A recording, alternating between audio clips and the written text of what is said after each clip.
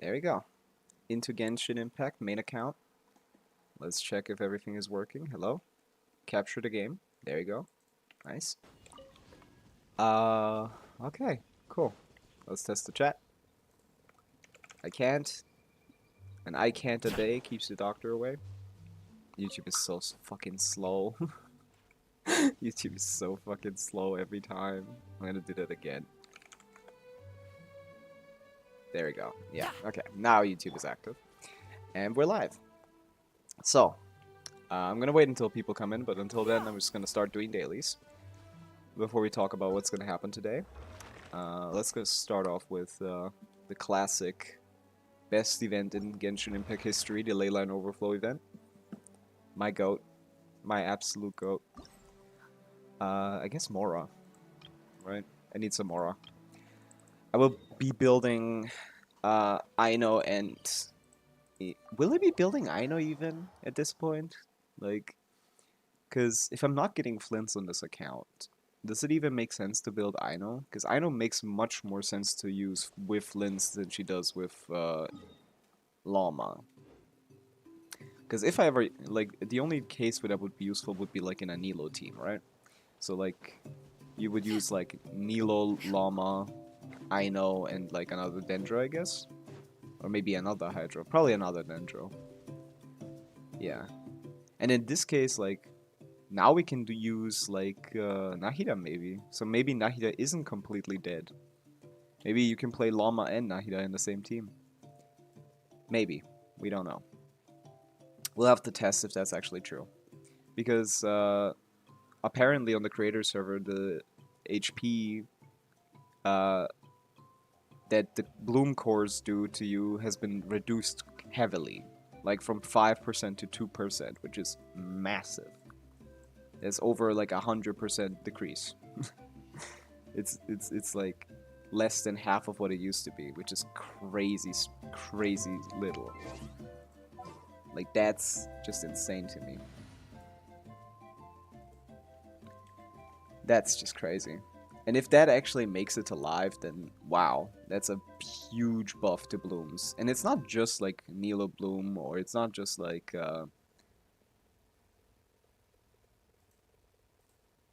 yeah, it's not just like Nilo bloom, it's every bloom that could hurt you. So Burgeon as well, and normal blooms. So that's amazing. That's a very big buff to like blooms, because it didn't make sense really. Like the self damage, like being this high when the normal damage wasn't even that high. That just doesn't add up. What team do I play for ley lines? I guess I'm just gonna play Nivelet. Just make it short and sweet. Just get it over with. Get it done quickly. So we can get to the main parts. Which is just this is, I guess it's just like some more grinding. Which is fine. My god, my Twitch stats take so long to update. I should definitely just get a second thing there. I need to look into that actually, yeah. Takes like at least like 3 minutes to update like viewer counts and stuff like that. I'm completely behind on all of that. Yeah. Hey, this team also gets to use NFA. I like NFA. I think she's like very flexible. She can be used in basically any team that has any Hydro characters. As long as you apply Hydro once in your, like, once every, like, 2.5 seconds, you're good. Like, you only need to apply Hydro once every 2.5 seconds to be, like, perfectly fine. Okay. Shower me with praise. This is, I'm glad this thing hasn't been in any boss fights, because this thing is really annoying. Not in any boss fights. I haven't seen it in any Abyss Chambers. Has it ever even been in an Abyss Chamber? Has it ever been...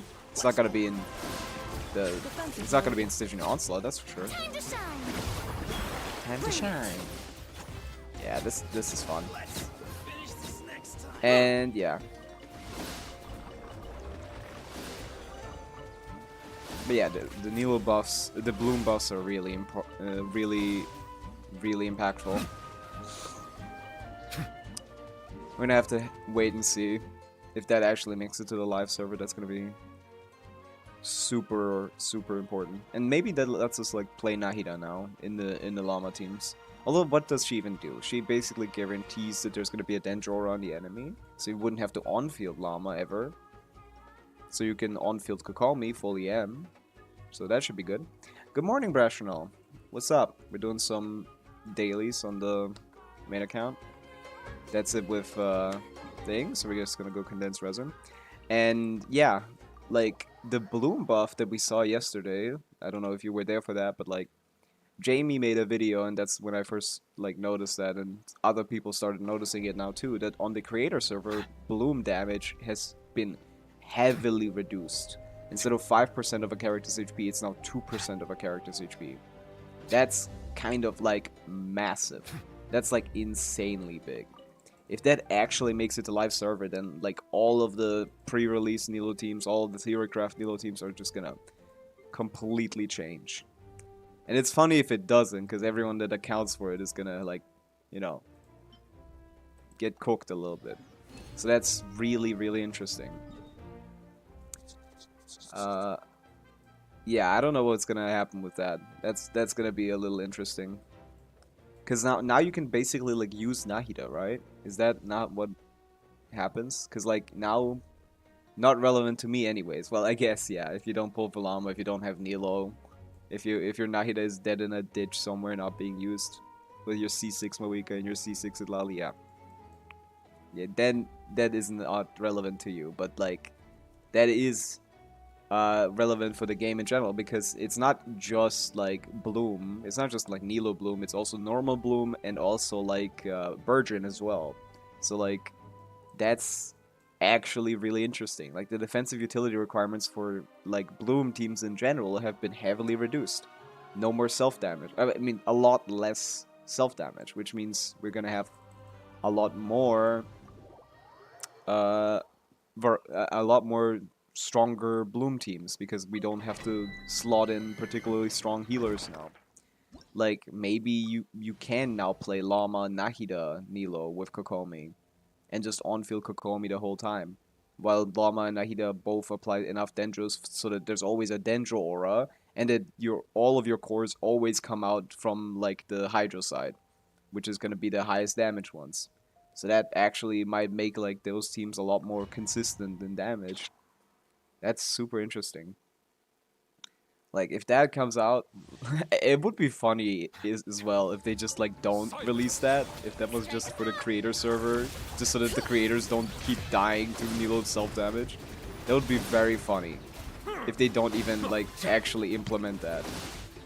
But, like, it doesn't make sense. The current self-damage, like, is way too high. It's like, oh my god, you're killing yourself for, like, 50k DPS. You know? Like, how is that, like... How does that make sense? It's way too high. Like, making it less than half of what it currently is makes a lot of sense to me. So I think that should make it to live server. But again, it's something that they don't mention. It's something that they never mention. Someone had to find it. All the important stuff doesn't get mentioned. But it's fine. Yeah, we're gonna just like... Silence. Maybe we watched the Ziox llama video as well. Like, literally everyone uploaded their llama video yesterday, the moment they were allowed to, and this fucking guy waits another day or something. Not waits, like, he didn't have it finished on another day. Okay, attack with EM and crit rate. This could be really useful. And here on this side, I have no idea. Codex is so hard to farm, because this set has, like... Basically every stat is relevant to some support. Like you like you like attack percent for like Yansan, you like EM not percent. You like EM for Silali, you like defense for Shilonen. Like basically every single stat in the game is relevant on that set. So I can always like look at it and see like, well, that could be useful for some. I mean, this could be useful for my offensive builds. Wait, I'm not on the main. I'm not on the second account. No, that other attack percent thing is not gonna be that useful. Fuck.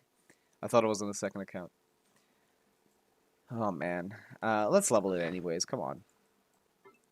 one more week before we get to just see what this is, and we wouldn't have to like actually level it. Come on, we gotta give it a shot. Okay, yeah, sure. That's a lot of HP for an attack percent piece. What does this get?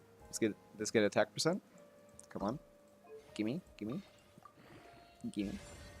HP percent. Who would this be useful for? Come on, go into crit damage. I don't have a good crit rate. Okay, whatever. I give up. I don't have any HP scalers sub DPSs, thank you, or supports. That doesn't exist. We have defense, we have attack, we have EM. We don't. Everyone likes ER and everyone likes crit rate because of Favonius, but we do not have anyone that gives a fuck about HP percent on the sub DPS side. Other than like I guess like a sub DPS Milani, but that's a crazy idea. I mean it works. Like sub DPS support Milani for like a Skirk team is not even a bad character at all. Like, that's not even horrible. That's it. That is probably her best team if we look at like DPS. Like that's probably like 120k DPS team for Skirk. So that's not even bad. For sure. But yeah, that's it with resin. And other than that, we have nothing to do on this account. Maybe I should start doing like daily commissions instead of that. Just to fill space in the streams. Stored long-term encounter points will be reset soon. Ah, nice. How kind of them to make sure everyone knows. Resets in 4 days. And that's just crazy. Does it say this? Did it start saying this like a week ago or something? Because I'm pretty sure this wasn't here usually. So does this just start the countdown like when it's a week away? Or does it always say like, oh, in 355 days you're gonna have this? That's kind of interesting. But yeah, let's get to the second account and do some grinding. Actually, might as well do some like stalling a little bit. Thank you for I want to see if Ziox found anything that no one else figured out. Wait, I I had my daily rotation a bit backwards. Usually I don't claim the encounter board things. Okay, that's that. Let's check this video out. I want to see this. Llama is incredible. Pretty special video for you where I have the pleasure of showcasing Llama gameplay early thanks to the creator experience server. Yeah. Now keep in mind that okay, how much damage is he doing? And he's playing the exact team that as I said, which makes sense. This team is probably gonna be the best one now that the HP drain was like reduced by a lot. Like Nahida giving you a 250 EM buff on the main character is kind of massive in this kind of team. So getting Nahida's burst out is actually useful. Nahida's burst buffs also help here as well. The other burst buffs, not just the EM. And yeah, like this could actually be the best team. everything you're seeing here is subject to change for the live release, but I'm very excited to show you this, in my opinion, how much is he doing? Incredible. You're always on the list. How did I get for here? The best Stone Cold Stunners. How Hey, did what's I up, get guys? here? Today, Jesus Christ, what the fuck? I wanted to see the damage. I think it looked like 50k once he started. Yeah, 54k blooms. What the hell? Like, actually, this is kind of crazy. 54k non-crit blooms. That's just the raw damage. And yeah, this, so we're gonna this is start sustained. by talking about what Llama actually does. As long as you don't get hit by this guy. Show her off in 54k blooms. Jesus various Christ. 52k blooms. This is crazy. These are big ass bloom numbers. And 65k is not impossible to reach. That's for sure. Yeah. And then give you Yeah, I guess Nahida actually isn't dead now. We can actually bring Nahida back. guys my honest She's not dead. thoughts on her gameplay will be my new redemption code for 60 primo. Wow, this new redemption code. I'm sure we haven't already like used this code like a week ago because someone leaked it. Gems and some free stuff. Outside of her being beautiful, is that she's a character who's here Thank to you for that. revitalize Dendro. Yeah. Bloom. Cover this more in my guide. What you need to know is It's funny that this is like usually his showcases and like early access things are like 10 minutes, but this one is 20. Like, I don't need the kit explanation. I've already explained the kit like yesterday like 3 times. The only thing I'm not certain about is like how to like rotate her properly, but I'm gonna figure that out once I get my hands on her, which is hopefully gonna be day one on main account, but probably not gonna be because I don't have enough pulls. I'm guaranteed, but I only have like 50 pulls. But yeah, these are the weapons. Don't pull the SIG. No one pull the SIG. That SIG is ass. Great event weapon, great craftable. That's all you need. Okay. Showcases. What kind of teams does he have here? am on Llama's signature weapon, and as you can see, the blooms I'm doing are really good, while this Oh, one crit. okay, he's on SIG, but there's a moon on it. Oh, for the weapon. Okay, well, if it has a moon on it, then you gotta pull, I guess. Yeah, that's true. That's true. Knuckle Duckle. You need to get the moon motif build. Just because he was kind of a HP sponge that felt The knuckle duckle. Maybe this guy is good for like testing. Maybe this guy's like a good testing guy, because everyone is testing on him, and he doesn't seem that like powerful. Maybe this is our new what is the guy? A Sumeru boy. Where is he? Our new Aeon Blight Drake. Or I guess my new Aeon Blight Drake. I don't think anyone else uses the Aeon Blight Drake as a testing guy. But yeah, he's on SIG, right?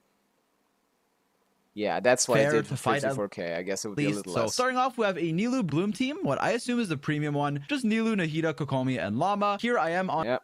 Llama's signature Why is he on SIGs? Isn't he the free-to-play goat? weapon, and as you can see, the blooms I'm doing are really good. While this one crit and did He's the biggest over villain. 100k, 111. Okay. Before my bloom. Any fit, other but still, teams? Bloom I is know really this team is impressed gonna be many quite editing and great. doing it. Llama's something we'll touch on is that making an AoE team like this work in single target and increase its DPS by a ton is a really Yeah, it's a big deal. 95k. But like, Well, almost 100k this section says many teams. We are a third of the way through, and we have seen one when we team. crit Okay, no, we got our Kali. blooms. When we We got Kali, Barbara, Nilo. Okay. don't crit, it's Yeah, and it still works. That's what I was thinking. Like you can. Llama is a fairly good free-to-play character for like any new players. Like this is a very good investment. Like this character is like buffing the fuck out of Nilo teams or like Hyperbloom teams as well. So like, and Hyperbloom teams are the goated free-to-play teams. Like if you don't have any 5 stars, like I feel like Llama being your first one is gonna be pretty good. 49k, and still you can obviously upgrade this. Yeah, like just Barbara, Kali, Nilo, Llama. You could also just I want to see other like press my Hyperbloom mistake. teams as Control well. on trigger that's stacking a hydro. Because she's not just a Nilo Bloom Change your moon sign Nilo above Bloom also by a DP support. What is her role? I guess she does a lot of personal damage off field. She enables. She buffs. I guess she's a support sub DPS. sending your moon sign, allowing you But sometimes you on field to her. get some other This is a Baijo Aino variation where you don't crit anymore, but you still get like the other things. Like you get the full effect of the set. You get the crit buffs for Llama. buffs. What else? Is there anything else? And you get the 36 percent lunar reaction damage. And even run both of the new artifact sets, including the DPS one Oh yeah, you can also run the DPS set on Llama, like you all on feel here. Llama. Because of this, she can be Yeah, she still does pretty good thing damage, but it's just like less. a viable slot, It's just slightly even less. though there's a drawback that is unfortunate. Outside It's slightly less base damage, and you can't crit, which is also 15% less. So it's like 20% worse, maybe. It's probably a little bit better than that. He didn't use the good team. Like the team you want to play would be like, oh well, I guess you can't like. You gotta go triple Hydra in that, I guess. That's an awkward team. I don't like Aino and Llama in the same team. I don't see the point. Like, it doesn't benefit you in any way. Like, Aino Inefa, Llama Inefa makes a lot of sense to me, gameplay-wise. But, like, Llama Aino, like, okay, why do I want Aino on this team? Just for the enabling the set effects on a Nilo team? I don't know. Like, the Hydra slot is usually the damage dealer in the Nilo team with full EM, but like Aino can't do that. Nilo can't on field do that well. So like this is just an awkward team. I don't like this team. Because of this, she can be a viable slot, even though there's a drawback Yeah, it's just like, this is an awkward team. I wouldn't play this. A team that shines in single target, now even stronger Let's with see what Llama. the As you Hyperbloom see, we're is. playing double Hydro, Yelan, Singtro. Double Hydro Hyperbloom. Yolana's doing a lot more damage than she normally would because she's actually getting some shred. And Kuki Yolana's in Shakuki. I mean, I would use it Raiden, but that's fine. with Llama. The Hyperbloom's hitting once for again, how much? I mean, 96 crits, but Bloom like, damage or Hyperbloom I can't see the Hyperbloom damage. 50k again. Like, yeah. damage will that's be just- buffed significantly. that's I think we just saw one crit huge. for, yeah, like 98k. And then the smaller ones, the non-crits, are 49k on top That's of our Hydro huge. DPSs or support. A lot of people emphasize the crits a lot more than they should, I feel like, in these videos. Because, like, it happens 15% of the time. Like, we shouldn't put too much emphasis on the crits. You like, if you tried really hard to get that crit, you gotta get mad.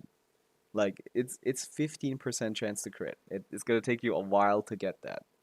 Sports, I guess, doing a lot of damage, and Kuki being able to Hyperbloom very often with Llama. Llama on field, Again, the team here is very flexible. More on that in the guide, but basically just Hydro, yeah. Electro, and Llama. That's good. And apply. Any and I'm Burgeon talking really showcase? fast to try to match the footage, so excuse that. Also, the second clear, which is the one you're seeing right now, I believe I put Sincho all my almost characters on dying. 4-star weapons, with Yelan actually on a 3-star one. So the damage On a 3-star one, as if her best 4-star weapon isn't a 3-star weapon. Like, come on. Like, Slingshot is just better than all the other options. It's not like a caveat. It's just the best is going to option. be lower, but still really good, right? It's Hyperbloom. It's relatively cheap. You just need EM on your Kuki and Llama, and then just whatever artifacts you can get for your other characters. Yeah, this is a very cheap team for pretty ridiculous damage, which has always been the benefit from Hyperbloom. And if you just like start now, get yourself a Llama, like this. Now is here we have kinda a goated. Nevelet team, another example of a team comp that works really well with Llama. Llama is Yeah, you would prefer like Inefa in this team, for example, instead of Cookie, and get to lose the crits because a lot more of your damage is like coming from Nevelet and Farina, so it's less relevant. another addition to Nevelet's teams, another Nevelet buff. Now this team obviously Another won't Nevelet be buff like is true though. This is his best team. a I traditional. mean, not this. This with Inefa in the team as instead of Cookie is his very best team. It's like at 110 plus K DPS. Like, hyper it's kind of ridiculous that Nevelet still is getting like even stronger carry teams. Nevelet team. But that's just because he's very flexible. Like, he can be slotted So in you're basically anywhere.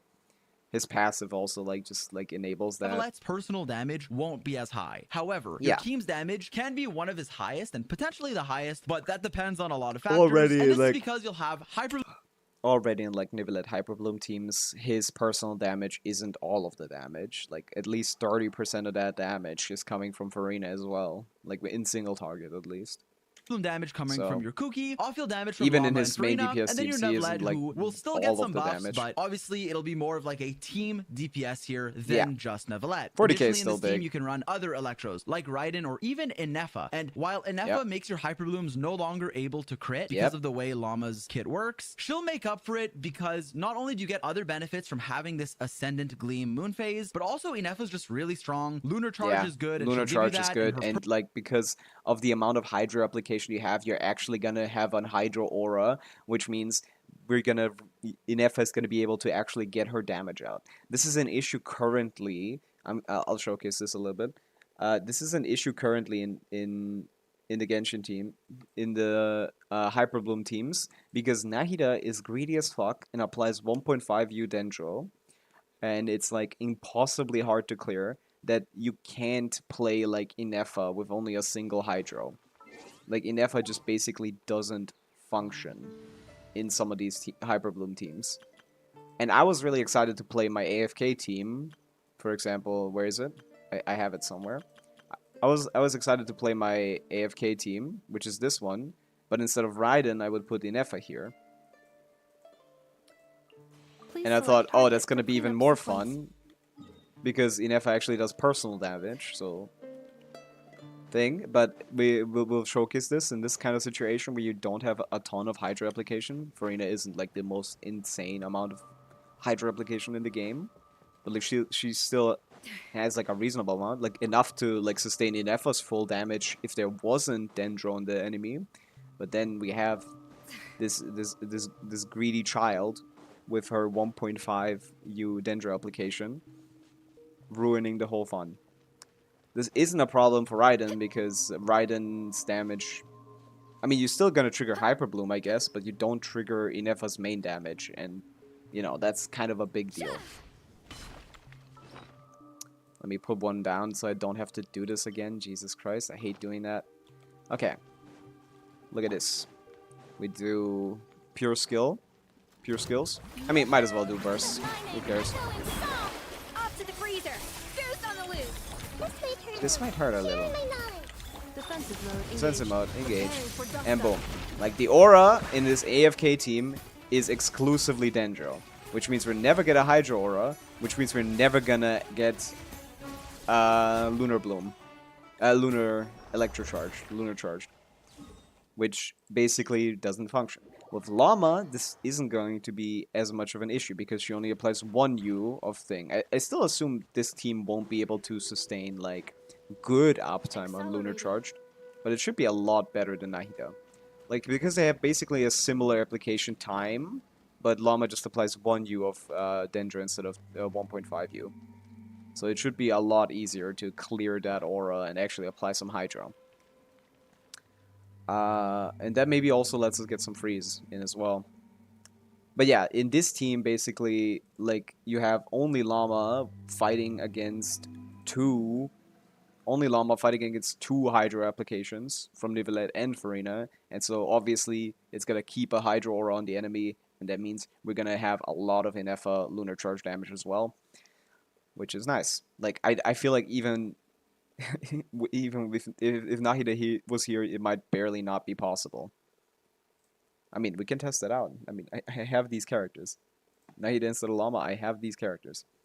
Let's check that out. Like, she might still... The Hydro might still not overtake Dendro in that team. Let's get this team out. We want Farina, Nivelette, we want Nahida, we want Inefa. And if this works, like, why is no one playing this, to be honest? Because this also is already a decent team. Let's get these swapped out to the proper spots. And let's check it out. Although I'm probably gonna kill him before I even see what I want to see, but we'll see. We'll see if I want to see is visible. Let's do this. Let's do this. Let's do this. Let's see, can we get the Dendro aura away? Yes. Yes, for a little bit. Which I guess is enough. Because you only need... Yeah. Okay, it's fine. Yeah, this works.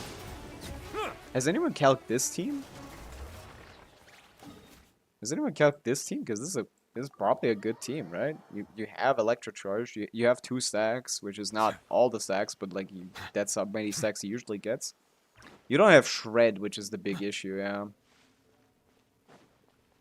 Without Shred, you're just gonna do way less damage. But like, I feel like this team still wouldn't be bad. This still doesn't seem like a bad team. But yeah, Llama here would actually... Llama here, instead of Nahida, basically is his very best team in the game. Due to her shredding Hydra and being much better at buffing Dendro than Nahida. But yeah, as I said, with the reduction of Bloom self damage, maybe there is actually a spot for Nahida in the Nilo teams. But yeah, a lot of people are talking about Aino now as well, and I don't know. Like, I know, I don't know actually if I'm gonna build Aino, because I guess I have to. I do 4-star only clears, and like this is like the second like reasonable. Ain't no way he's building Aino. Ain't no way he's building Aino. So true. I don't know. Like I should build her for my 4-star only clears, but she's gonna be C0, and like that's kind of cooked a little bit. And there's no second Hydro, which means she's stuck at like applying Hydro second. She basically doesn't function without a second KRAI character. That's the thing. Aino basically doesn't function without a second KRAI character. She applies like Hydra once every 3 seconds, which is the slowest in the game. That Hydra application will generally not be enough for anyone. Is that a correct assessment? Let's check Amber. Is that right? That's her burst. Aino deploys a custom water spraying device, cool jets, establishing a thing. While active, the cool jets circulate periodically the water beds. Yeah. Okay, so it has 100% uptime, which is cool. But what was the thing? Aino will be granted the corresponding effect buffs. Yeah, okay. Yeah, it attacks much faster and applies basically every 2 seconds once it has like this Ascendant Gleam effect. But beforehand, I think it doesn't even apply enough Hydro for the majority of teams. So I have actually no idea if she's going to be useful in Enforcer only until we get like a second synergistic Notcry character. So I'm going to hold out on building Aino. I don't want to waste my resources on that character. I'm not certain I'm interested in that. I'm not certain I'm interested in that. Okay, version satisfaction survey. Have you done the survey, Rational? It's time to survey. We gotta speak our mind to the Hoyo gods. I'm gonna leak when I was born. Crazy. How are I satisfied with this version of the game? I think kind of neutral. A little neutral. Like, I'm not sure. Like, I think the exploration could have been better on the new island. The combat event was terrible in the event. It's been a while since that. Other than that, I've not really been doing much of anything. How satisfied with the Archon quest, Song of the Welkin Moon Prelude, Journey to Home. Oh, I love that quest. Did it just come out? Yeah, it seems it just came out. So if you logged in like a little before, like it seems like the survey just came out. Like when I logged in, this wasn't here. So this must have come out like 7 minutes ago or something, like 12:30. I love this quest. Song of the Welkin Moon Prelude, The Journey Home. That was such a good quest. Somewhat unsatisfied with this island, I gotta say. How satisfied with the Sunspur Summer Resort? Somewhat unsatisfied. Specifically the event, right? I didn't like the quests. How satisfied with the following characters? I love Inefa and I love Chaska. Actually, somewhat satisfied on both because I would like some changes. I would like Inefa to get her like old school, to get her like 80% multiplier back from the beta, and I would like Traska to count as every element in the team so that she can be played in Chivalrous teams and still get the shred. So that's not happening. Which of the following characters do you own? I have both of them. Gimme. Okay, how satisfied with the following aspects of the character in Nefa? Control, movement, neutral. She doesn't have any movement mechanics. She doesn't have anything. Voiceover, somewhat satisfied. I don't think it's a perfect voice, but I like the robot voice. I think the voice actress did a great job. Support capability, somewhat unsatisfied actually. She should be a little bit better at supporting. Like, it's not that her peak capabilities are like bad, but she's limited in how she can support due to how her stats work. Like, the EM buff is dependent on her attack, which helps her damage, sure, but like it's kind of hard to like get that attack to a good point without like sacrificing crit, which yeah, you don't want to do. So like she has a little bit of this like you need to like usually when they make these kinds of characters they just let you do anything. They just let you do anything. With the support capabilities, they let them max out easily, but like there's no cap on her support capability, which means we set the standard, and I feel like 150 EM is not a ridiculous amount for a support. So she gives a shield, she gives 150 EM, she gives 14% lunar damage bonus, which basically is just damage for herself, unless she's with Flins.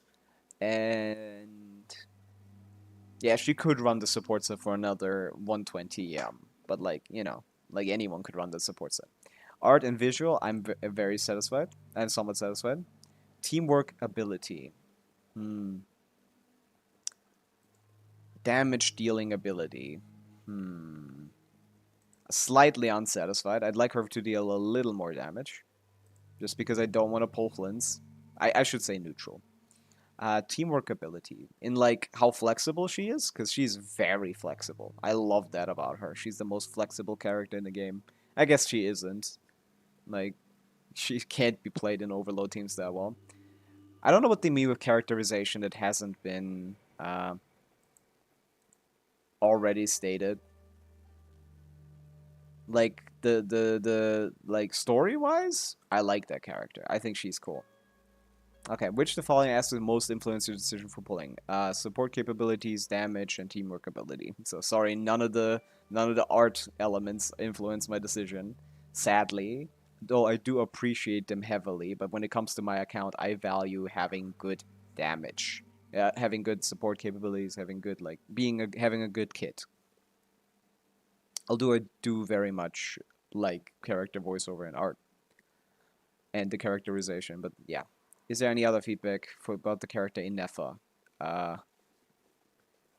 Uh, no, not really. I can't think of anything. Traska, controls, very satisfied. Very fluid character to move. Voiceover, pretty decent. I feel like Traska's voice work isn't that crazy. I think she's like okay. It's like neutral. Support capabilities, there is none. She doesn't have support capabilities. Like, I guess VV, so like somewhat unsatisfied because she should be supporting better. Yep, true, neutral. Art and visual, somewhat unsatisfied. I mean, just look at her. She just looks weird.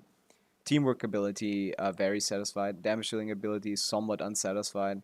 Characterization, like she should be dealing a little bit more damage. I'm gonna give my tips for Chaska the moment they give this. Characterization, I like this character. Like, her story is actually really interesting. Uh, let Chaska count. Since Chaska does damage of the elements of other team members, let her count as those elements instead of Anemo, so she can fully benefit from her flexibility and be properly played in Chevreuse and Escoffier teams. Give her an outfit with pants. Also, PS, PS, add pants. There you go. Is this up to standard rational? Since Chaska does damage of the elements of yep, there you go. Since Chaska does damage of the elements of other team members, let her count as those elements instead of Anemo so she can fully benefit from her flexibility and properly be played in Shivers and Escoffier teams. This is what I want. This is what I want. I think it wouldn't even make her broken. Like, you'd have to like exclude like I do think you have to exclude like resonances, because then you have basically like if you have like a electric character in the team, a hydro character in the team, and a pyro character in the team, and she counted as all three of those elements instead of an emo, you would get like 3 resonances. Like, there's some like work out there, but like I feel like for those specific teams, like they should just add, if the team is fully hydro or cryo in Escoffiera's case, or there is Chaska on the team and those things apply for the other 3 characters, then you get full capabilities. Okay, I feel like she should really be the flexibility goat. She should really be the flexibility goat, and I don't think it would even make her broken, because those teams wouldn't reach much more than 100k DPS. She wouldn't be better than Moika, Skirk, or even Varessa probably, but I think that would be cool.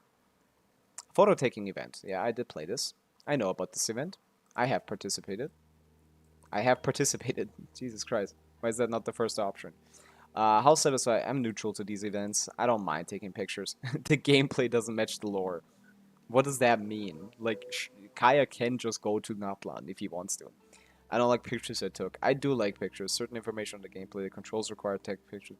There aren't very significant differences in the scenery and the various photo taking spots. There is, actually. I that yeah, the gameplay is not novel enough, I guess, is my only complaint.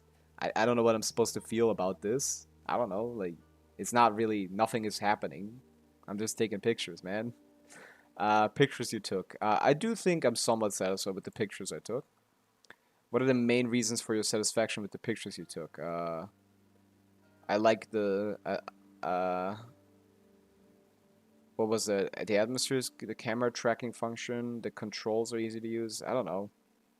Like I regret picking that option now, but there's no back button. Don't click this. It's gonna take you out of the whole thing. You have to redo the whole thing again. Photo taking locations are well chosen and help to get great shots. Characters' most photogenic moments quickly and accurately. I don't agree with any of these. Oops. Never mind. Sorry. I don't agree with any of these. I play PC with mouse and keyboard like a normal person. Which of the following statements best describes your use of photo taking function? I use it occasionally. I use it every time I'm in a new region or something. Do you have any comments? I don't have any other comments. There you go. It's just a survey about like Chaska and Inefa, which is interesting because Chaska isn't new, but she is like Mulani is equally part of the story, and she's also not new, and she also reruns at the same time. So the question is like, why didn't Mulani get a little bit of a questionnaire here? Why weren't we talking about Mulani at all? That's kind of weird. I guess they already. Settle down. Why would they ask questions about like Inefa or Chaska too? It's probably randomized. Is it? Did you have a different one? Oh, what the fuck is this? What are they doing over here? How did I not notice this? Why is there like a rock that's invisible here? Is it just for me? No, there's nothing here. No, there is something here. What the helly? They tend to do it a bit for all the servers. Yeah, I know they did it for last time, but I feel like this one is just like... It makes sense. That's what came out this patch, so maybe it's randomized, but like... Also, why would they even care? They don't change characters. Why would they care how much people like characters? I guess to decide how often they rerun them, maybe. So I just doomed Chaska reruns. Well, it's fine. I got all the Chaskas I want on my accounts. But yeah, this little area is like just not here. There's just nothing here. Where's this growing out of? Did you think no one would see this, Hoyo? Like, I'm here every day in this little spot with this little guy. Now I think of the Aeon Blight as kind of cute. Even though I kill him every day. But yeah. That's it with the main account. We can do some Genshin. Could do some Genshin. That's a good idea. Win streak is pretty big. Let's go with Alhaitham again. He's right in the middle of the patches. It's a sword user from way before. Let's use a sword user from Leo from 1.0. Let's use our little bro, Sincho. Sincho. Is it 1.0? It is not 1.0. It's a sword character that came out in 1.x, but isn't from thing. So the only one that comes to mind is Kazuha. Is it Kazuha? Yes. Boom. That's how you do this shit, man. Divide and conquer. Check the middle, then you see it's below. Check the start, see it's above, but not by a lot. Means it's still in 1.x, and then you can say, well, who is the sword character that came out in 1.x that isn't this? The Inazuma boy. Nice. W deduction skills. Come on, enough procrastinating. Let's go. A million characters could say this. A million characters could be saying this. A trillion characters could be saying this. I'm gonna just guess all the like slightly mean characters. Just gonna guess Eula. Who else is mean? Who else is like slightly mean? Clorinde. Kaylee Mills. I don't know. Enough procrastinating. Who is mad at people procrastinating? Who is a very like go-getter type? Who wants to go out as quickly as possible? Like, literally anyone could have said this. Like, I don't know who's gonna find this character unless you've heard this specific voice line. Kaching? You think this is Kaching? Oh, maybe it is. If it is, I'm gonna be sad because you spoiled it for me. Aww. Come on, enough procrastinating. Let's go. I wouldn't have even gotten that with the voice, to be honest, if I'm being honest. Like, Jesus Christ. I've forgotten everything about this character. Rational key derp. I see. Yeah. That I guess you must be a big fan. Come on, enough procrastinating. Let's go. I wouldn't have even recognized her voice. That sounds very different from her like newer voice performances. She actually doesn't put as much like effort into it, I think. Come on, enough procrastinating. Let's go. This sounds pretty good. Okay, I wouldn't have gotten it. Yeah. I mean, even with the voice, I probably wouldn't have gotten it. Daily ability, that's a buff. It's like a circle. I can't tell. It's a shield. It's a shield buff. Is this Dea? Yes. Yeah. It looked like Dea's shield buff. Yeah. Boom. She helped carry me in 1.x. I get that. I get that. I didn't get her until way later. And I only built her once Dendro came out. Which was fine. Like, she was decent during that time. And I used her in the 3.x when she got revived by Dendro. Exactly. Yeah, that's when I first used her. And I was like, hey, this is kind of fun. She's kind of cool. I used her in some Abyss clears back in the day, but like, to be honest, Abyss was a joke until recently. like back when like Arlecchino came out, I just did solo clears with solo Arlecchino and solo Nivelette on one side, and there was C0 Arlecchino on Glad with Primordial Jade Wing Spear, and Nivelette was like C1R1, but still, like I easily cleared like just solo characters on both sides because of how easy Abyss used to be back in the day, and now that's like impossible. I was happy to brute force Baptist with her and Fischl. I see. Yeah, the Baptist has like, does he have randomized elements on his shield, or is it like set in stone? I think he has like a variety. He has the capabilities for every shield. No, but we still haven't done the daily emote. We gotta cook. That's gotta be Escoffier or... Okay, that's gotta be Chef Mao Shengling. Yeah, it's gotta be Chef Mao Shengling. In Abyss, it's set. I see. Okay, well then it's probably just like Cryo, Electro, and Hydro probably. But yeah, that's Chef Mao Shengling, the goat. Okay. I don't know if I want to do the Star Rail doll. I don't think so. But let's do a quiz. Let's do a Genshin quiz on Sporkle. Let's do a Genshin quiz. Let's see what kind of quiz we can do. Random. Draw Goro. I don't want to draw Goro, little bro. All burst lines. Sure. I will map every single burst line in 25 minutes. I'm sorry. Literally no human being can do this. What typing, like this is so much. This is so much. And some of them are really bad. And it's forced order. Which means you can't, like, skip any if you can't find it. Like, this... Genshin quiz designers don't have, like, bad ideas, but they have the worst implementation. Just one every 4.8 seconds. Yeah, and it's probably gonna have, like, me having to go through a list of character images and have to find and pick them instead of just typing the name, which would be a million times faster. It's gonna be that as well. Like, this is... They really don't know how to design quizzes in this fucking thing. The most obscure Genshin Impact quiz. The most random Genshin questions. Sure. Which NPC doesn't sell shrimps? It's probably Obata. No, it was Lycia, of course. How many playable Leo characters are there as of 3.7? That's a long time ago. But probably a good amount. Leo was 1.0. It encompassed about half of the 1.0 roster, which was like 18 characters. So like 8. Like,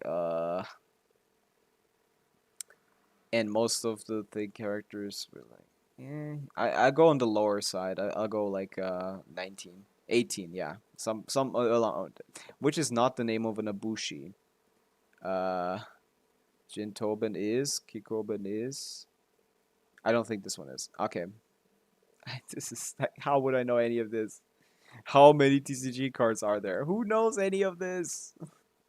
No, that's like optimal. Honkai logic puzzle. I'm not a Honkai player. I'm a Genshin player. Match passive talents to Genshin characters. Let's go. Another 200 forced order, and I have to like pick the name of the passive to the character. Oh my goodness. Who thinks of these quizzes, man? I need to look through all of their names. Or, more accurately, I need to know what albedos all of them count. Like, what all of them, like, what all of the name is. And again, I have, like, 7 seconds to do every single one of them. This is the worst quiz idea of all time. Man, Sporkle is cooked. I just want to... Can you correctly identify the elements of that exist in Genshin? There's 7 elements, man. How can I not identify them? Like, oh, Electro, Cryo, Dendro, Pyro, Grow, of course, Geo. These are so bad. These are so bad. The Coolio element, yeah. That's my favorite element. That's when you that's coming out in Nod Cry. That's lunar freeze is gonna be Coolio. What are these quizzes? Why is the average 95%? Who failed that? Did you just misclick? I guess the Darshan. I don't want to guess the Darshan, man. Does anyone have like a fun quiz? By shoes, sure. I'm gonna disclose how good I am at recognizing shoes. That's Jean. That's no idea. Next shoe. That's Venti. That's Venti's shoe, of course. W shoes. That's Kujo's Zara. She's the only one on stilts. Hello? Do I need to spell that correctly? Thank you. Come on. That's Lisa, I think. Yeah. Yeah, that's Lisa's shoes. That's Yoimiya. No, that's Chiori. No, that's Ganyu. Yes, that's Ganyu. Right. That's Albedo. That's Albedo's full foot, almost. That's barely even a shoe. I don't know. That's a small foot. Is that like Chi-Chi? It's not Chi-Chi. It's a very small foot. I don't know. This one's tough. Next shoe. Okay, like how would I know that? Official, like Al Haytham, I don't know, like fucking it's Sino, I don't know. Like this looks a little bit like a Sumerian shoe maybe, but no. Uh fucking no idea. Is that Ito? Is that Arataki Ito? Do I need to spell the full name? No. That's not Ito. I have no idea who that is. Black. This I don't want to look at feet that much. I think that's Dahlia. Dahlia. There we go. I need to spell the name correctly, which is irritating. Oh my god. What the fuck is this supposed to be? Holy fuck. Please put it in less quality. Like that's like Kave or something.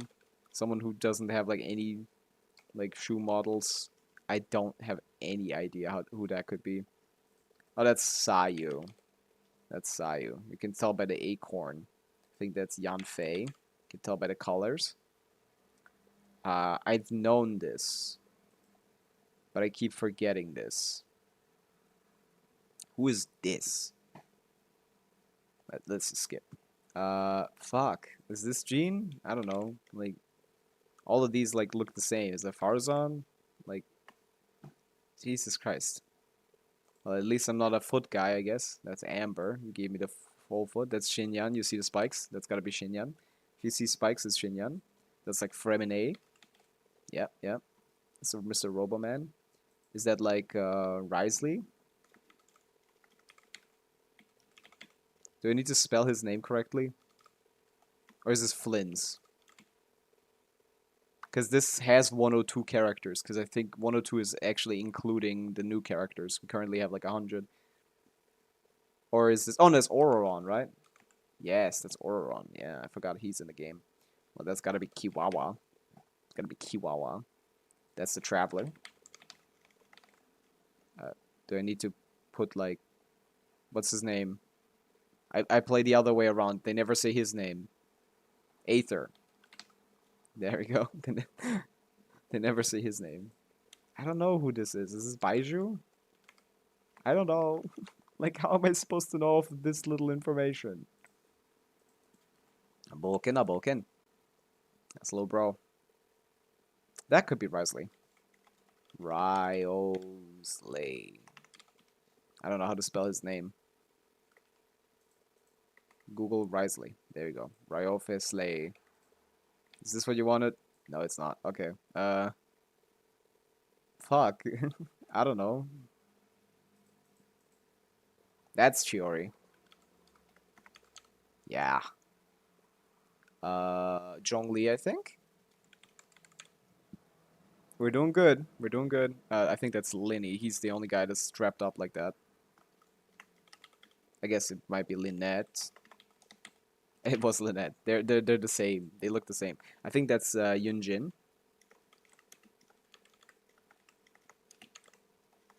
No, that's Ayaka, right. Wait, what? Who is this? Wait, this is so familiar. This is so familiar. It's such a foot stream so far. Who is this? This is so familiar to me. Oh, do I need to... Is this Ayaka and I just need to give her full name? Like, Kamisato Ayaka? No. Okay. Then I'm cooked. They're too strict with the names. Is this Jean? No. Is this Farazan? No. Is this, like... I have no idea. Is this Jean? Is this, like... I don't know. Yeah, give me more stuff like this. Like, make shoes more recognizable, okay? Like, because this is Kinich. And that's obvious. Who's next? That's Sino. Why doesn't he have shoes on, bro? That's Yoimiya. Or maybe that's Hutao, actually. No, it's not Yoimiya. That's Hutao. That's Ifa. Like, the men's shoes all have, like, very distinctive, like, designs. Also, I just noticed that Ifa is also wearing high heels. They, like, force everyone in Genshin to wear high heels. Jean, Barbara, Venti again. I don't know. It's a Mondstadtian shoe, but they all look the same.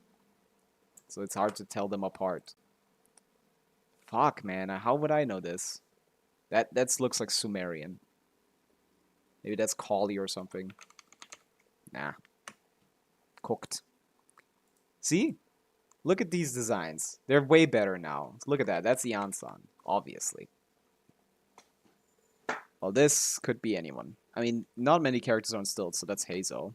I don't know what these are called, actually, but that's Ningguang. Boom. They don't give you their points too easily, huh? I don't know. Any cryo character? Eula, Lila, this is where the Coolia element comes into play. Fucking, who else is a cryo character? Man, fuck these toes. I think this is Chi-Chi. Okay, is this like Raiden? Shogun? Okay, is this like... It's an electro character from Inazuma. Is this Mizuki? He's not electro? Like, I don't know. Is this Yae Miko? No. No, it's not, obviously. Man, I'm so confused with it. This is official. This is official. This is very recognizable. This is a hilly troll. This is not a fucking character. This is a hilly troll. This is a hilly troll's foot. You can't convince me this is not a hilly troll foot. What character has this foot? This is just like, come on, man. Okay, this should be obvious. Is this Yoimiya? Okay. Is this Yae Miko? Okay, this is Yae Miko. Okay, next one. This is Xiao. This is Xiao. The purple straps give it away. This is Al-Hytham. Al-Hytham. There we go. Jesus Christ. It's so hard to get these names right. All of the Mondstadt characters have the same fucking shoes. This is the 7th time I've seen this exact pair of shoes. This is not unique. Is this Jean? I don't know. They all look the same. I can't just type every monster character every time I see some like a white thing with this exact shoe design. Too many of them look exactly the same. I'm lost on this. This is like Goro or something? Because we already had Ito. No, we didn't have Ito. Taki. Ito? No. Who is this? This is recognizable. I know these. This is an Inazuma Geo character. There's not that many of them. Right? It's only like Goro, Ito, and like Yunjin. But I already had Ito and Yunjin, so... No, I didn't have Ito yet. But these legs seem very small. And it's probably a woman, so... But it's not Yunjin, because I already had that. And she's not from Liyue. She just came out during she's not from Inazuma. She just came out during Inazuma. What other Geo character is there? Chiori also had it as well. So that's cooked. That's Risley. Copy paste that because I don't know how to spell that. Oh. No idea. Is that Yoimiya? Finally, I can put that off the list. Get out of here. That's Yao Yao. You can always tell because they have like super small legs. Okay, yeah. Who is this gonna be? Doesn't even look like a leg. That's Lisa. Okay, that's it's any Electro character from 1.0 because you can know because 1.0 designs were terrible. So it's like Kaching or something. Exactly what I said. 1.0 designs are terrible. They don't know how to do anything. I think that's Chaska. Yep. They don't know how to do anything. Okay, well, later I guess they didn't know how to do anything either. That's your goat, Rational, by the way. That's your goat with the ugliest fucking shoes on the planet, right there. Who is this? Like Mika? Like red. Who is like such a Charlotte? Yes. God, I'm getting good at this. Actually, I'm getting good at this. This is Chi-Chi. Again, beans. This is Raiden. Okay, we're popping off. Actually, we're popping off. This is Mika. Wait, no, this is what's his name? Tichnari. Yes. Holy fuck. I might actually be the goat. This is Farina. Yes, yes, yes. This is fuck. This is very recognizable, but I don't know this. This seems Inazuman a little bit. Seems kind of Inazuman. And this is like fire? There's no Pyro Inazuma characters beyond Yoimiya, and we already had her. Huh. So that in that regard I'm confused. I'll skip this one for now. Okay, how am I gonna identify anything here? Other than this is from 1.0. Get out of here. It's a cat, and it's small. It's Diona. That's Navia. Holy, the whole leg. Jesus. Yeah, the more they show, the easier it is to guess who this is. I have no idea who this is. I have no inkling of an idea who this is. It's probably a dude. This looks like Yunjin. Did I not already have Yunjin? Huh. Is this Gaming? Yes. Okay. Is this Lanyan? Is this Xianyun? Okay. No idea. This is... I know this. I know this. This is not Lisa. This is a 1.0 5-star or 4-star character. It's Electro, I think. These are all so hard to guess. Wait, that looks like a dude. Is there an Electro guy? The server just asked me about map design and vacay feels. I see.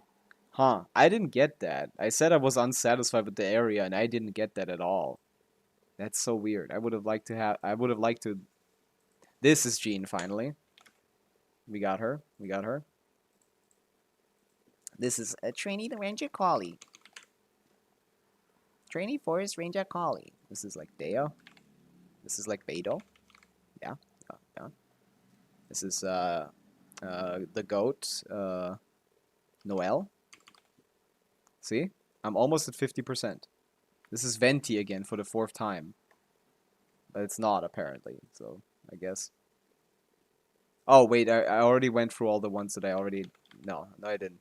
No, I didn't. That's Varessa. This is Ayaka. There we go. This is Ayaka. That's Kachina. You can see very obviously. It's a bean. This is Faruzan, maybe. This is an Anemo character from Sumeru, obviously. So, I guess maybe it isn't. Huh. That's Eula. Yeah. That's Klee. That's another bean. That's literally nothing. You can't identify that. You can't identify that. That's Moalani. Okay, we're finishing this off now. I'm skipping. That's Candace, obviously. There you go. That's is that's an Azuman, obviously. Is that Toma? Yes, yeah. You gotta recognize the region design first before you do anything. That's Cephos, actually. And the reason why I know this is because of the time on the clock on his leg. See? Fuck.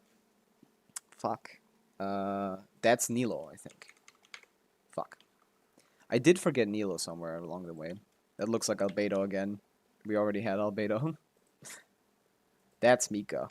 That's Mika. That's Lil Bro. That's Lil Bro for sure. No idea. No idea. That's Shenhe. No. That looks like Shenhe's skin. I'm cooked. No idea, man. Don't put the monster ones in my face. I don't know anyone. That's Nahida. Don't ask why. Ito. There we go. See, this is recognizable. And this is just, like... I didn't get Mona, I just noticed. But Mona is one of the more boring ones, I think. Because it's just one of those, like, random shoes. So I just need to guess, like, random characters. Damn. Hey, but I already did pretty good, I think.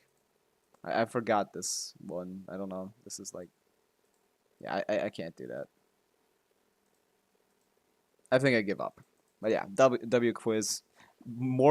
On average, people got more than me, so that means I don't know anything about feet. That's good. We can conclude that I'm not a feet guy. That's Rosaria. Okay, that's Kave. That's Kave. Sure, whatever, man. That's Dory. Okay, how would I know? That's Tartuga. I forgot that he was in the game. This was Mizuki. I confused Mizuki and Ayaka. I see. Okay. This was Lila. Okay, so I did know that Lila had something like this. And I didn't know Inefa didn't have, like, proper legs. Or at least proper modeled legs. Escoffier. Oh, I guess. Like, you could have gotten Escoffier. Shenyun. Like, all of them look like they don't even have proper legs, to be honest. Sincho. Like, how would you know this? Like, Shangling. Come on. This is all cooked. This is all cooked. Yeah. I had a good streak here, but... That's Mawika.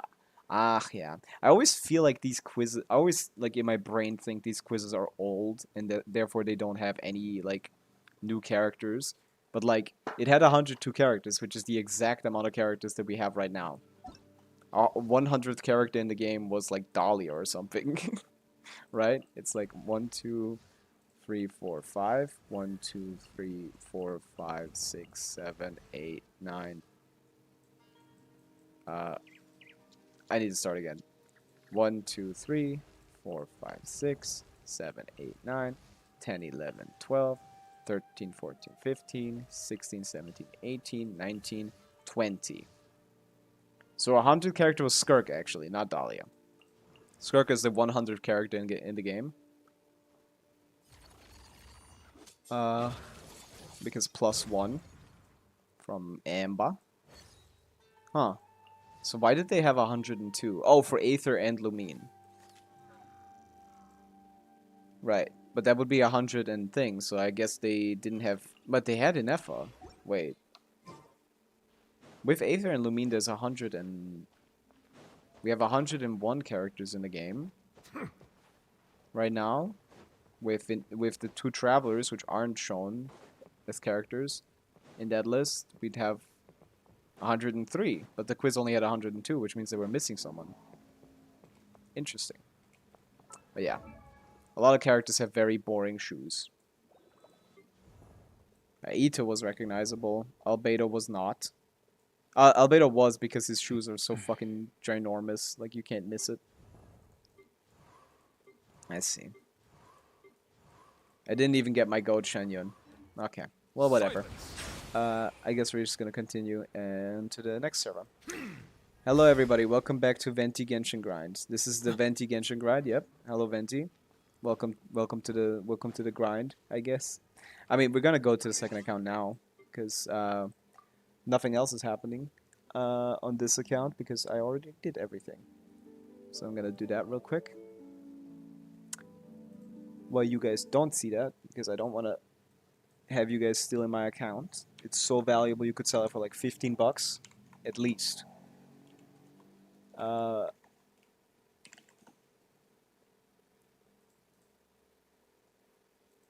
yeah, we did the Genshin duel. We did a little bit of quizzing until I found a good quiz, and I failed it, of course, because I suck. I guess I suck at identifying feet, which I don't mind not being good at. Let's just say that. I don't mind not being good at that. What else? Yeah, we just checked out some llama stuff from thing.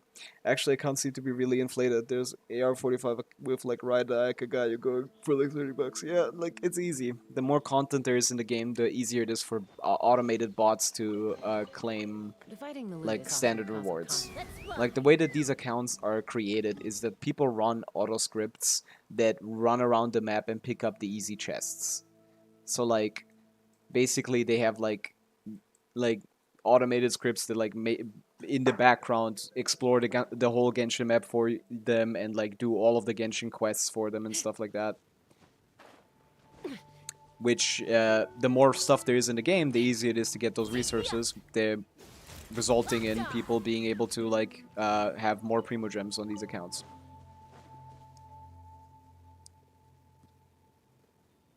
And sometimes they pull, sometimes they don't. Sometimes they just leave the with them on a Primo Gem. Sometimes they put the characters on there. They pull, like try to get lucky. Yeah, that's why Genshin's account inflation is very big. But there's still a lot of players. But yeah, there's a lot of ways that people try to like make money off of like selling accounts and stuff. And yeah, it's not worth to buy any of those accounts, by the way. Like, the game is supposed to be fun. Like, what's the fun in someone having played the game for you? A bot having played the game for you, you know? Like, I don't see how anyone can take enjoyment from that. I have enough Mora. We should be fine. Let's go with let's go with character essential materials, because I probably will need those for... I will need a good bit more of those. But yeah. Never buy any of those accounts. They are very often, like, just stolen as well. Like, a lot of people try to steal accounts to sell them. And if it's a stolen account, it's probably going to be claimed by the original owner, and, like, it's going to be, like, blocked for a certain amount of time. So you're probably just going to getting scammed if you buy a Genshin account. 90% of the time it's a scam. And also, it's illegal, and it's in Genshin's terms of service that you aren't allowed to do that. So if they find out that you did that, their account is getting banned again. It's just never a good idea. It's never a good idea to buy any Genshin accounts. It's against TOS, and it's usually a scam.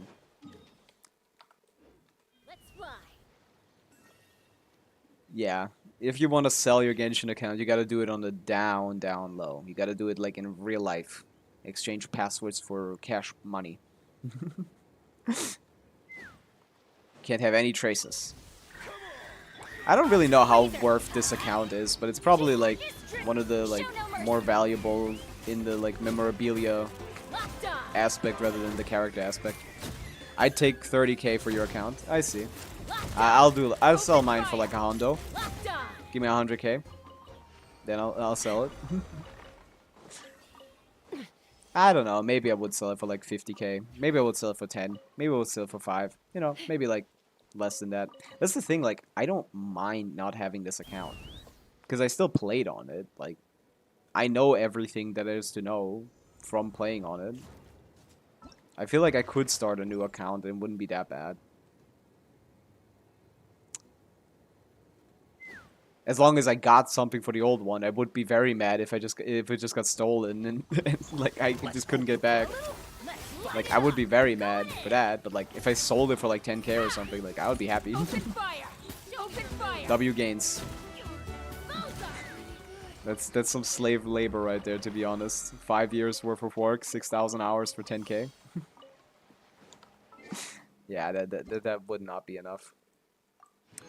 I don't think I want to do the survey again. I already did the survey on my main account. I'm not interested in doing it again. I doubt it's worth 10k. Like, do you mean like dollars? Yeah. Like, I mean, it has a lot of like.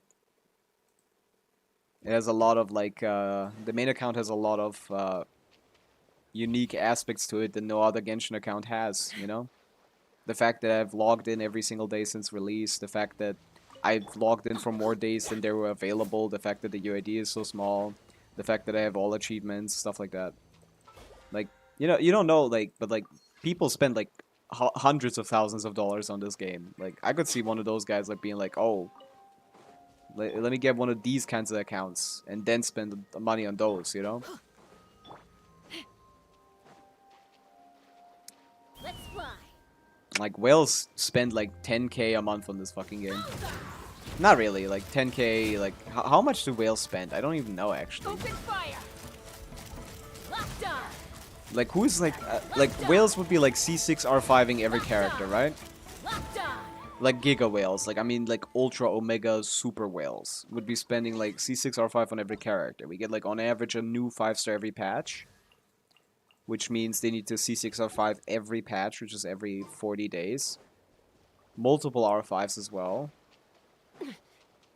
Of the same weapon, yeah, for the good ones, like the Escoffier weapon, for sure. Like, the Escoffier weapon definitely, like, a lot of them popped a couple for those.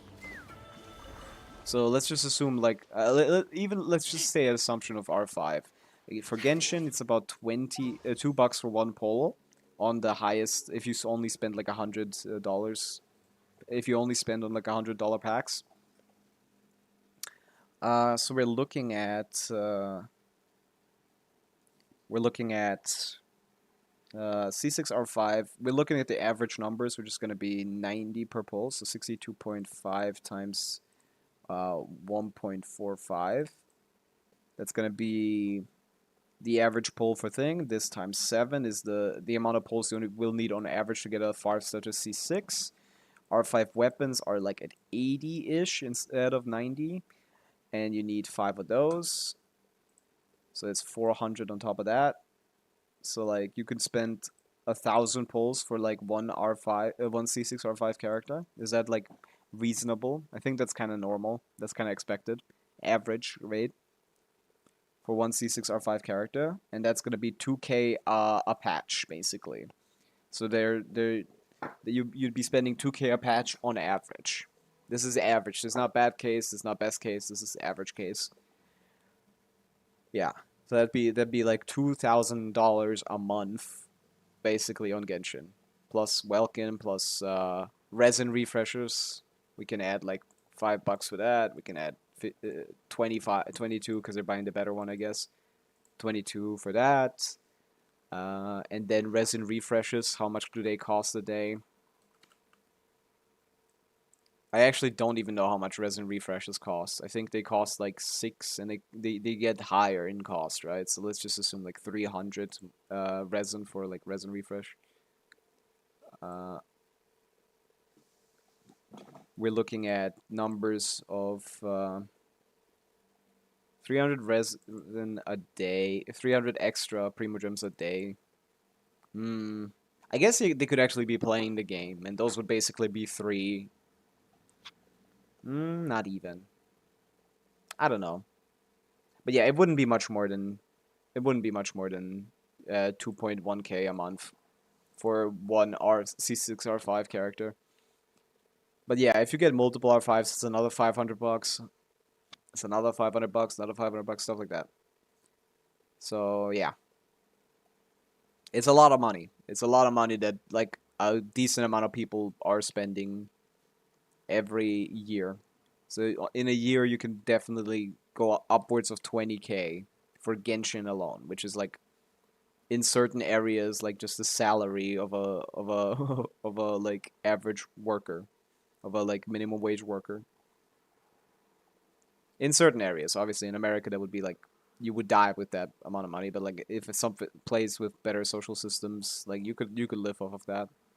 Like I could live here off of that money, and that some people spend to pull characters in Genshin Impact. It's kind of crazy, kind of crazy. Yeah, this hurts a little bit. This hurts a little bit. Stored long-term encounter points will be reset in 4 days. So bye bye 3,319 long-term encounter points. I don't think that will be a problem for me. I'll get them back. I still have a lot to explore on this map. On my main account, I will have to explore not KRAI for those points. So for a while, I will not be able to use encounter points, which is fine because there's always commission achievements. Unless they gave up on those. Maybe they don't put commission achievements this time. That might actually happen. That could be possible. I like the fixed system of commission achievements where it's more likely to get the commission that you haven't done yet, you know? I think they did a good job fixing that system, so it's not much more likely for you to actually get those. Do I even bother with condensed resin now after the patch? Because we're gonna get like... For free you can spend 40 resin on everything. Condensed resin is now 60. That's one of the quality of life changes in the next patch. So, like, obviously you want to save like 5 condensed resin for the next patch to just upgrade your like 200 resin to like 20 more for each to 300 resin. Bro, they're asking about anime in the survey. What? Yeah. I mean, Genshin is an anime game. Genshin is an anime game. That makes sense. They want to know, like, what kind of anime do you like? Maybe it can appeal to you. It's an anime story, basically. They're still on talking about their own anime, which we will never get, and I don't mind that. JoJo's Bizarre Adventure, W anime. That's a go-to one. Very artsy. That's just a really fun show.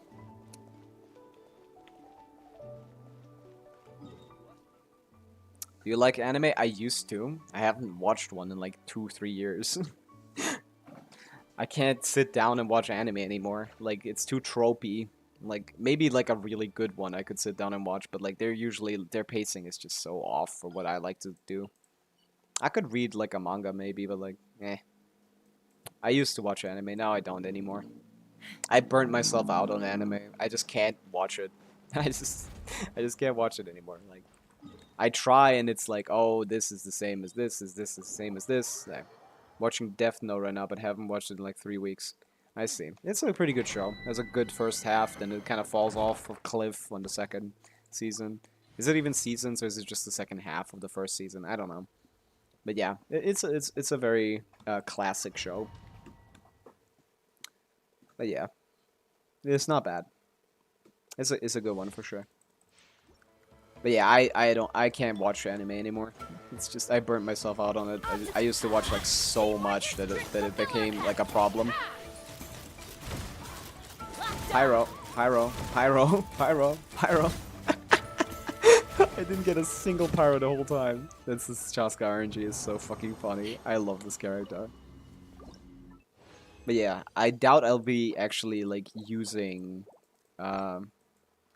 wait, I need to level my fucking Escoffier. I forgot again. Jesus. A dash of frost.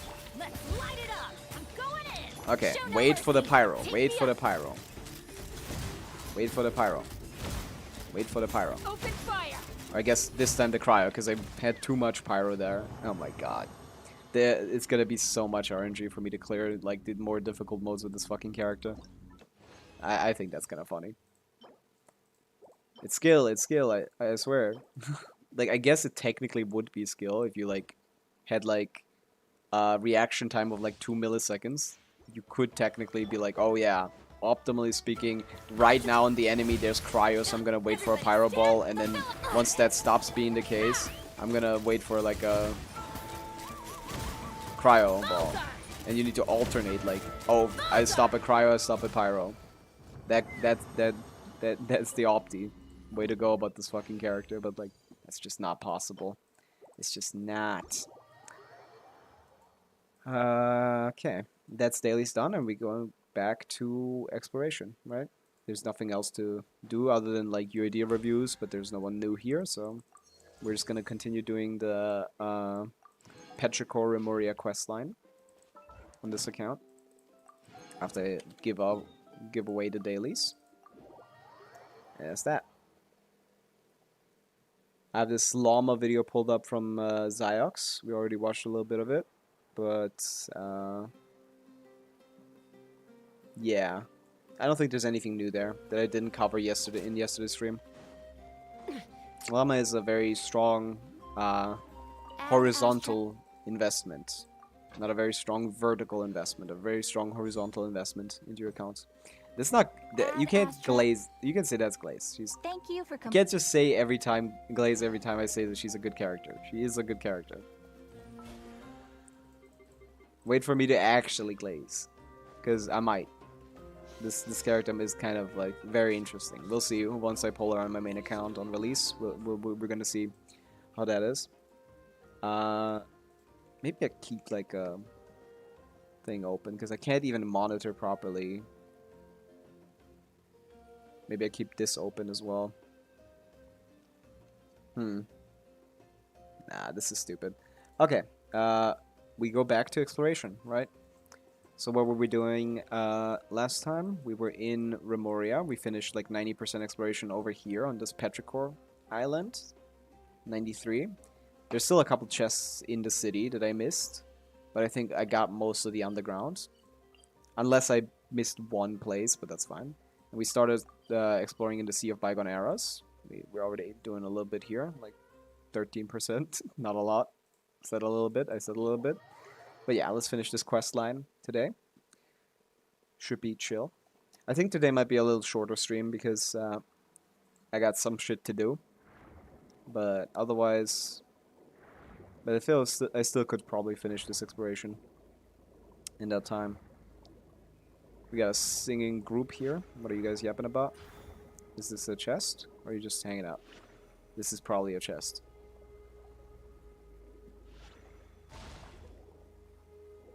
What if I just sit here for a while? Or maybe I already did this. That's possible as well. I may have already done this. Okay, is that down here? That I did that already. It's just so hard to find something you haven't done in a map that's like 3-dimensional. Like you can go up like so high. This is the most irritating place to be without a compass for sure. Will we stream tomorrow? I think so. I don't think there's anything holding me back from tomorrow. I just think today I'm gonna have a little shorter stream. What are these things? What do these things do?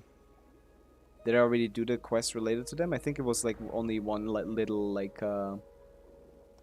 it was only one little, what was it called? There was only a little time trial challenge for that one. Oh, okay. I guess let's go underground. Ah, yeah. Let's continue the main quest, I guess. Looks like there's lots of golems here. Oh, yeah. Can I fight them all at the same time, please? Chaska, I want to do it in one skill. A dash of frosting. I'm going in. Going Show in. no mercy. Okay. Take me up. KRAI is on the enemies, which means we want pyro. Open fire. Boom. Boom. Locked on. Next guy. I'm just gonna full charge because I don't have much left. Oh wow, this guy tanks. Oh no, he just was still in resistance. Up to the These guys freezer. are funny. Like they just have resistance forever. Open Boom. fire. Cryo. Boom. Yeah. That actually works. I should probably take advantage of that more often. Right. I should more often like, oh, if I have like a ton of pyro on the enemy, like insta cryo into insta pyro. Like maybe I should just like alternate and it works out. Yeah, this character is super is super detailed. It's kind of really hard to play like C2 Chaska optimally. I'm gonna figure it out one day. One day. Okay, do I do it like here? Is this enough, or do I need to go up? Nice. Get this seal out of here. We wanna free the underground, not underground, underwater Whale. This guy's gonna help us explore later. Ah, I remember this area. I remember this area for one simple reason. So you can never have I too much missed more, an huh? Oculus here. Got them down. Oops. I didn't want to queue, I just wanted to swap to skill mode. I remember missing this Oculus here. In this, like, in this thing area. I remember having to go back here and be like, how the fuck did I miss this? It's on the map. But yeah, this time I won't miss this. Boom. W marker. How we doing on amount of oculi? Where are they? Here. 56 on this, that's 2 levels, 8 oculi, that's not enough for a level up. But we might go back to the Fountain Level scene for the standard pulls, because I think we're close to one. Maybe. Let's check the history. We got 5, 6, 7, 8 would be, yeah, soft pity for 4-star starts at 9, so yeah, probably won't get anything. How are we doing close to a 5-star here, right? 60. Okay, we're exactly on 60 pity on the standard banner. It's gonna be a while before we get to a 5-star, but still, that's not bad. Okay, we got this little sub area. There seems to be some other ones.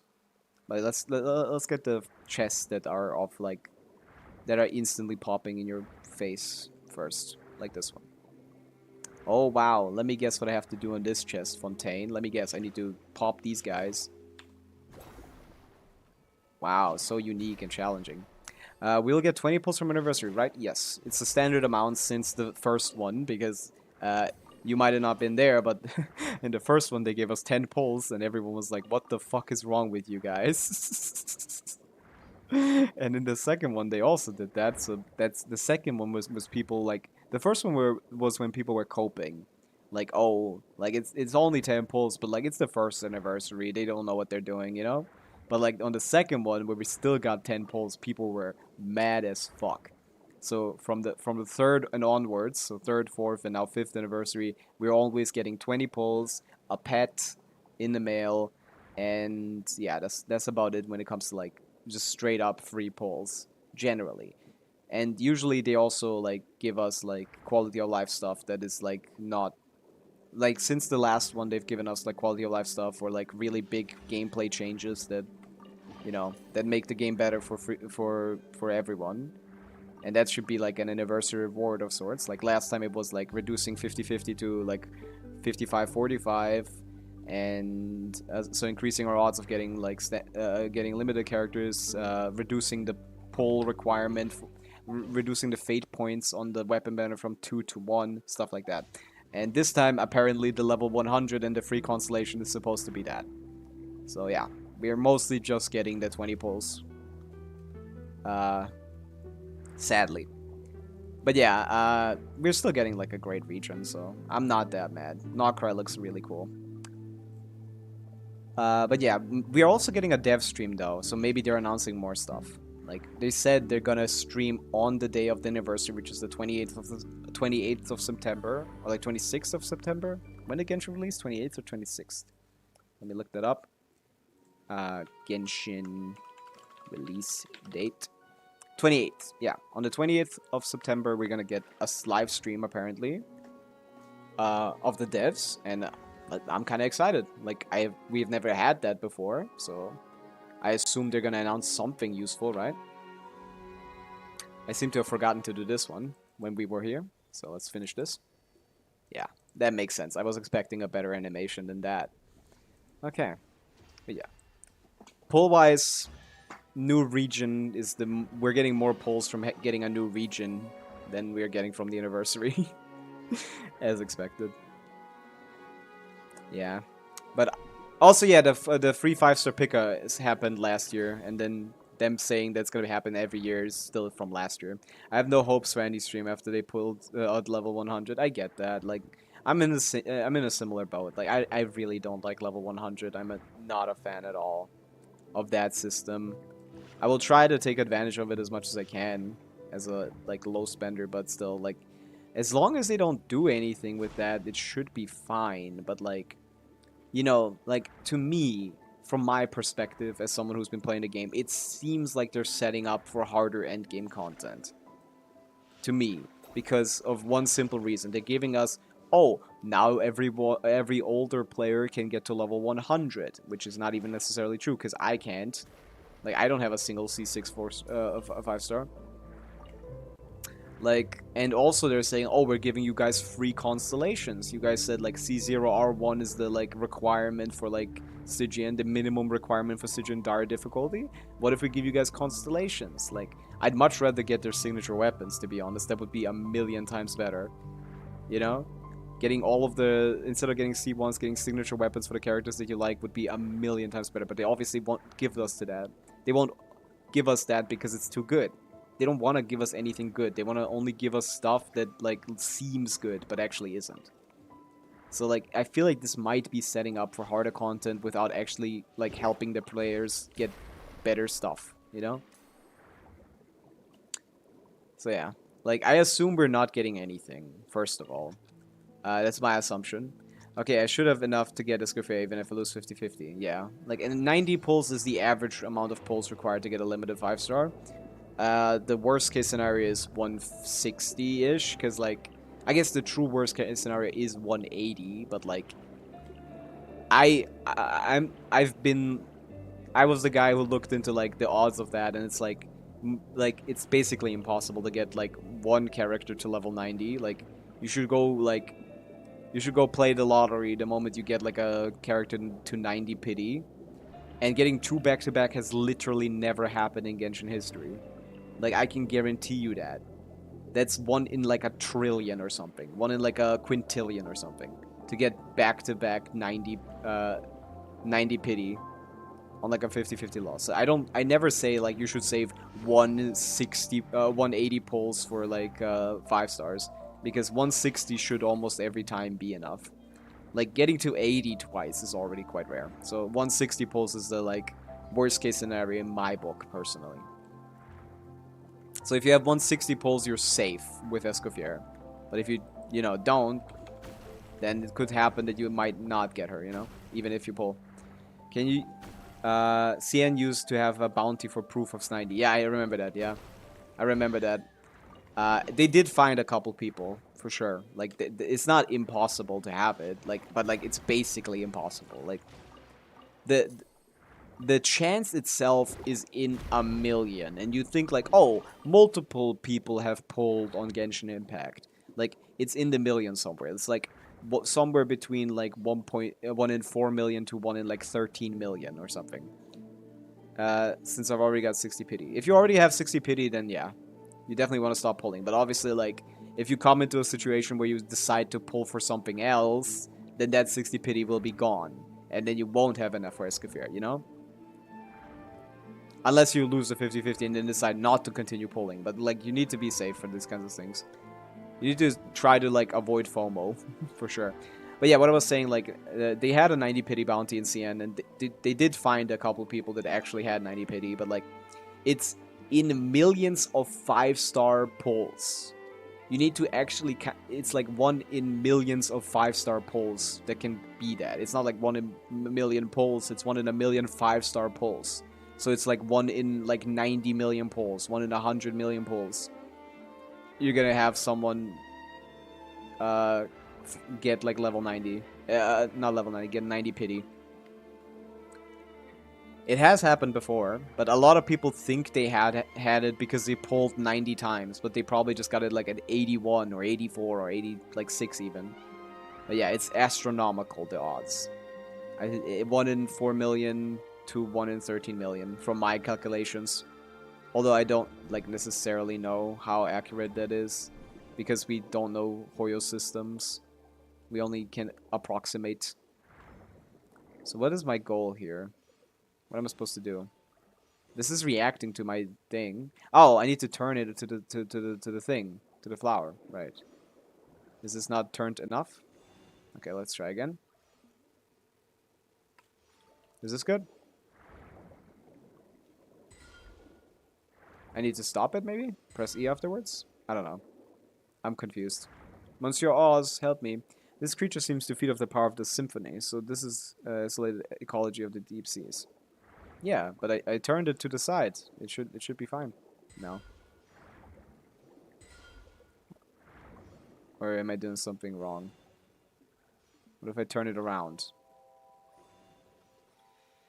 Oh. Oh, it has like a...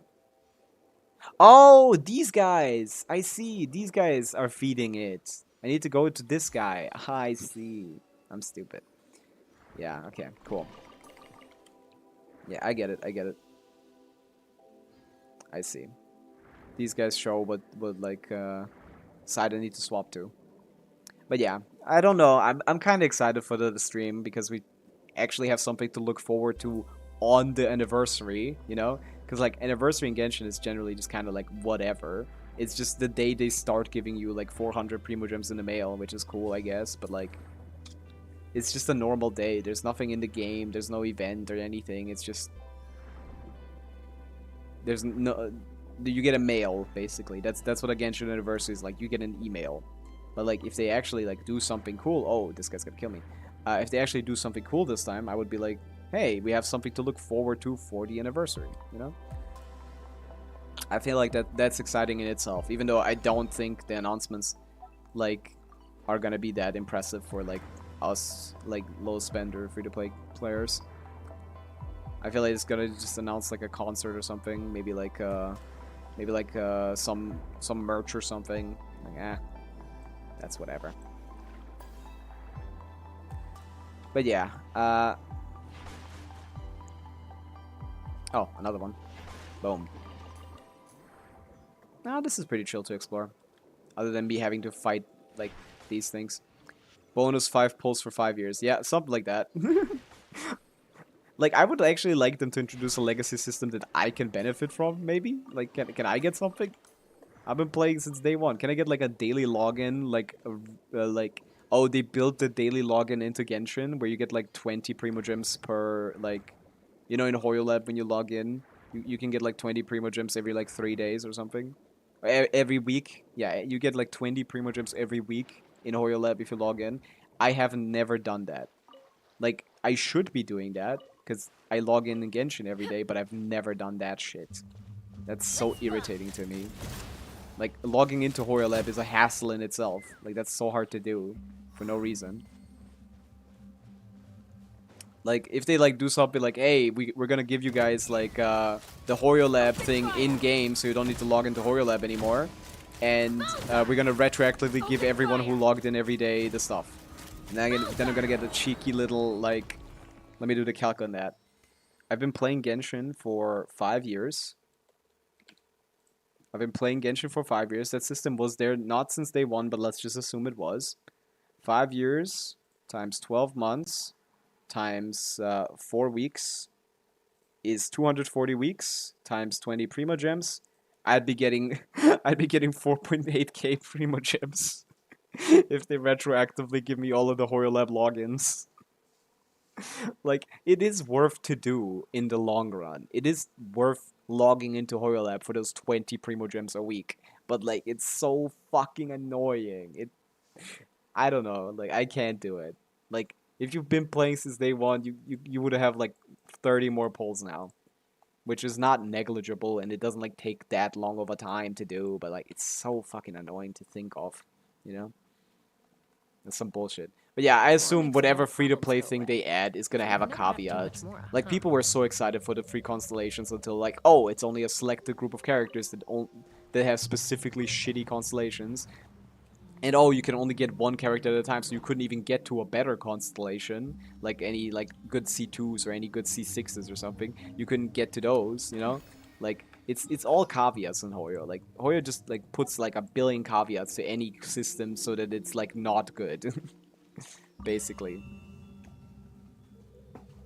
So yeah, you can't really be excited. You need to be really pessimistic when you see, like, a HoYo announcement of anything. Because, like, a lot of people on the, like, gacha game subreddit or something, like, saying, oh my god, HoYo is so generous, you get free constellation. And it's like, not a single... I ranked the constellations in one of my previous streams. Not a single one of those constellations has, like, more than, like, a 3% DPS increase for your team. Like, that's worse than getting, like, slightly better artifacts. Like, genuinely, like, you're not getting shit from these constellations. Some of them are quality of life, which is nice. Like, if you really like Hu Tao, you can do that. But, like, Hu Tao is, like, the 4th best pyro DPS in the game right now. So, like, that doesn't do anything. Your Hu Tao doesn't become good or, like, more viable from getting her C1 at all. Like, it's just more comfortable to play, but she doesn't get better, really. Like, if you're a Hu Tao main, you should know how to play with proper, like, stamina management. If you don't, then, like, this is gonna improve your damage, but, like, it's still not gonna be a Mawika, it's not gonna be a Arla, it's still lower than Gao Ming, it's, like, equal to Linny. My C6 Ganyu in shambles. Like, if they just let us, like, pick whatever character we wanted, how often we wanted, you know? Like, sure, limit the amount of characters we can pick, but at least let us pick multiple constellations on the same character. Like, that would make so much sense to me. Like, yeah, man, like, all these characters still have bad constellation, but, like, C6 Ganyu is still, like, an achievement for a Ganyu main, you know? Like, if you're a Ganyu main, like, she is much stronger than she is in her base kit at C6, still not stronger than the modern characters at C0, but, like, hey, like, not a bad character, you know? Like, if the idea was actually, like, hey, making, like, older characters more viable, getting to pick them multiple times is the only way to make characters more viable. Because getting, like, fucking, like, 2% higher damage is not gonna change anything, but getting, like 20, 50% more damage is gonna change something. Pick them to own, to be honest. Promote goodwill for theater experience. Yes, that's also a good idea. Like, why can't we pick characters? That's also a caveat, by the way, because, like, they didn't specify that you can't pick characters you don't already have. Like, that would be great too. Like, I would definitely pick up Yae Miko. Like, what the fuck? Increase ownership for outfit bait. Like, that would even be helpful for them. You're right. You're right. Like, there's really no reason for them to make this bad other than they hate us. Which is generally the case, yeah. Hoya is so careful to not give players anything, because if they give us anything, they were gonna ask for more. Which is true, but, like, you know, like, you could do more. You know, you wouldn't be crazy for you guys to do a little more than, like, the most caveated, like, systems imaginable. Yeah, what can you do? What can you do? You can just, like, you're at the mercy of the of Hoyoverse when you play this game. Like, as long as they don't change the end game mode scalings and stuff, like, we're fine. Nothing has changed, basically. They didn't add anything. Like, they added, like, a slightly easier way of gaining, like, they added, like, a slightly eeasier way of gaining, of getting Stellar Fortuna by getting your standard characters to C6 with that constellation picker thing. Like, I'm just gonna pick my fucking standard 5 stars. I'm gonna pick I'm gonna pick Mona first. I'm gonna pick, like, D-Luke, Jean, all that. Get them all to C5, you know, get myself, like, closer to C6 so I can level 100 a character eventually. I get not wanting to level 100 anyone, but yeah, I feel like Hyperbloom needs the buff anyway. So with Llama and Dab, we're gonna hit like 60k Hyperblooms without critting, which is gonna be crazy. If that's the case, they might literally just cap the level scaling to 90 and you get nothing. That's still possible. We don't know. Like, all I've said about, like, level 100 is in question until we get access to it. Like, we don't know anything. We don't know anything. We don't know if the Bloom self-damage was only for the test server so that the content creators who are testing shit don't, like, kill themselves with Bloom cores.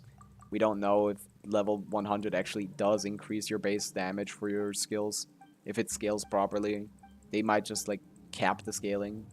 And then it literally does nothing on basically anyone. And it's just cosmetic, you know? It basically wouldn't do anything. But yeah, there's a billion different ways that they could have made their systems way better, but they just chose not to. Surprise access to +2 talents. If it gives you access to 2 talents, it's the most ridiculous fucking thing in the world. Oh wait, I need to risk this guy up. Wait a second. I need to focus on this. I don't want to fail this. Or do I not want to fail this? I don't really care. Like, how am I gonna fail? Who cares? I'm gonna make this guy mad, so we fight. But yeah, if we get access to +2 talents, that would be ridiculously powerful. Like, stupidly powerful. Like, unreasonably powerful. Show no Like, mercy. Take me up. ugh, that would be gross. I would really not like that. No talents. The best case scenario is literally no talents, and they do cap the scaling for Hyperbloom characters, because then literally just there's nothing. You get like a 5% boost for your like main DPS if the main DPS is like the majority of your team's damage. You know, like that's fine. Sure, give me a 5% damage boost. Who gives a fuck? That's fine. You can get that, and that's like whatever. I might just do every Sumeru song on this music event. All of them are so good. So true. Sumeru had like the best soundtrack probably. Yeah, they're really good. And I freed the whale. W free. W free. Wait, is this like a ghost entering his former shell or something? That's kind of cool.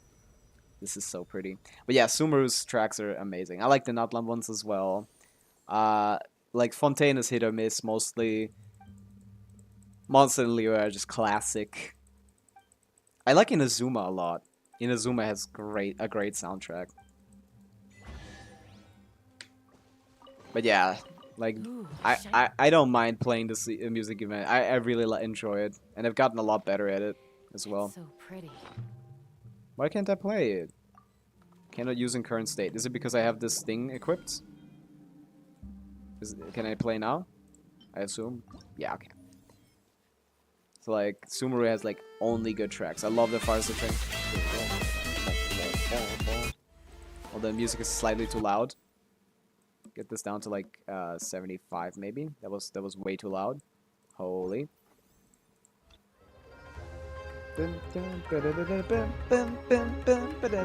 This one's so good. Yeah, I get it. I get that. La la la la la la la la la. This is such a chill track, man. I love the Aranara. I played through the whole shit and I read all of it. La la. I don't remember anything because those guys talk in such a unique way that I can't like really. I can't really understand what they're saying half the time.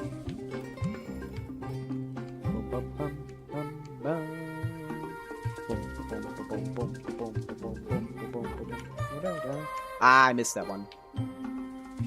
This keeps forgetting my settings, right? I set my settings like 3 times here that I want to like see the sides, see them connect when they're at the same time, and like see like the things being parted. I set that like 3 times and it keeps forgetting them. I guess because I keep logging out of my account. It's kind of weird. La, la, la, la, la, la, la, la, la, la, la, la, la. I really don't know how the speed on these like things works, you know? Because it still feels like it fits, but it's clearly like different from like the standard map, right? I don't know how they did that with like changing speed, like what kind of magic they did to make that work. Because the tracks aren't sped up, you know? It's not like Osu where they would just like make the song faster. They keep the song at the same time, the same speed, but like, do they just change the whole map depending on like what speed setting you're on?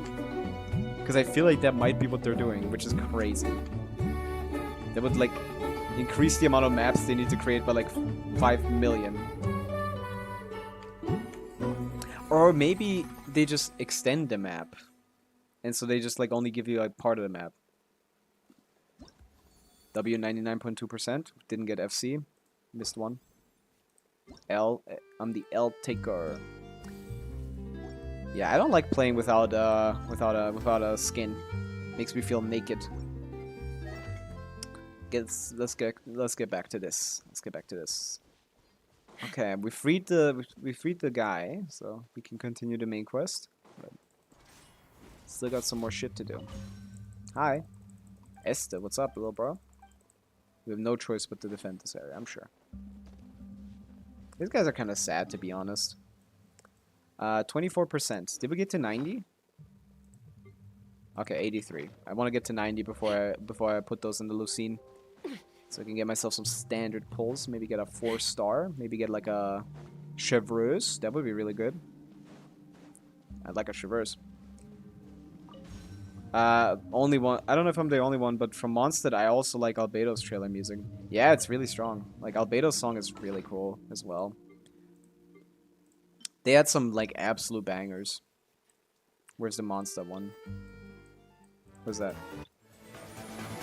Dun, dun, dun. Ba-da-da-da-da-da. Yeah, definitely.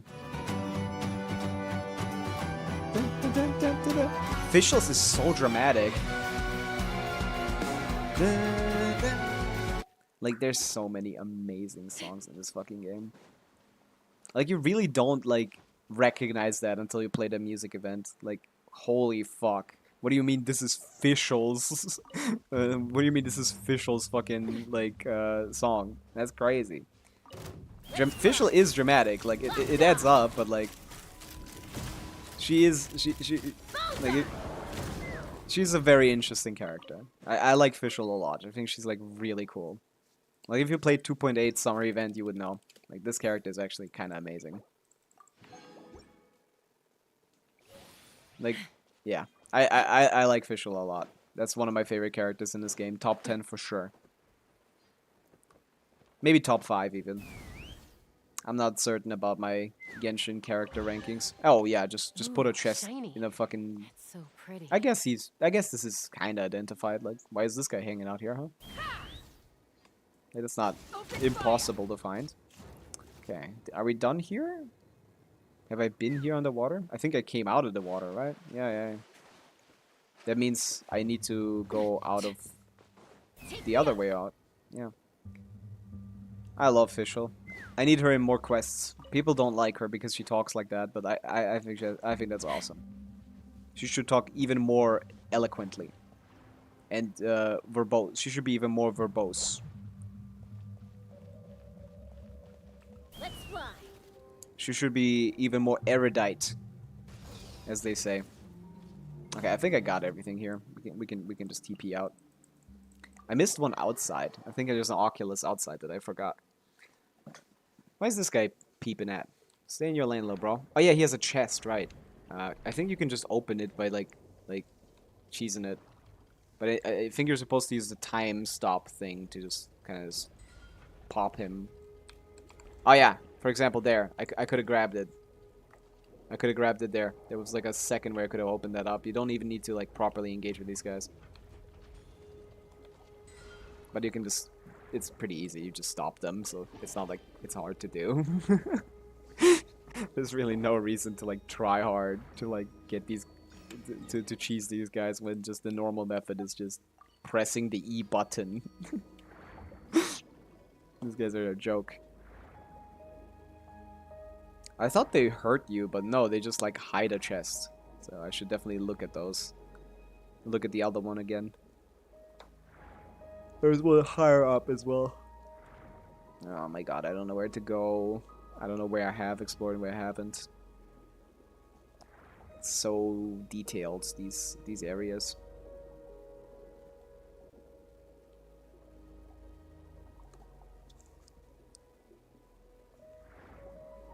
I guess we can go up a little bit.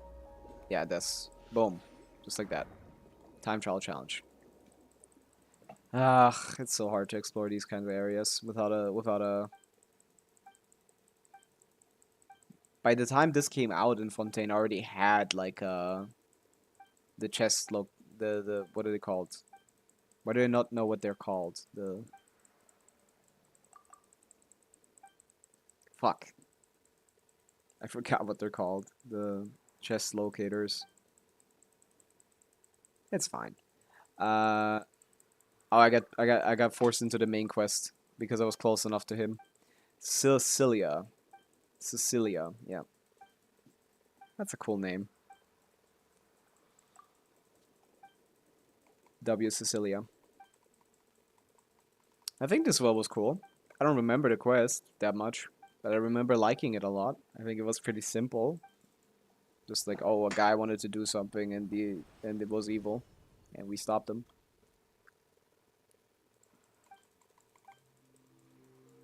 With the help of our trusty cat companion. Our best little bro. Ikuyo. Wait, did I force myself into the thing? I didn't want to go. No. I'm gonna miss the fucking thing. I'm gonna miss the chest. I'm gonna forget about it. Full-time cheeser, what's up? I'm in law school right now, and the Fontaine story is really amusing. Yeah, I get that. That makes a lot of sense. Like, I assume it doesn't work like that at all, like even remotely. But like, it's still like, it's probably funny to like laugh at. Like, that's not.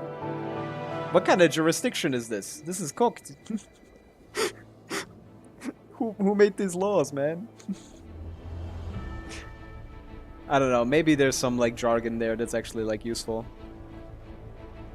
But yeah, like it didn't seem that like well crafted. But the story is still like interesting. Like I really like the Bashir story in the Fontaine Archon quest. I really like the. Oh damn! Okay, we're going. We're in a very serious situation right now, I guess. Jesus. Boom. I don't remember Fontaine having these kind of tracks. Holy shit. I remember Fontaine being very low-key.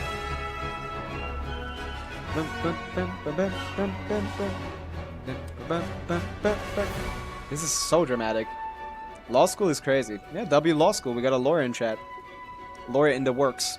Now don't be like Ziox and just not finish your degree because you're streaming. That's cool. Like, full-time cheeser, enlighten me on this. Like, is it actually like, is it amusing in like a good way or in like a bad way? Like, is it like funny how like dumb this shit is, or is it like funny like how like well made it is? Which one of the two is closer? Also, this is awesome. I love this area in Remuria. Damn, that was kind of epic. I remember doing this the first time. Oh, that's cool actually. That was cool. Yeah, but the story here was pretty simple in Petrichor. It was a very, very, very basic story.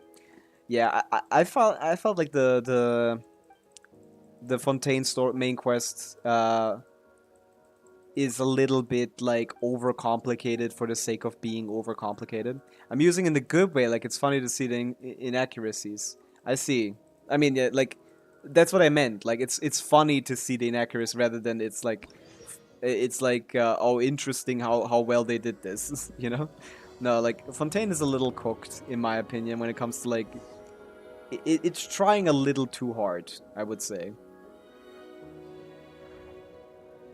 Like it's trying too hard to tell like a detective like riddle story, and in the end it fails a little bit. Like I think the Vaucher story was cool. I think that one was perfectly executed. I think they cooked with that one.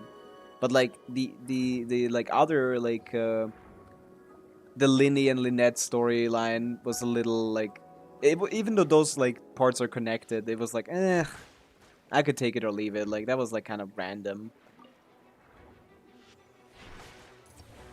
I also don't like the deduction feature that they introduced in Fontaine. Like in Sumeru, they introduced a proper deduction feature where you like actually had to like connect parts of the thing, and that made sense, right? But like in Fontaine, like they didn't have you like actually like deducing anything. They just had you repeating what was already said like 2 seconds ago. So that was a lot less interesting to me. But yeah, Fontaine's Archon Quest is pretty good. I think like it does like get a lot better towards the end.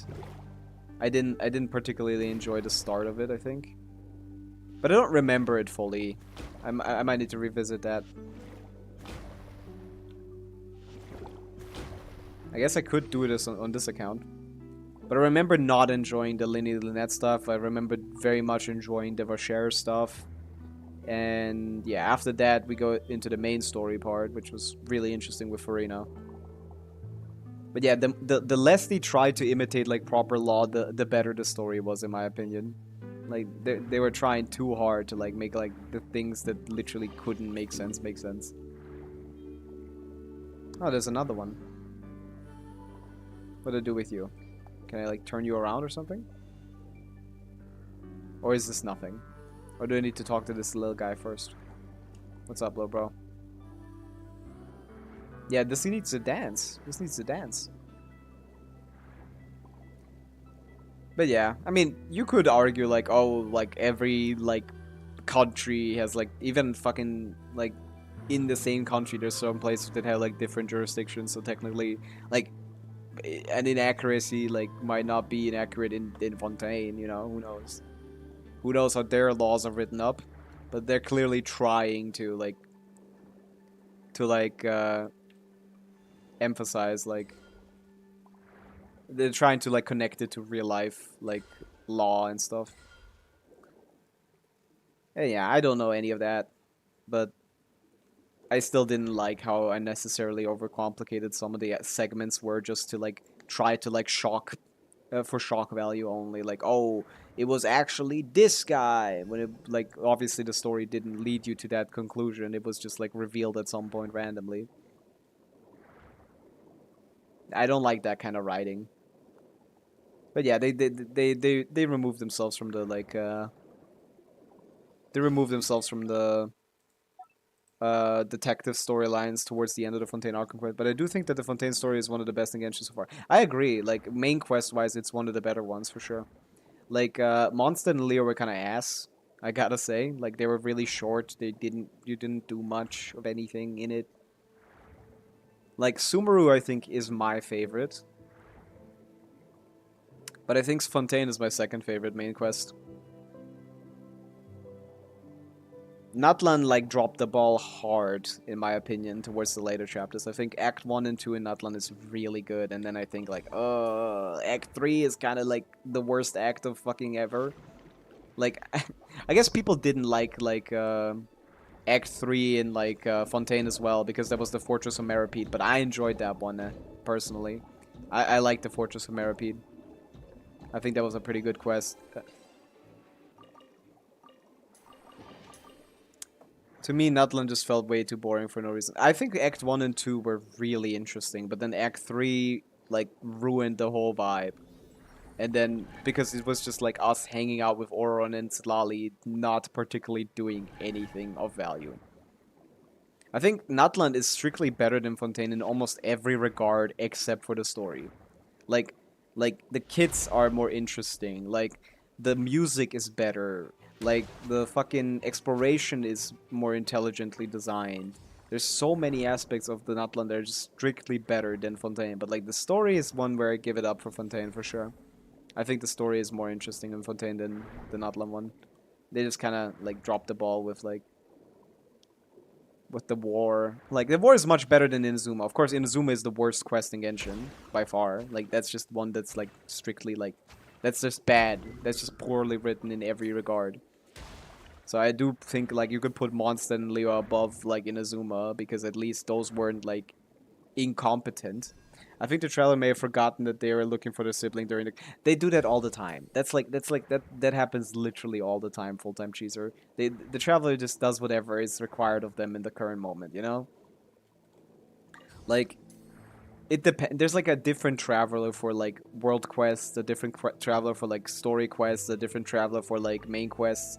For every quest type, there's a different main Traveler, and they have very different morals, I guess. Or ideals, I guess. Like, sometimes we can spare the time, sometimes we absolutely can't spare the time, even though it's way more important than the other shit we do. It's just hard to make a game that, like, is, like, about adventuring, but also, like, urgency. Like, that's just a bad idea, in a way, to be honest. But, yeah, what can you do? Now you joined the team, little bro. Or is there another one? Ah, over there. Yeah, I think they often forget that. That's not, like, unique to Natlan. I feel like that they constantly do that. If I was looking for my brother or sister, I wouldn't really want to spend time with random people I just met. Yeah, I mean, that's generally the case. But we have, like, really, like...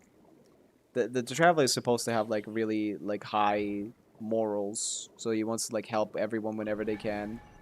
And shit like that. So we easily put that off. I guess. We easily put that off. And sometimes it's, like, tied into the story well. Like, hey, once you do this for me, I will help you search for your brother or sister or something like that. Sometimes it's, like, an exchange as well. It's not necessarily we just, like, oh, now we're just gonna do this. Like, we generally... The main way we make sense of this usually is we want to talk to the Archon. The only way the Archon will have an audience with us is if we help them, you know? That's kind of the thing. And like then we always get to the Archon. It's like playing Super Mario, like just the OG levels, and it's just like, oh, the princess is in another castle. You save the toad, you know? The idea of saving the toad is to save the princess, but like let's just say the idea of the toad saving the toad is like getting more information on your sibling, and it's like, oh, sorry, your sibling is in another castle, something like that. Like, there's really rarely ever. The most of the time we're just like trying to get the help of the Archon, and that forces us to help the nation somehow, you know? Makes sense because the travel is of untold long lived ago, and so their sense of time is different. Yeah, maybe they just think like it's been a week, you know? They've been around for like 5 billion trillion years. So it's been like a week since since we came here. Which then makes it harder to believe that like that like longing that is like created in some of these trailers is like less believable, because like it's, you guys have not been apart for that long relative to your lifespan, you know? I guess maybe relative to how often you were like you spent time away from each other in the past, I guess. Maybe. Do you want to fill this up? What is this for? Yeah, there's a lot of inconsistencies that are just like, because the game is a game and not just a story, there's a lot of things that just like can't add up, or it would be really not fun to play. Like, I don't want to look for Lumine. I don't give a fuck about Lumine, bro. Like, I don't think the game has given me any reason to care about our sibling. I care much more about all the other characters. I care much more about, like, exploring this world and adventuring. Like, I don't give a fuck about Lumine. Like, genuinely. Like, what has made us care about her? All she does is be really cryptic about, like, oh, I'm actually doing the right thing. I hate Aether's design. He does look a little worse. He looks a little chopped, for sure. He's a little chopped. Yeah, he's a little. He does like look a little bit more aged. Sibling banner with actual OP Traveler. That would be very funny. That Genshin would release their own Traveler. The Genshin would release their own Traveler, not as like something that everyone gets access to once they beat the like by the time 100-hour story, but something they have to pull for. That would be very funny if they did that. That would be hilarious. That would be actually funny. Like, classic Hoyo. Like, in Star we get like 5 stars for free. In Genshin, you need to pull for the main character you already have to unlock a strong power. I heard a theory that in lore the Traveler can use multiple elements. Yeah, they can, absolutely, and change them instantly. Of course, they've seen that happen in multiple cutscenes, so they are much more powerful. They are. It's not even a theory. Like, we've seen that in cutscenes. You can see it in our Arlecchino fights, Traveler versus Arlecchino. You can see it in, like, multiple fight scenes. Like, oh, wait. You're currently doing the Fontaine Archon quest, so I shouldn't be spoiling this part. Fuck. We've seen this before as well. I haven't seen it. Must have been sleeping under a rock. Like, you're doing are you doing the Fontaine Archon quest again, or are you doing it? No, I already know all of it. Okay. I was like, oh, I didn't want to spoil this part, but we did use like both Geo and like other elements in this fight. Let me see this again. Let's check this out again.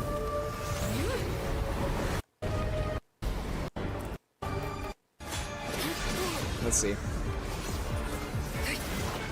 Like, we're in Hydro Infused right now. I don't know if that's like forced or if that's just lore. They show up when Conchina shows you around. Yeah, they do also do that. When Conchina shows you around in Atlan, that you do like do all of your elements. Like, that's just a gameplay mechanic that we can only use one at a time. But like in we've seen it multiple times as well. Not just with Conchina. We've seen it like I think in a Lyra cutscene as well. Let's see. I think this was here. Thank you for a minute. But I kind of want to see the Traveler. I'm sorry. Or is this what I'm thinking of? Or is this something else?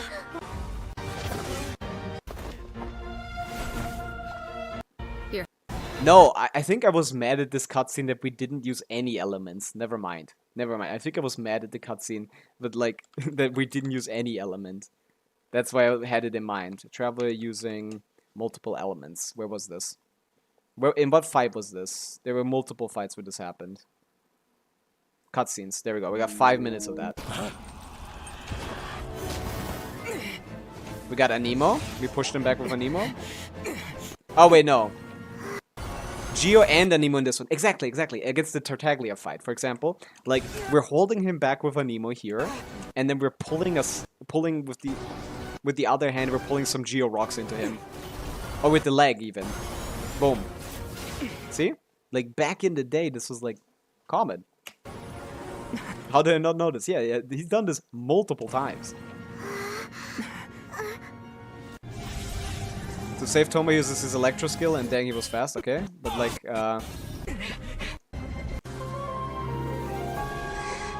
Dendra element in a cutscene? Presto, and the only time we see it in Fontaine. That jump was crazy, by the way. How the fuck does he do that? Geo? Break up the rocks. Does he use a different element instantly after? Or is it still just gonna be Geo? No. Yeah, I guess you can include this, but where are the cooler ones? There's more. Yeah, this cutscene is cool as fuck. You trust. He gets Pyro. I think he used it more than once. Huh, maybe not, I guess. I guess it might have only happened once. Skirk fight? Maybe? Cut the thread. That was cool as fuck, by the way. Anemo to hold them back. Do we use a different element as well? Yeah, we use Hydra and Anemo in this fight, right? Yeah. Ba ba ba ba. We don't get that, Traveler.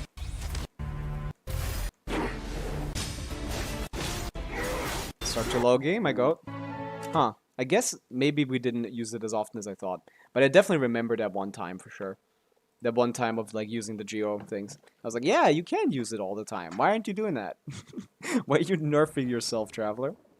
I feel like the best way that they could like make like a crazy strong Traveler is just giving us access to all elements, you know? Just like, hey, let us use all elements, you know? Like, just let us cycle through them like we cycle with this menu or like a different menu or tab. Yeah, just let us cycle through the elements and like make it like one of the hardest characters to play. Just Hyperbloom team with one single character. Exactly. Like, that could be like really, yeah, Invoker Traveler. That could be like really powerful. And it would be hard to play as well. So it's not like everyone just like gets the most broken character ever for free. It's just like you would actually have to like learn how to play like that because it's like complicated. Not all the abilities are good. Not all the abilities like synergize with each other. But like it would be a very cool. I think it would be really strong if optimized. It would be kind of cool if you could find like this. And you could easily like have a lot more fun playing solo Traveler, you know? A lot of people like lore-wise play like solo Traveler. And that's kind of not fun because Traveler is fucking boring as fuck. But like if you could like swap between the elements, or maybe that's the caveat. Maybe that's like the caveat that they set up. Like, hey, you can only swap between multiple elements if Traveler is the only character in your team. And he gets like a attack buff or something like that. Like that would be kind of cool. That would be fun for Overworld or something. Dude, that's such a good idea. I'm the GOAT. I'm gonna put that in the next survey. I didn't put this in this one. That's definitely the idea. Scroll Traveler would be too flexible. Nah, I don't think it's that crazy. Like, yeah, if you play in like multiple teams, sure. But like if we do the caveat of like you can only play by yourself, like that would be kind of cool. And then you have to like put like 7 sets on him and it cycles through the sets and you're like, oh, you swap from Scrolls to Deepwood, you swap from Deepwood to Noblesse, you swap from Noblesse to Tenacity, and like you have all the buffs in the universe for yourself. Like that would be kind of awesome. What am I missing here? Tell me, Oz. This creature seems to feed on the power of symphonies, so this isolated ecology deep sea. Yeah, I already saw that. But like, where do you want me to turn this thing to like make that work? Do you want it? Oh, you do want it. I tried that before. What a dickhead. I just guess I didn't stay on him long enough. I didn't wait for him long enough. Oh, that's a unique fish. I don't remember this kind of fish. Oh, he's fast. Holy shit, he's fast. I love that their physics. They're so smart. They don't, like... I was about to say they don't just go into the ground, but apparently that was a fucking lie. He just flew into the ground. Okay, my bad. My bad, little bro. I was trying to give you a compliment, but sure. Let's just go fly into the ground. Ah, yeah, there's one more Oculus here, and I assume it's down because the higher I went, it stopped showing up. Oh, I need that guy. Or did I open that guy already? I actually don't know. I think I did. Is it here? It looks like it's here. Hello. No. Here? Where's this Oculus, man? Hello? Is it up? Is it down? Is it in here? That's such a weird placement. I actually have no idea where to find this. Hello, Mr. Oculi. Are you above? Are you below? Let's play that fun game of like going up 500 miles to see if an Oculus is there. No, it's lower. Wait, it just disappeared. Am I too low or am I too high? I can't tell. I'm gonna assume too low. Okay, yeah, it's up there. Never mind. See? Classic Fontaine exploration. You gotta go 500 meters underwater and then go back up to find the Oculus that you're looking for. Bop, bop, bop. Next thing. I don't think there's anything up there. That's too high. They generally don't put stuff very high in this area because they understand that this is very cumbersome. So do we have like 30%? I don't think most of the exploration is here, so I think like 30% might be a little low. Let's go like in this corner. No Oculus here, so I assume maybe I just didn't go there. Or maybe there's just no Oculus here. We'll see. Yeah, let's try to finish the exploration here. Wait, do I now have 96? Yeah, let's go to the Fountain of Lucine actually. In the Fontania. Les Ikuyo. Give those 3 up, get 2 pulls. Let's go. It's kind of funny that Scroll Traveler is basically all that he does. Pyro Traveler is only good because... I guess he's also good because he's Night Soul. Because it's like one of the few ways you can actually like deal with the Papilla Shield properly. If you don't have like if you don't have any Nutland characters, that's your goat. Right there. Pyro Traveler. Or Burning, I guess. That should work too. But Burning is generally garbage, so... You know, not preferred. Oh, we got a key as well. Let's use it on the guy in Rumoria. Or should I? I don't know if I should. That's kind of... I actually don't remember where that is, actually. I need to look it up on a map again. Genshin map. I never remember where the... what are they called? I always forget their names too. The Shrines of Depth are in Fontaine. Let's remove all the exquisite chests. I don't need to see those. There's one in this corner. We can pick that one up here. Sure. But yeah. I'm still kind of excited for the dev stream. I just don't know what they want to talk about. It probably is the anime. It probably isn't like in-game stuff because we already got all that. Did they ever release like a quality of life 6 Luna 1 like stuff? Like did they release like a list of the quality of life stuff that we're getting in Luna 1? Because they usually do that. But they didn't do that for this one. And they said there's more stuff coming, but they haven't announced it. Or am I just blind? I'll check the like Twitter after I open this up. Gimme. Nice. Let's mark that off the map before I forget.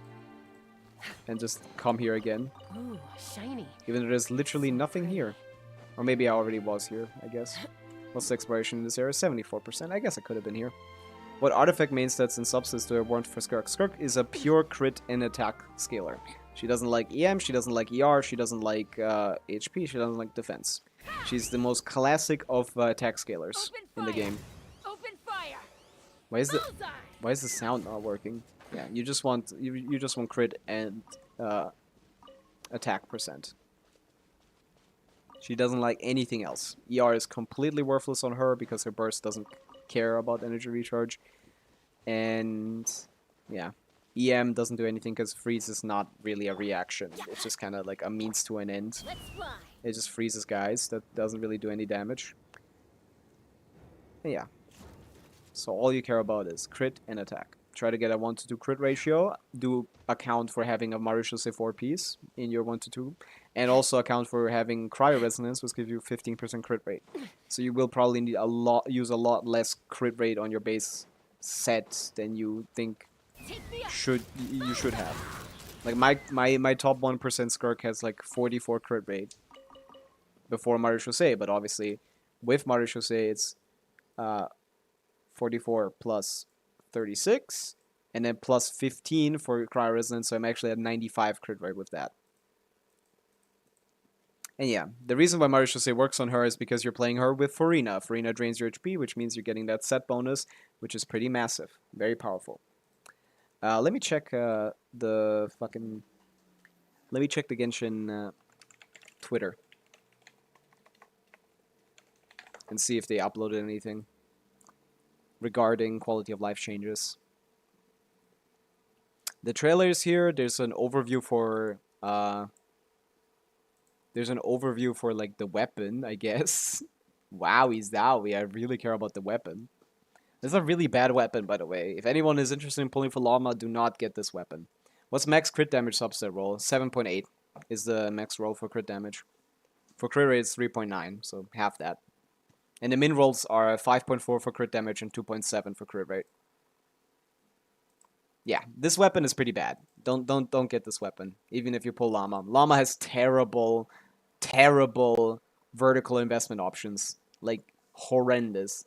Her C1 got like giga nerfed by the fact that they reduced the self damage from blooms.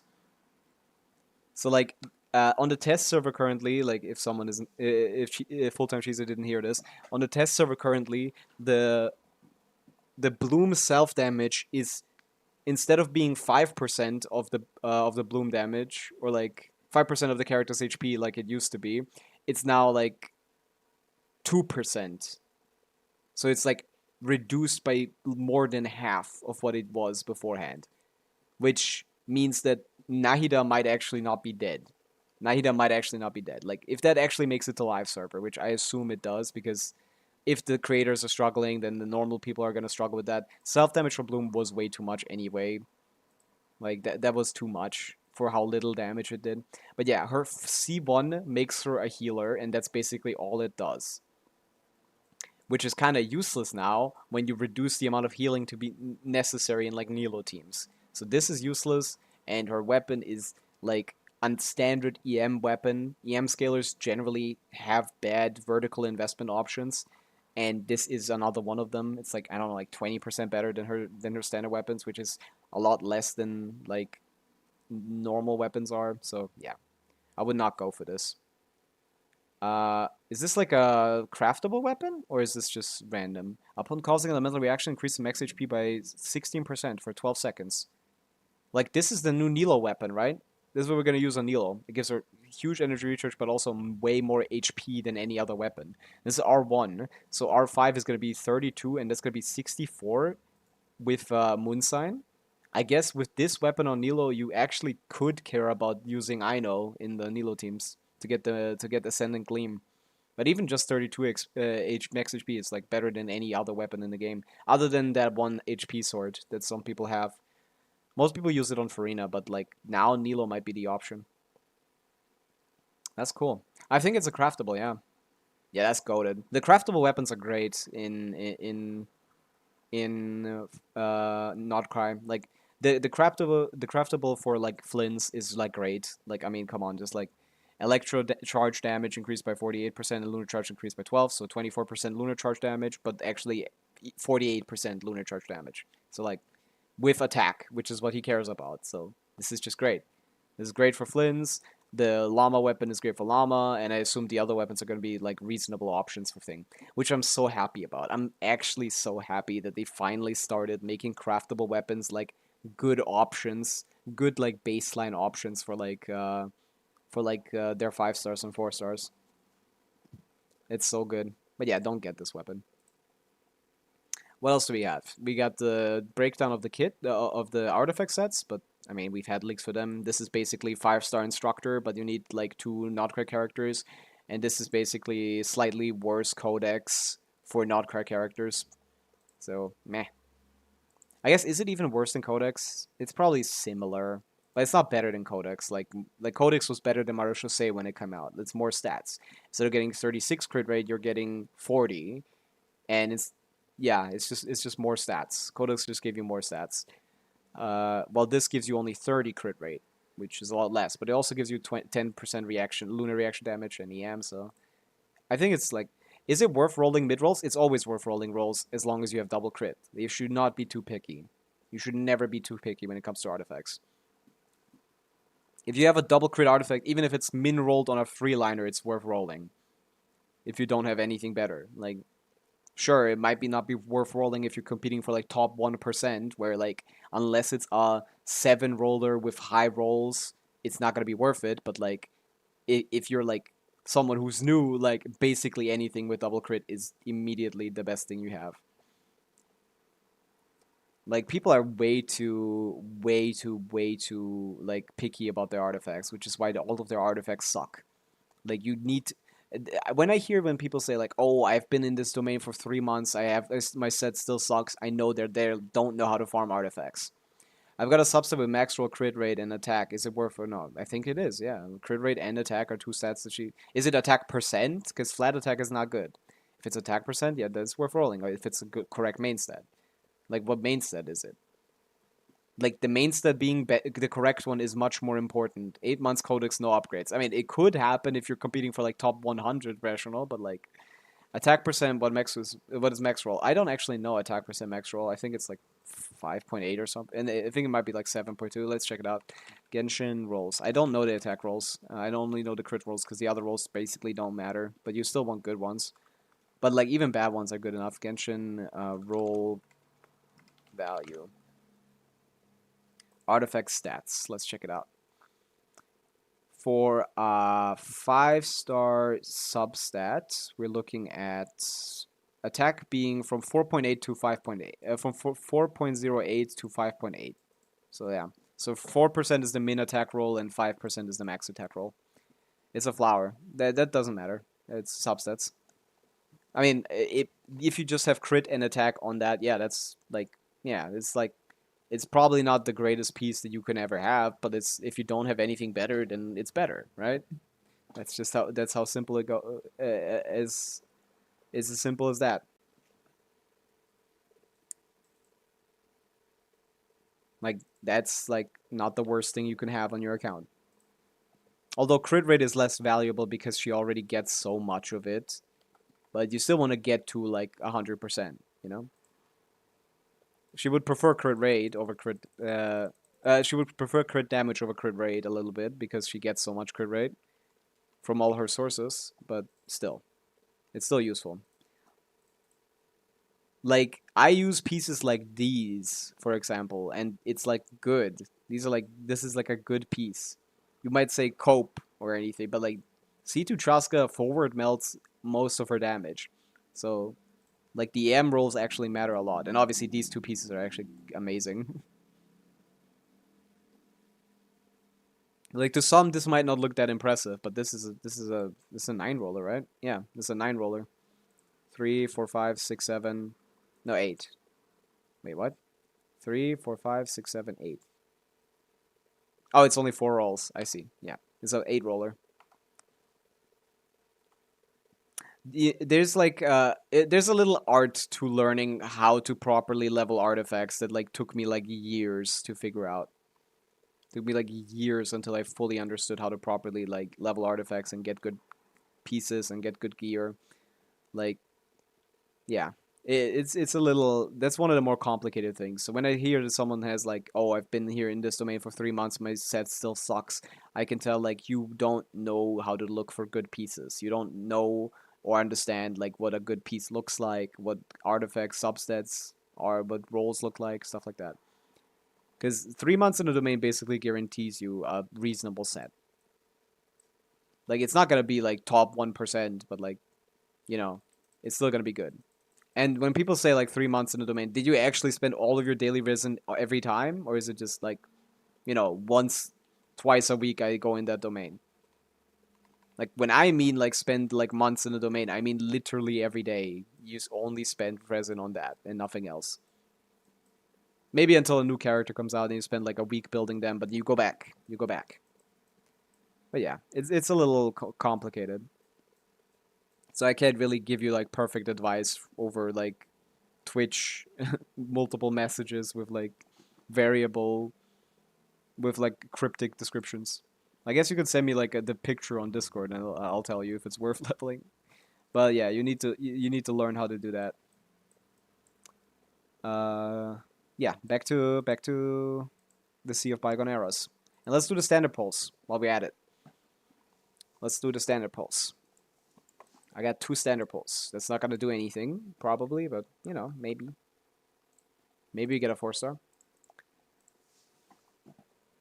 Oh, nice. 4-star. Who could it be?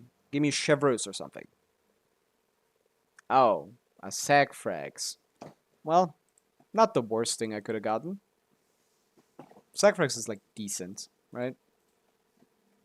I could probably use that on Sucrose, but like I think for the Flins team, it's better to use TTDS than Sac Frags. So yeah, this basically doesn't matter. This is what an advanced player's early game inventory looks like.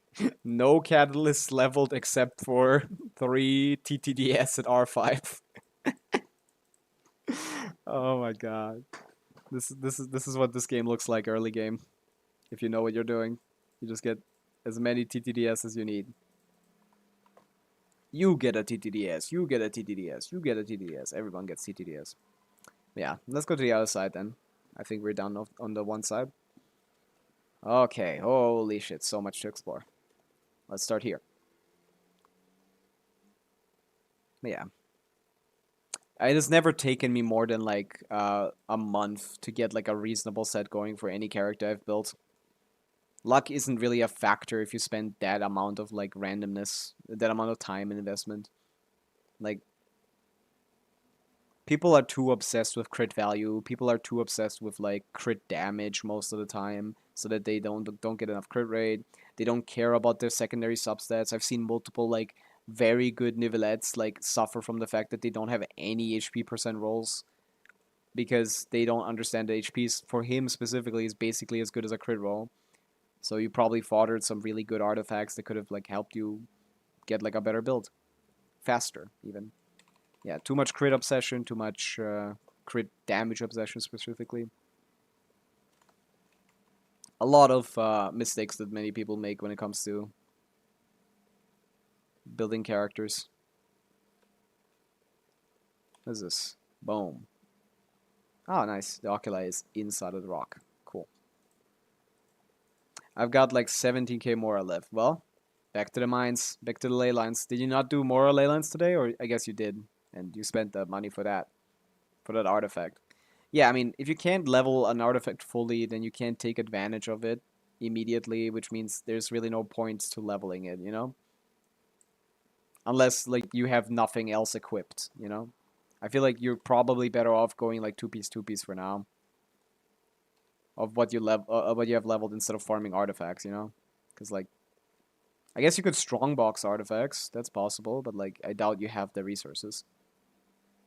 You're getting more upgrades from leveling your skill and like leveling your supports, like your Farina burst, leveling your Charlotte so she actually clears the bond of life from your Skirk. I assume you are playing what's the name of the weapon? I don't have it anymore, but like that one weapon, the craftable Fontaine weapon that gives you bond of life. I assume you're using that one. Oh, it continuously goes. I see. That's interesting. Okay, let me try that again. Let's charge it up. Fuck. Okay, I need to get even. I need to get that out even faster. I got this. I got this. Let me charge. Let me wait. Let me wait for the second rotation. It's not gonna go by itself, right? And I shoot now. Perfect. Let me wait for the second rotation. And I shoot now. Perfect. Not really perfect.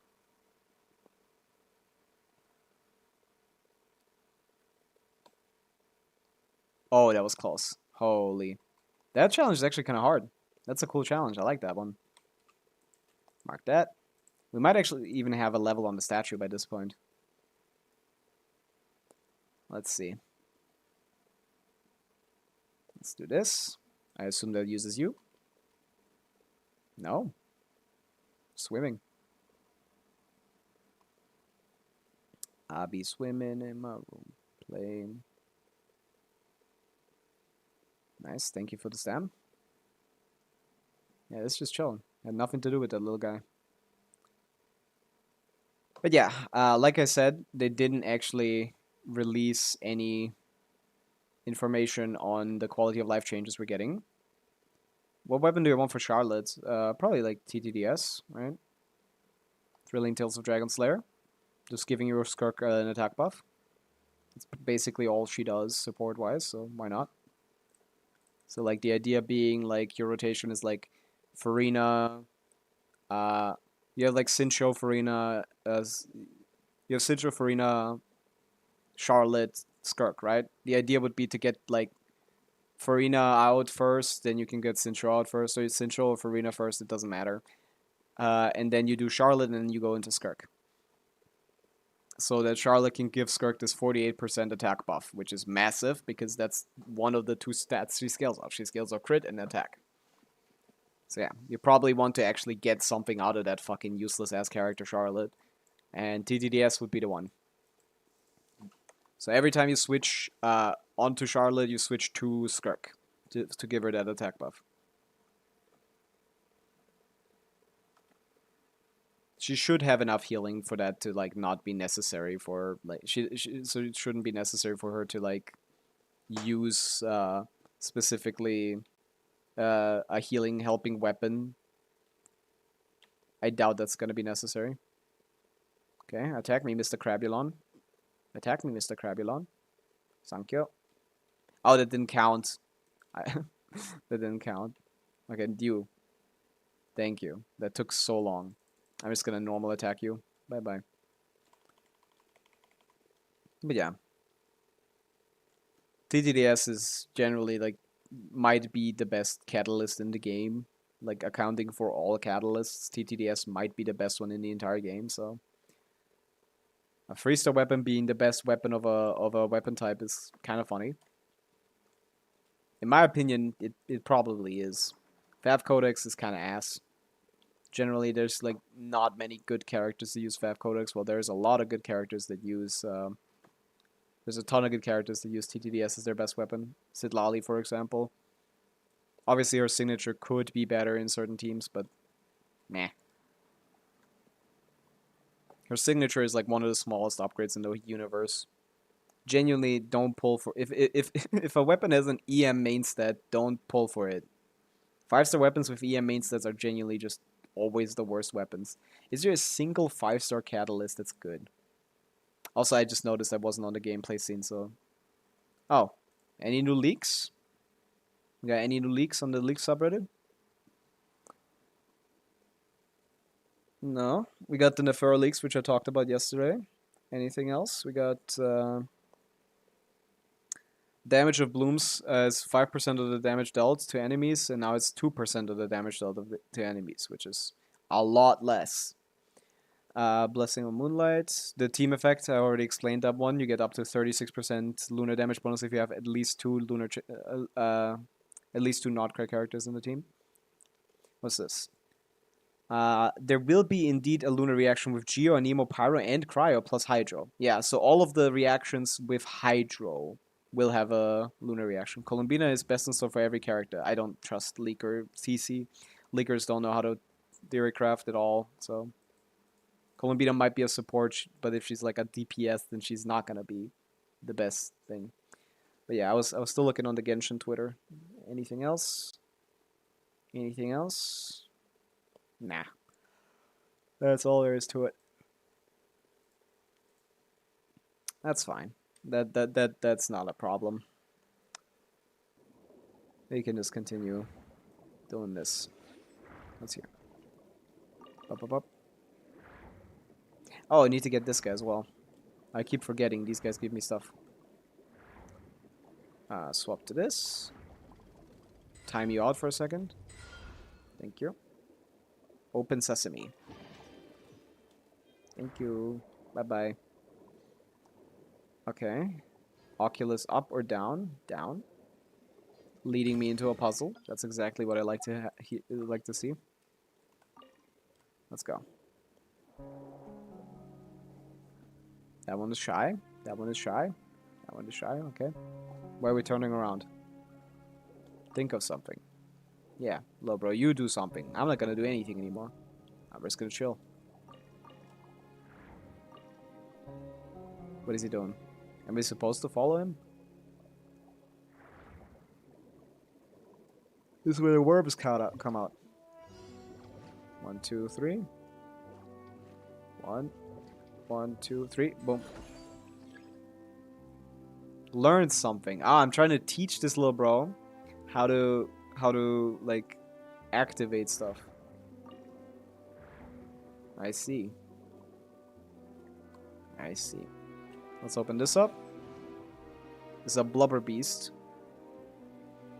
What have you learned from the blubber beast? Nice. That's kind of cute. We're teaching this little guy how to like use his powers. I need that guy. Thank you. 1, 2. Oops, didn't hit anything, that's fine. I have infinite time, I think. Yeah. Now he has learned companionship. How beautiful. And now we can get my chest here. Let's go. Oh, it's a luxurious one as well. Nice. Time to rock. What's this guy doing here? I think he's not supposed to be here. What's little bro doing here? Oh, it's 3 chests. Holy fuck. Give me all that. Yes. That was nourishing. Let's go. Okay. What else is there to yap about while we do some exploring? I generally would like to have a topic, so I don't just talk about the exploration, which in Fontaine is a lot less interesting than in other places. Oh, buddy, what am I gonna do here? Please tell me I'm not gonna use the Blubber Beast's power to just hold this for a little bit and send it all across the thing. Well, I can't see anything. The name of Skirk's English VA is a cat, lol. Yeah, that is actually like a name now. What is it, like Katniss or something? She did a good job in the story quest. I really liked Skirk's story quest. I think Satulogi is a really cool character. Even though I do understand the fraud allegations, I do get how people could see him like, hey, that guy's like an absolute loser. He only fights like Cat Protano. That's cool. I mean, you can't just call like someone Cat, I guess, yeah. There used to be like a longer name for that, but might as well just skip to the fun part. Just keep it short and sweet. There's more. But yeah, I was talking about like she did a great job in Skirk's story quest. I think like that was a very good quest, and the voice performance definitely helped.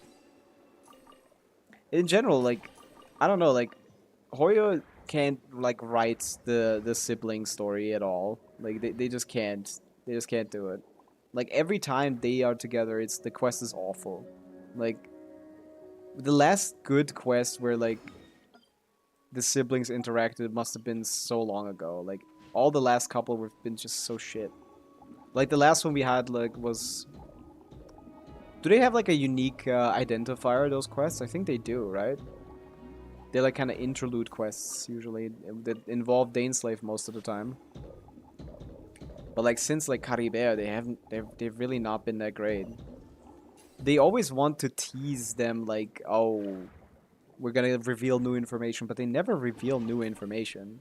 They always just like, oh no, we actually can't say anything, but like we're still doing this, right? We're still doing this like goose chase throughout all of Tevat. For no reason. At least no known reason to us, because they keep not telling us what's going on. And I'm kind of excited because like in the Notcard trailer, like Aether was pulling out a sword against Lumine, and I was like, oh, he's finally tired of this bullshit as well, right? Like this like secretive, this like stupid like, oh, you just need to trust me, bro. Just trust me, little bro. I got this. Like, no. You gotta explain yourself. How often are we gonna run around in a circle, basically? We've met so many times, and none of those times have told us anything of use. You know? We haven't gotten any information out of Lumine.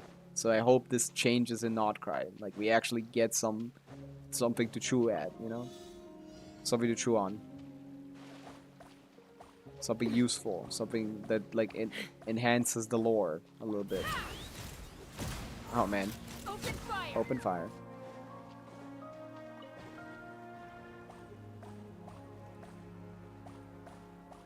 Where's the rest? Oh, you're just gonna get all the rest for me. Okay, that's cool. That's cool. I didn't want to play anyway. Take me up. Take me up. Oh, you go. There you go. Another Oculi. I think at this point we might actually have enough Oculi for a level up. I have 21. I assume that's gonna be enough, actually, yeah. Let's go to Fontania. Let's go to a statue. Let's check it out. Let's see if we got this. Ugh.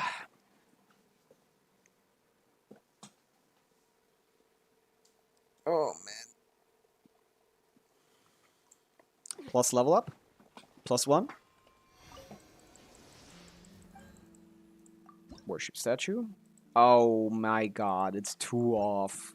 Okay, whatever. I'll just remember that. Sea of Bygone Eras, what's the percentage looking like right now? What are we looking at? Are we like... I can't see it here. 44%, okay. So still a ton of stuff. So much to do, so much to see, so much exploring to be done. Yeah. I haven't turned on like the anime opening playlist in a while. I don't know. I feel like Genshin music suffices. And I genuinely don't like listening to them anymore. Let's fly. Overplayed at this point. That's a very easy chest. Dividing the loot is often a cause of conflict. Should I fight this guy? Okay, let's fight this guy. Off to the I'm going. This guy's kind of tough. Fulfill our pact. Take me up. Let's see. Pyro? Locked Oh no, up. Pyro. Oh my god, I can never react properly. Open fire. If I'm gonna finish up the Sumeru and Natlan Archon quests since I'm Act 5 and 4. Yeah, those are good. Like, I think Sumeru has some of the best quests. As like the best Archon quest in the game, Let's fly. in my opinion. So those are some of the peak quests in the game, for sure. Boom.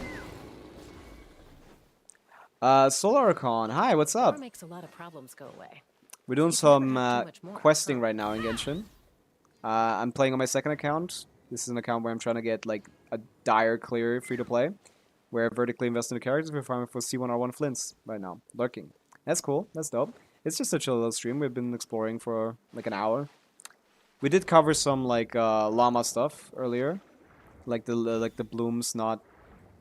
The bloom damage being reduced, the self damage, which is crazy, and nerfs her C1 even more and stuff.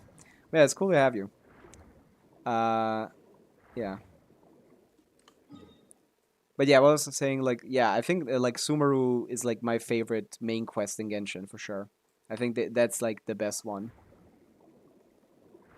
So X4 and 5 are definitely the climax of that. We should definitely do that.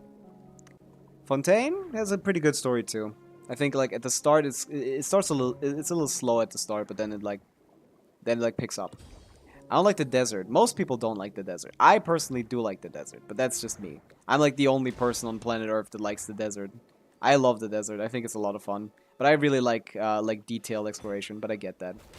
Bro, when Llama gets nerfed to the ground before she even gets released, what? Is it gonna be my fault? Like, is it my fault? You're gonna say like, oh, I'm glazing too hard? But yeah, a lot of people don't like the desert. It's a little intricate, and like back when I had to play it, it literally like there were like no underground maps, so you had to do all of that by yourself. You had to like map all of it out by yourself. I had 100% exploration in the Sumeru Desert before we had the maps for it, which is, you know, that was hard. That my head did start hurting a lot when I played that. So, but it was still enjoyable in its own way. I need this. It's the lure mini game, right? Right. I need to swap to this. But yeah, I get how people don't like it. It's just like it's a taste thing. Most people don't like the desert. I'm in the minority here for sure.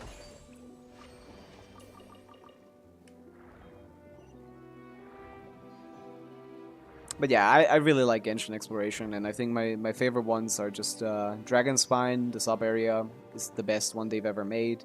Certain areas in Inazuma are really interesting. And yeah. I don't know about the desert's quality of exploration though. Like I need to play that again. I haven't played the desert in a while. That's gonna be our next destination once we finish Fontaine.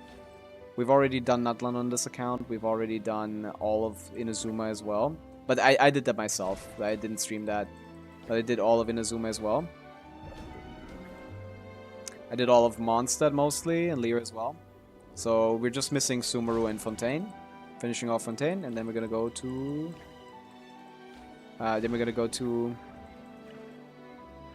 Sumeru, and then I can re-experience... It's not a speedrun necessarily, it's just like...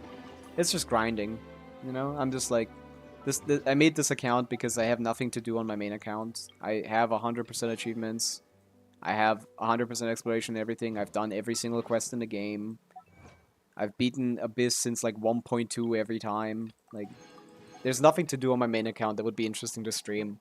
Or that would like prompt topics for conversations. So, I was like, hey, I have the C2R1 Traska account that I farmed together back when she first came out. Why not continue this and like make this into a Stygian Onslaught challenge?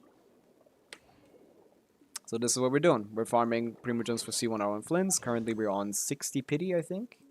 I can check again. I need to make sure. I think it's 57 on the dot. 57 pity on 50-50, and we have like 10k Primogems, so we can get at least one copy. Yeah, it's 12 minus 2. Yeah, 58. Yeah, so we got 58 pity. We got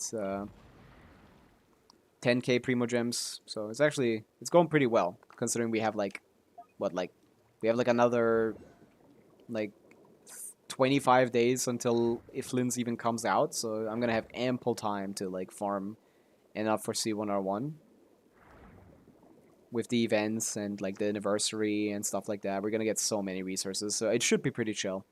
I only need about 300 pulls. We're already at 50 pity. I already have like another 50 pulls here, so we're already at a third of the required amount. Yeah. We're doing fine. This account is chill, so we're just like hanging out. Like if it gets like tight, I might need to actually start a speedrun. But like when this account first started, it was a speedrun because I only had 10 days or like 12 days or something before Traska's banner was gone. So I had to like very much speedrun, playing like 12 to 16 hours a day to get this challenge done, and I only got it because I got lucky. Like I rerolled for the first Traska. I got her at 3 pity after 17 rerolls. That's why this account is called Traska Chase 17. This is the 17th reroll. And in Genshin, rerolling is dog shit. Like, it's the worst thing you could do with your time. It's like 10 minutes for like 5 pulls or something.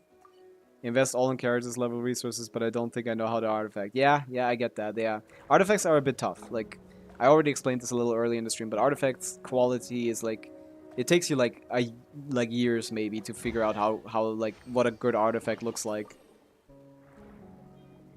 That will take some time. The Genshin is generally a long-term game for most people. I've been playing for 5 years, and yeah, I have no intentions of stopping, so that's why I'm here, streaming it, sharing some knowledge. If you like want a UID review, I can give you that. Maybe help you out with where to go next and what to do next, like optimize a little bit. I guess I am kind of a speedrunner, because on this account, like, it took me 10 days to farm about, like, 300 pulls for this C2R1 Traska. And I got lucky, like, 350 pulls. Yeah, 360 pulls-ish. In, like, 10 days of starting the account. I got, like, 40, 30 pulls a day, every day, generally. And towards the end, it was only, like, 10. So they started to dry out, and my... It's not even that the pulls started to dry out, it's just, like, I got tired, like, farming every day for like 12 hours. It was exhausting. But yeah, if I streamed that, I would have never gotten this character, the C2R1 probably.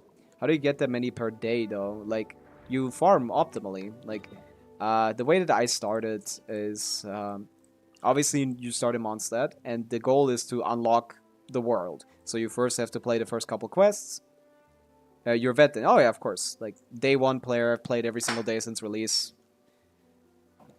I know everything about this game. And yeah, the way that I did this account, which is my 3rd or 4th account, or 5th account, depending on how you count accounts, I guess. But it's the only one I care about right now, from the secondary accounts. The way I did it is just like, I rerolled for Traska, which means I already got 1 copy. So I basically was only looking for C1R1, right? Or like C1R1 worth of pulls required for, you know, the character. So the rerolling got lucky, because like you only get like 6 pulls at the start of the game. I like the first Lantern Ride. Really? I didn't really like the first Lantern Ride that much. Like, most people didn't. I think it's a little romanticized nowadays, because like back in the day, Lantern Ride didn't have anything to do with the main characters. You got the cutscene with Shao at the end of it, but like all the quests that you did during the Lantern Ride were all with random NPCs, you know? Like, that was like one of the big complaints back in the day, that like all of the quests are about NPCs and we're not actually talking and engaging with the characters. I think the writers were like really scared of like writing like character stories that aren't part of the main quest or something at the time. So like most people didn't like the first Lantern Ride. I still have like those lanterns from the first Lantern Ride. I have like 5 left or something. I didn't buy the new ones. I did see that you can buy them now, but like I don't really care about them.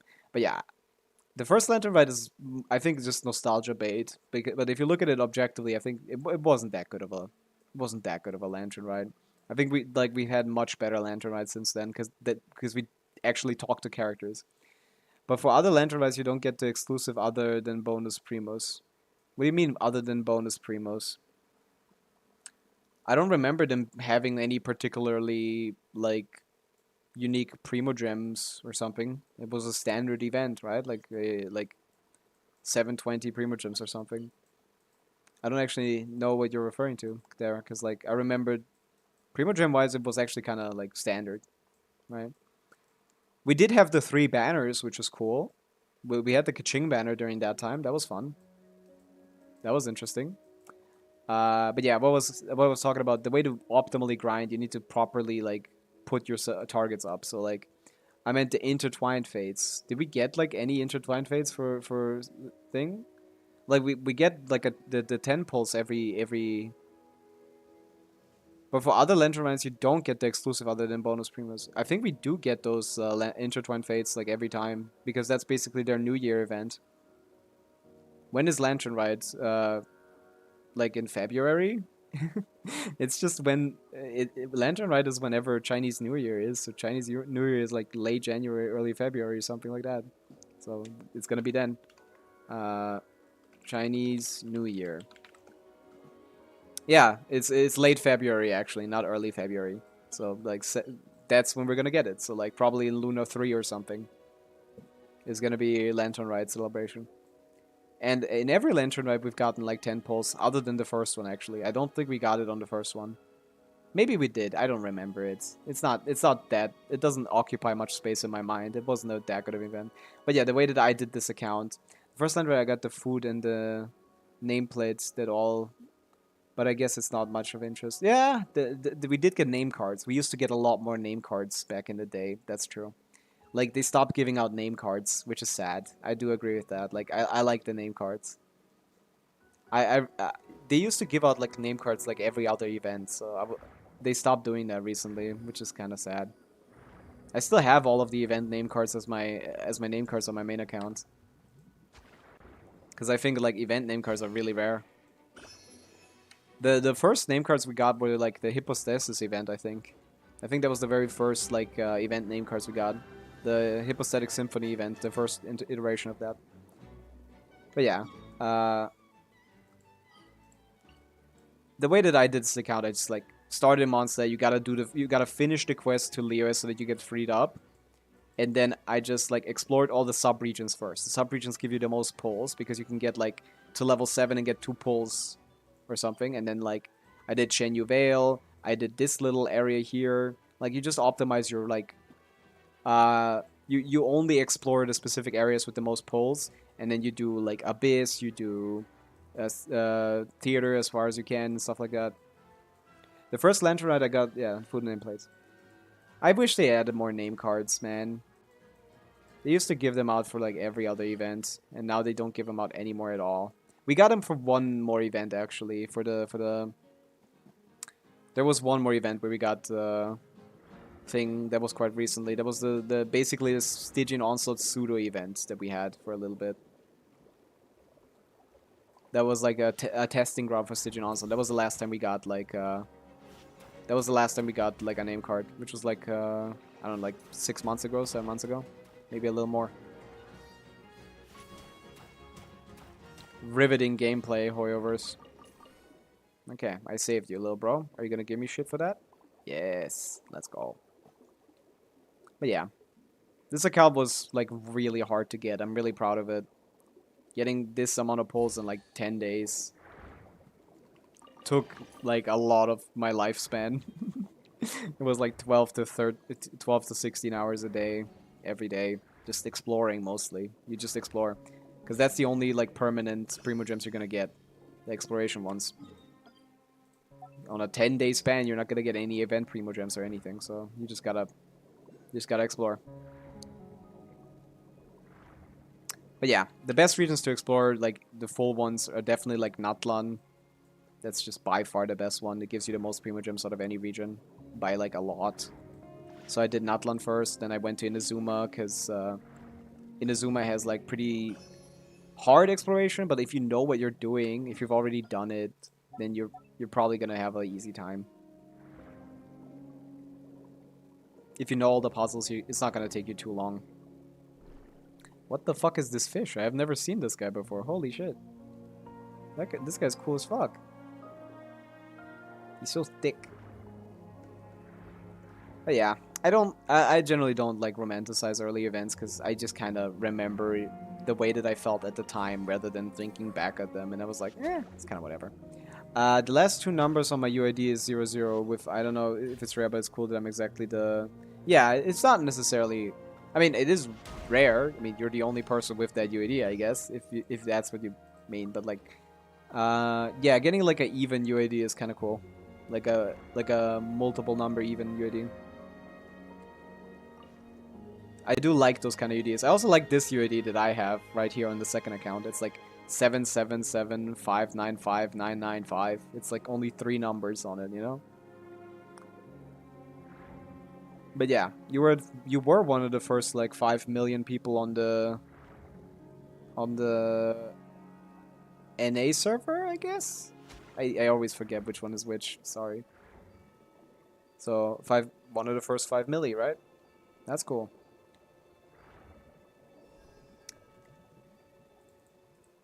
I don't know if it's necessarily rare, but it is cool. What is...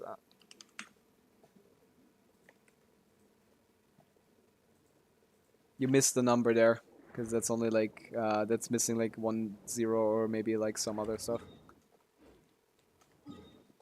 Though, it's a little short. But yeah, I always get, like, funny UIDs. Like, what is 777595995, bro? And that being exactly the UID I get on the on the 17 reroll. Because those were separate UIDs, because these are technically separate emails. It's missing a 7 at the front. Oh yeah. Yeah, yeah. You have mad at me on Europe. I forgot. Okay, I'm stupid. I'm a dumb guy. I'm not a particularly smart person. I don't remember things. I don't know what I ate yesterday, you know? Like, I don't know anything. Memory is my worst quality. I have none of it. Oh yeah, I just understood how you're supposed to beat this. You just go to him and stop him. Like, just stop him. What the hell? I was like, I remember when I played this, I tried to like outrun him or something. Like, why was I so stupid? What? Am I like an idiot? Like, I didn't have to outrun him. I just need to go to him and stop him from eating any more of them. And there we go, and I won. Come on, don't be this bad at the game. Swimming is a little bit hard in this game, though. Have I added you on both accounts now? I think so. Both you and the other guy, NS. No, only this guy. Who I don't even know if he's lurking or not, but like, he's around, I guess. I still don't know how to pronounce this name, but yeah. Also someone who should probably focus more on building their characters than pulling. Blackcliff Pole is a little cope. I would rather use the 3-star weapon. Arle has a pretty decent 3-star option. In my goat, the white tassel. Oh my god, I always pick this. Stopping both of them doesn't seem efficient.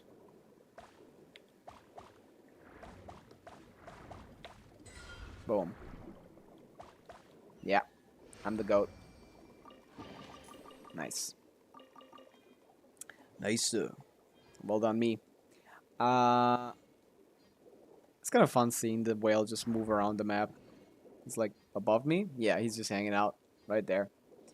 Okay, and there's some big chests up there as well. We get those as well. And we're cooking. We got 2 more levels already. Jesus Christ. We're going really fast with this exploration. Oh yeah, we can get level up on the statue, which is probably gonna give us another key, which is probably gonna give us enough sigils to get a 3rd level. At 75 pity, and I was debating if I should pull Mawika or wait for Arle back. Then I pulled once, and Mawika happened. Yeah, that's soft pity. Then you didn't get Mawika in 1 pull. You got Mawika at soft pity. You know, like I remember you saying you got Mawika in like 1 pull or something. No, that's just standard soft pity. You got it at soft pity. That's exactly where you would get her. But sometimes I wonder if Arle would have been better for my account. I mean, Arle is not better than her, so no. Like, do you have Traverse? Like, sure, you need to pull Sidlali, but like, Sidlali is Arle's best teammate as well. You know, like, Arle's best team is with Sidlali, and if it's not, it's with Traverse, and you need to play Traverse Beneficial, which would be Arle's best team. Arle's a fun character too. I like having her on my account, but like, I wouldn't pull for her now. And also pity my guy. I had gotten Farina and Skirk in 1 pull, but not Marika. I see. So I must have confused. I must have confused the two. My bad.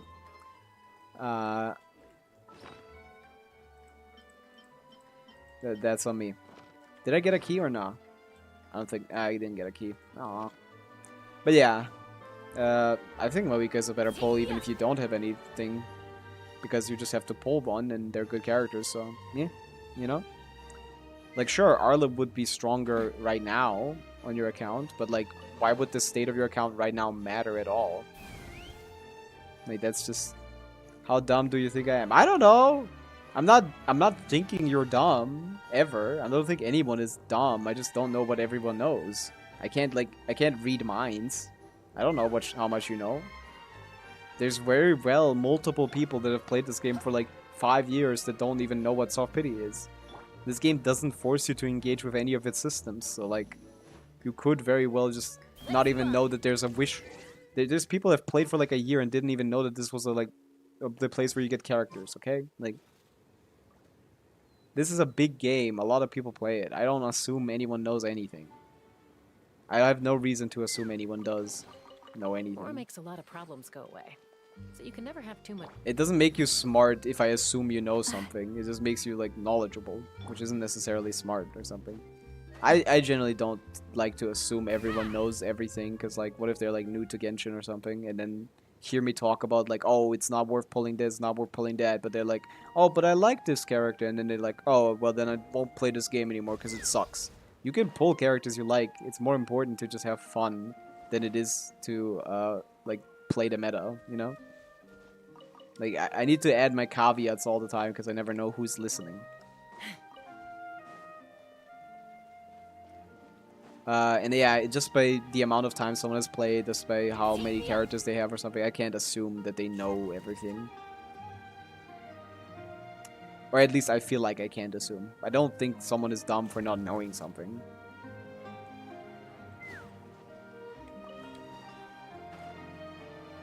But yeah. I don't know why I'm in the thing exploring, but we're here. I think I started in 3.2, 3.5. Well, that's a kind of a slightly sad time to start, to be honest, because like 2.7 to 3.0 is like the best Genshin versions ever. Like awesome events, great exploration, stuff like that. But maybe that would have been too overwhelming to start in like 2.8 or something. That would be way too much. That would make most people quit probably. There was so much content, just like the whole base game and then limited time area that you needed to explore that was like really challenging and stuff, you know? That might have been a bit too much, so maybe that's actually a good thing. You didn't start playing then. Yeah, 3.2, middle of Sumeru, that's a good time to start. Genshin is a peak Genshin right there. No power creep, everyone is just kind of ass. And we loved it. We loved every character being terrible. War makes a lot of. Take me up. I guess now the definition of what is bad and what isn't is like very relative, I guess. I would have started a lot earlier, but I didn't really have the gigabyte space for nor the graphics to play. I get that, so you just got your new device with which you could finally like actually play the game. I get that. A lot of people have that like as their story, like, oh, I was interested in Genshin way earlier, but like, you know, couldn't do anything because too much storage requirement or like the graphics requirement also too much. Oh, so do I get anything for freeing all these guys? I don't want to kill them. Kill the seal. I'm not killing the babies. That's evil. I'm not evil. I'm just good old Pavitsa. I go help the babies, and they're gonna give me a chest, right? Right? I'm not doing this for free, right? Because then I might kill the babies.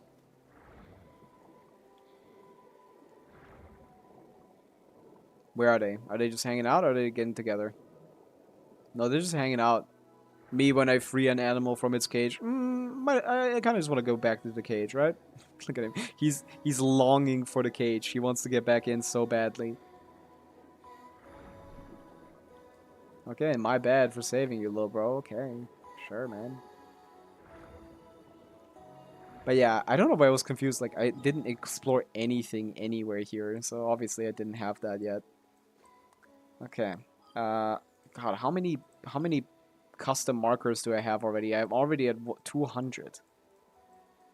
Most of them should be here, right? Most of them should be in Fontaine. Because we're already at like level 8 on the thing. But whatever. Let's get back to it. Back to the grind. Oh no, back to the grind again. I would play like different music now, but like the Genshin music is good. If it starts playing. I could make it a little louder. Maybe like this. This would be more fitting for exploration. What's this? Picasso, I like it. Oh, there's another chest. Oh my god, there's so much. I always get overwhelmed when I see something and I can't get it right now. I was like, oh, I need to not forget, because if I forget, I'm never getting it. Even though that's not how that works, I'm gonna see it again probably. Nice. And it perfectly leads me into the next exploration objective, which is this thing. Which gives me a chest, and then I go out here naturally, and then I see something else to get. This is what's called like natural exploration. Like, oh yeah, boom, and I instantly see like this. This is like, hey, the game is like designed to place things in specific areas that are visible after you finish a certain area already. So in second half of 3.8, never mind, 3.6. Okay, so like, what was happening in 3.6? I think like KRAI came out or something. That might have been around the time KRAI came out. Maybe a little, yeah. Nothing was really happening back in towards the end of Sumeru because they stopped releasing characters after Al-Haytham in 3.4. Like, no, after Wanderer in 3.4. That was like the last guy we got. That was basically it. After that, we didn't get anything anymore. Which was weird. We just got 4 stars. We got like KRAI, we got like and mostly just reruns, which is interesting. Like they went a whole patch without releasing a new character, right? That generally doesn't happen nowadays.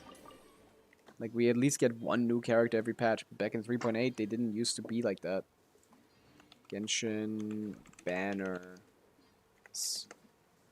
All wish history. Let's check it out. So like in 3.6, they released Baiju, I guess. He was new then, right? That might have been actually him, yeah. But like 3.0 started big with like nothing other than a standard character, which no one got. So you skip this, then 2 new characters in this patch. Then we got Nahida in this patch. Then we got Wanderer in this patch, and then we got Al-Haytham in the last one. Yeah, Al-Haytham was after Wanderer. Never mind. Yeah. And then after Al-Haytham, they just kind of stopped releasing new characters. Only rerun banners here. Only rerun banners here, and then there's Baiju, I guess. He was new. With Kaveh, and then only rerun banners here with, like, KRAI as the new 4-star. And then only rerun banners here in 3.8. And then in 4.0, we got our new characters. Like, they kind of stopped releasing any new characters for a while there. They generally would... They won't be doing that nowadays, I feel like. Right? Like, what's the last couple of versions like look like? New character here, new character here, new character here, new character here, new character here, 2 even. Like, yeah, that's, yeah. No, not Siegewin. Why did I say Siegewin was new? My new character here, 5.4 was Thing, 5.3 we got 2 new characters, yeah. Nowadays they wouldn't, like, leave a whole version or 2 even without releasing a new character.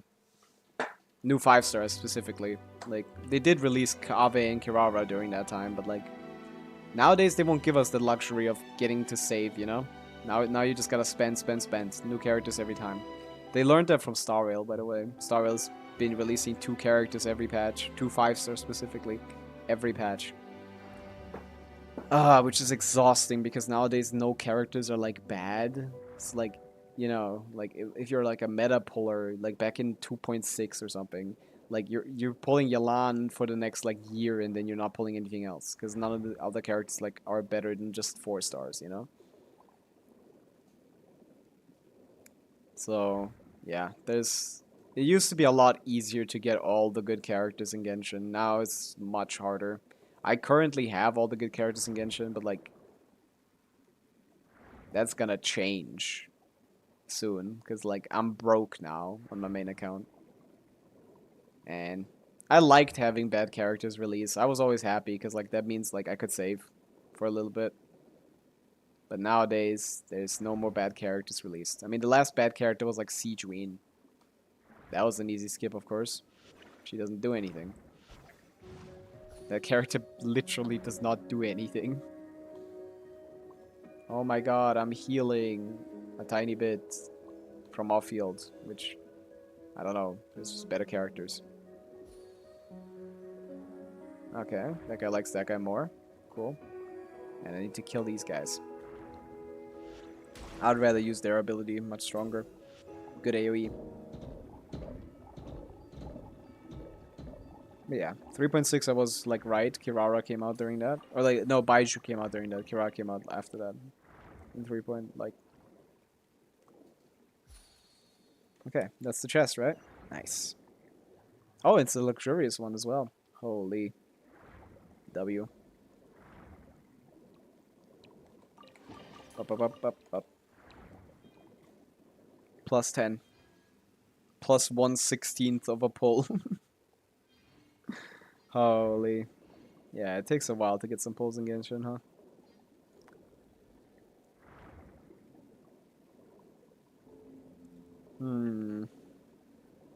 Yeah. Almost 11k Primo Gems. We could probably save to like 20 plus K by the time Flins comes out. I'm certain I can double that. Let's try to find this like underground area. Where do we enter here? Oh, it is actually just here. Somewhere. Is it up or down is the question. And the answer is always like, you gotta check both. And whatever the second one you check, that's gonna be the one. Okay, up was a stupid idea anyway. That's on me. That's on me being bad.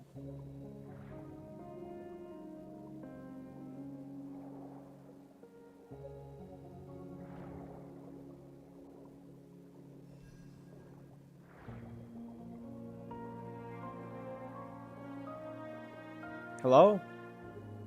No, it is up, but not that. It's low, but it's not that low, and it's up, but not that up. Yeah, right here. Jesus. That's underwater exploration for you. That's why I would much prefer to be in the Sumeru underground right now, to be honest. I guess it's similar there as well, because they have, like, instead of having, like, infinite water and, like, 3 layers, you have, like, infinite layers and no water. There's some layers that just don't even have maps, because the designers were like, I'm not making a map for, like, I'm not making a whole map layer for, like, 2% of, for, like, 1 room or something. Open fire! Bullseye! Bullseye. Open fire. Bullseye. Thank you, Chaska. Chaska. War makes a Yeah. lot of problems go away. So you can So you never have too much more, huh? Ugh, my headphones are starting to hurt on my head. Not from today, just like from streaming so much recently.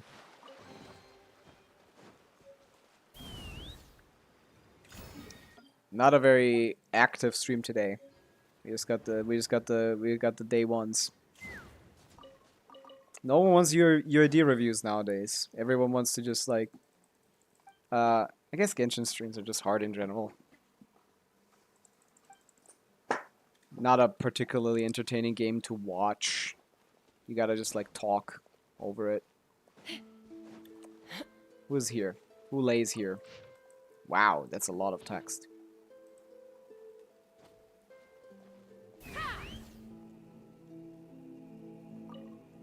Let's see.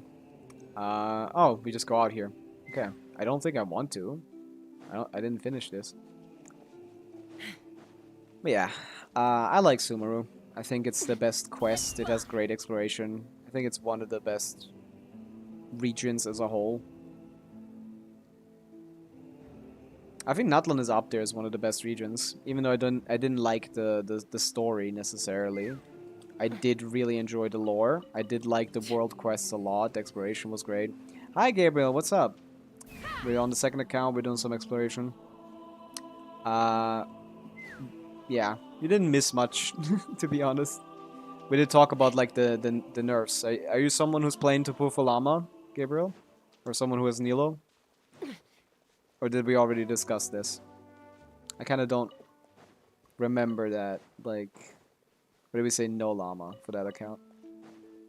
Because Llama got a big buff. I guess Bloom Flins. Yeah. Right. You have like C1R1 and Effa. You have R1 and Effa, right? That's what it was. Yeah. Yeah. No Llama. But yeah, Nilo teams are getting buffed by a very funny thing that we saw yesterday. That they reduced. I gotta check out Flint's kit as well. I haven't seen it. Flint's kit is very simple. There's not much you need to like know. Flint's is just a. He's just a lunar damage dealer that does damage with his like skill. He's basically like Varessa. He has like a full charge burst, but that burst sucks sadly, even though it looks cool. And you just use his half burst, which is that like plunge attack looking like attack, but it's not a plunge attack. It's just like a skill. And it counts as lunar damage, which is where most of the scaling is. So you're gonna build him standard like any other like lunar damage dealer with the new damage set. You can put Inefa or Aino on the support set, or anyone else really, as long as you have two Notcrack characters. And then you just like normal attack and use skill whenever you can. Like it's a very simple character. You just skill whenever you can. It's basically like Varessa, but without needing to like pay attention. Oh my god, if Cheese is in law school, he must be Yan Fei. So true, Cheeser. Are you Yan Fei? The decadent lawyer character? Isn't it kind of crazy that they didn't release a lawyer character in the law region? Like, they didn't release a single, like, lawyer character. I guess Nivelette is a judge, kind of. Right? But that's still kind of funny. Like, we got one in Leo, we didn't get one in Fontaine. Okay. Nation of Law, my ass. Take me up. Is there any connection that can be drawn between the Nation of, like, Law being the one with the most, like, dickheads? Like, all the NPCs are, like, evil? But yeah, Flint's is pretty easy to play. You just normal attack and use his skill whenever you can. He's, like, literally one of the most simple characters in the game. No, use his burst whenever you can, right? You go into skill to get like the infusion, but like you burst whenever you can, which is like at like 40 something % of his burst you can burst. It's like Varessa. You want to burst with the small burst instead of using the big burst. Not skill. I was confused for a little bit. You do the small burst. That's what you want to do. It's secretly Law by Mike, who like Yan Fei? Or like Cheeser. Law by Mike is in this chat? Crazy.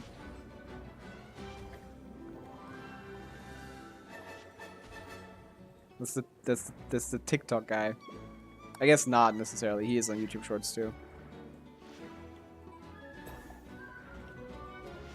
Yeah, let's kill these like little animals.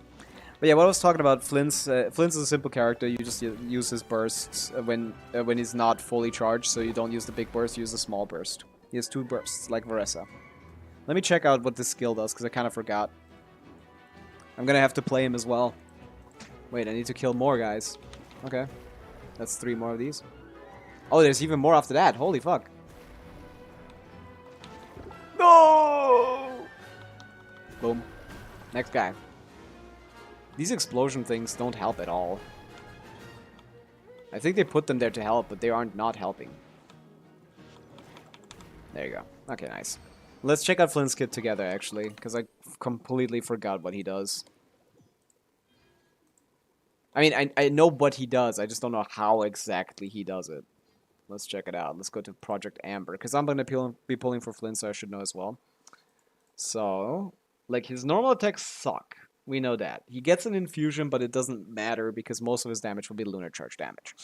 So, what does the skill do? Flint summons forth an ancient power concealed within the lamp and switches to his manifest flame form. This form has following characteristics. He has infusion, okay. So I was right. His skill gets him infusion. His interruption resistance is increased, that's nice. And his elemental skill, Ancient Bright Light, is replaced with the special elemental skill, Northland Spearstorm. Oh. Akaza, hi, what's up? We're talking about Flins. We happen about Flins right now.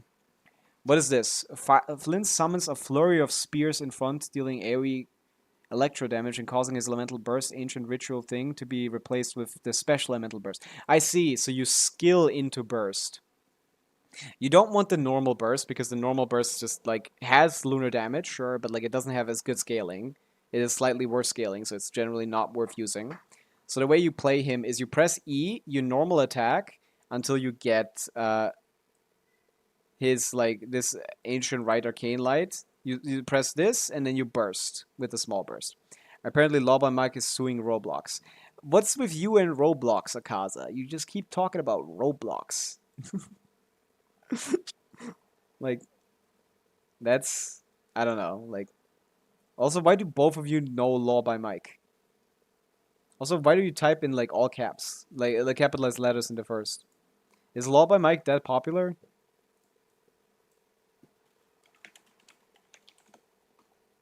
It's the TikTok guy, right? Yeah, it's the guy in the YouTube Shorts. But yeah, you want to mostly use the second the secondary burst, not his main, not his like big burst. He's got 50 million subs. What you on about? Of course he's popular. But yeah, but he's popular on YouTube Shorts.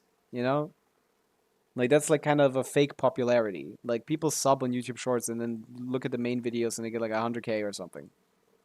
50 million followers from like long form content is very different than from short form content. What do you got here? Yeah. Flint summons a spear dealing area damage to be replaced with thing for the next 6 seconds. Yeah. So every 6 seconds in his rotations, which means you're gonna only be able to do this twice because his skill has a 16-second cooldown, 10-second duration. So twice during your rotation, you will be able to use his skill, which will activate his different burst. And if you have enough energy, you can use the second burst and do damage. He does long form as well. I mean, most people do. Why that would just be a waste if you didn't. If you had 50 million subscribers from shorts, you should definitely transition them into long form, where you actually get money instead of just short form content where you get nothing. But yeah, Flint's very simple kit. You just press E again to activate the thing mode. You normal attack until you have enough energy to burst on the small burst, and then you do that again. Chill guy.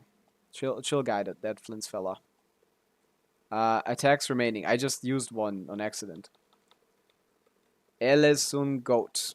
I assume that means he's a goat.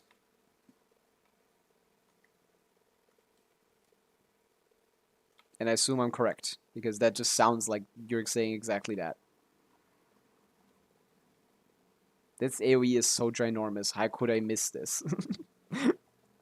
Pack it up, little bro. You are not Spanish. Why are you two always the ones that are fighting? Are you sure this is not an alt? How about we explore this area later? Okay, yeah, my bad.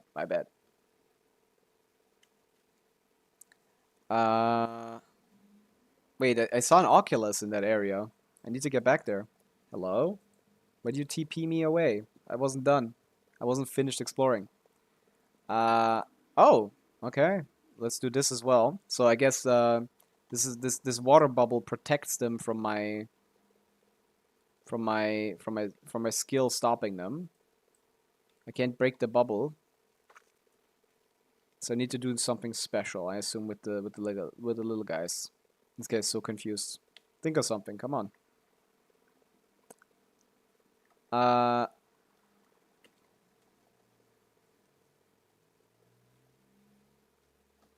Okay, what does this do?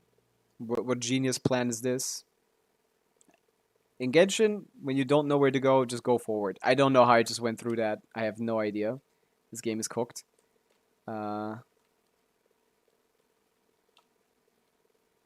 What do I do up here? Oh, wait for this fucking loser. There we go. How does this help? Oh, he makes a hook. So he's gonna, like, bait him in. Smart. That's cute. I need to collect more of these than him, though, I think. Got pushed off a cliff once because I should have explored the area ahead later. Yeah, like, she just pushes you in a random direction. Like, why does she do that? That's so cooked. Yeah, that happens to me too. That happened to me too as well. Like this is not very protective of you, Paimon, to just throw me off a cliff because I'm just like a little too close. I see.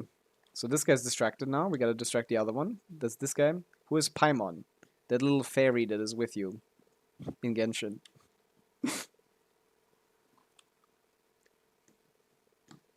She's the shade of space, by the way.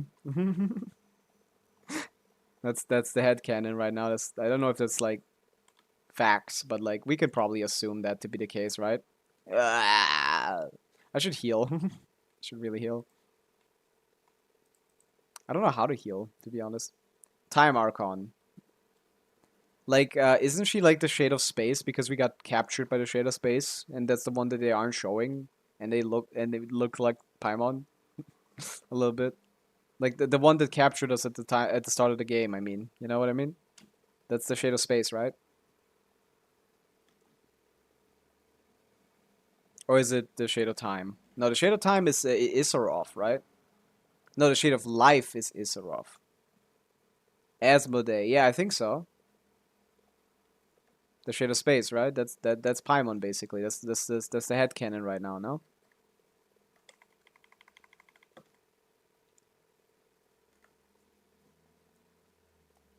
I'll Google the shades again for the 15th millionth time. Again, I'm playing without you guys hearing the gameplay because I'm on the browser tab. Ugh, whatever.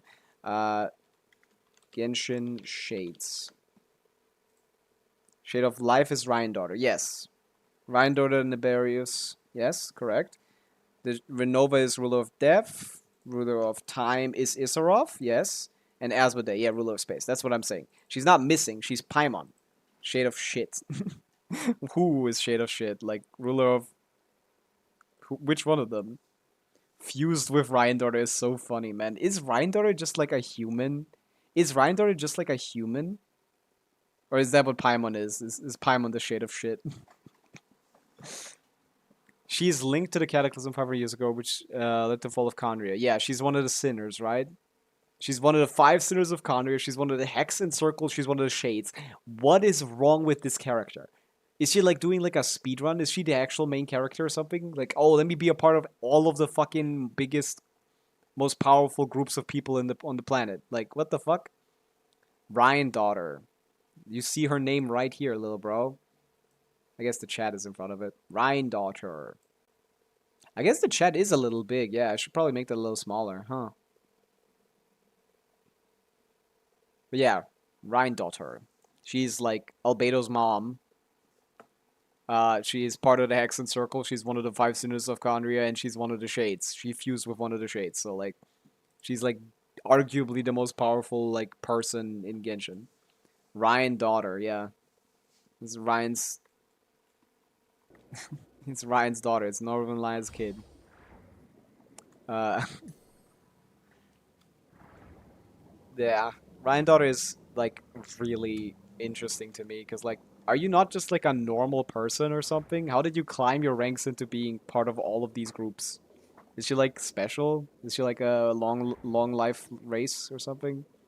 She's like a she doesn't have like the Alice elf ears, so I can't really tell. But I guess she fused with one of the shades, so I guess this is not her like usual appearance. What am I trying to do here? These guys are just communicating. They're just like yapping, and I just hit him in the back of the head. What do you want from me? Complete the trial objective in specified time. Okay. What is the objective? I'm just doing this a bunch of times. Sure. She's the goat. Yeah. For sure the goat. Like, she's just stupidly powerful for some reason. I can't wait until she's playable. Jesus Christ. I want to hear like a voice line about Albedo. Oh, buddy. That could be like scary. I do assume that all of the shades will be playable, right? They look playable, but like they look like Honkai Impact 3rd characters, right? They look...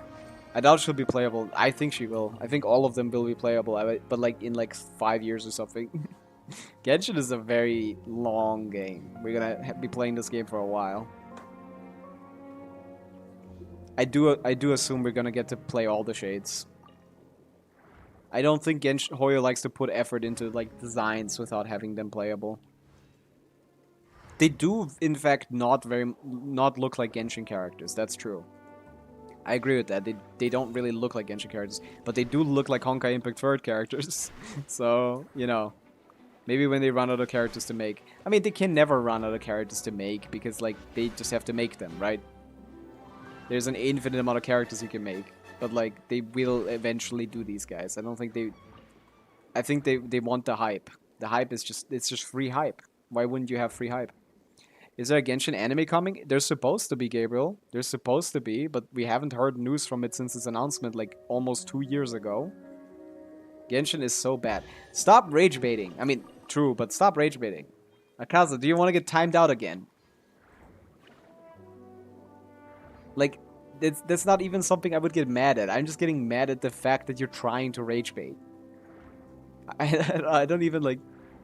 I guess it's like GTA 6. It's kind of like GTA 6. Like, let's check, like, Genshin anime announcement. When was this? It was back in September 2022. It's been fucking 3 years now. It's been 3 years. Then the rage bait is working, my guy. No, I don't think that counts. I don't think the rage bait is working when I'm not mad at the rage bait that they're saying, but the fact that they are rage baiting. I don't think that counts. I think that's different. Because, like, I wouldn't be mad at someone saying Genshin is so bad. Because that's like... Yeah, there's a lot of bad aspects about it. I agree. But, like, I know what Akaza is trying to do. He's trying to get a reaction out of people. And it's so annoying. Can we just chill? I genuinely think it's like it's just Venti on an account where he's allowed to troll. How is the other chat is on your screen but no one on my chat here? Oh, that's because you're on the YouTube chat. And the YouTube chat is just the YouTube chat. Everyone else is on Twitch. You can see it next to the icon. They're from Twitch. And they don't see you there. They see you on the screen. Same thing. I can't make you guys be visible for... What is Twitch? That's a streaming platform. That's where you stream. I still think you're Venti on a Rage Bait account. Where you can troll for free without getting, like, without me getting mad at him. I still think that. You have not convinced me that you're not the same person. And if I find out, you're both getting banned. So don't slip up. Ah, here's the Oculi. Nice. But yeah, Gabriel, the fucking anime was announced like 3 years ago. And we haven't had a single piece of news about it since. So, yeah. Little cooked. Slightly cooked. I'm not that idiot scum. Okay, that makes me... I'll stop calling him that. I feel like I'm gonna ban either one of you, and I feel like I'm more likely to ban you. But don't talk about random people you don't know like that. What the fuck? Yeah. I'll give you one more chance, okay? I'll give you one more. I'm a very generous person. Oh, getting 5 at the same time. This is gonna be tough. Boom.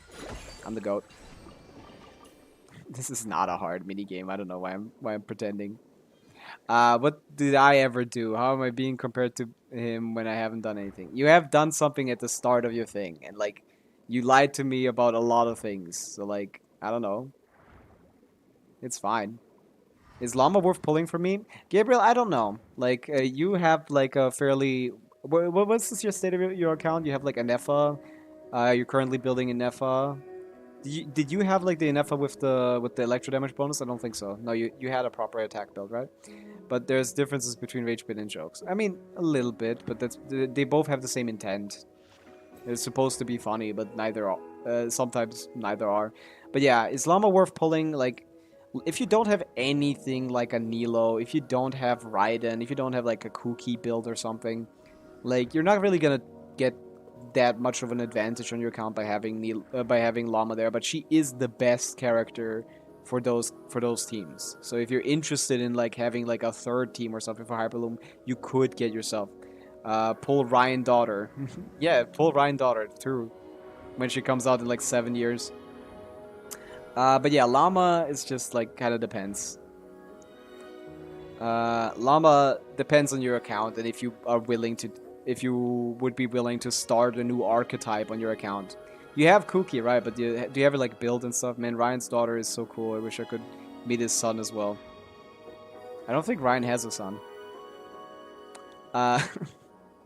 What are we yapping about, man? I'm trying to help someone out with fucking with Llama, and you guys are just doing some bullshit. Yeah, Cookie's level 80. For Hyperbloom characters, you really need them to be level 90. That is a major increase in damage. It's a 30% increase in the Hyperbloom damage. So you would have to level your Cookie to 90, and then use like a very cope team of like Cookie, Sincho, Sucrose, or something. Like everyone has a good Hydra. It's Sincho. I assume you have Sincho. Everyone has Sincho. He's the GOAT. But yeah, if you don't have him leveled right now, you'd have to level him and stuff like that, you know?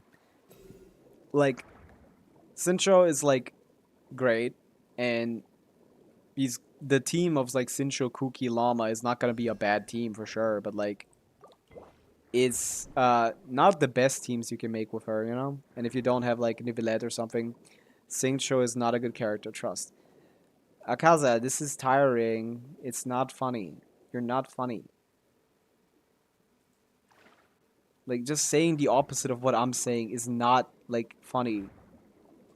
Like, what you said before with, like, pull Ryan daughter, that's a little bit funny, but, like, you need to up your game a little bit, okay? You need to up your game. Like, either you get better or you get banned. Like, that's my condition. But yeah, Sincho, level 80. Do you have cons?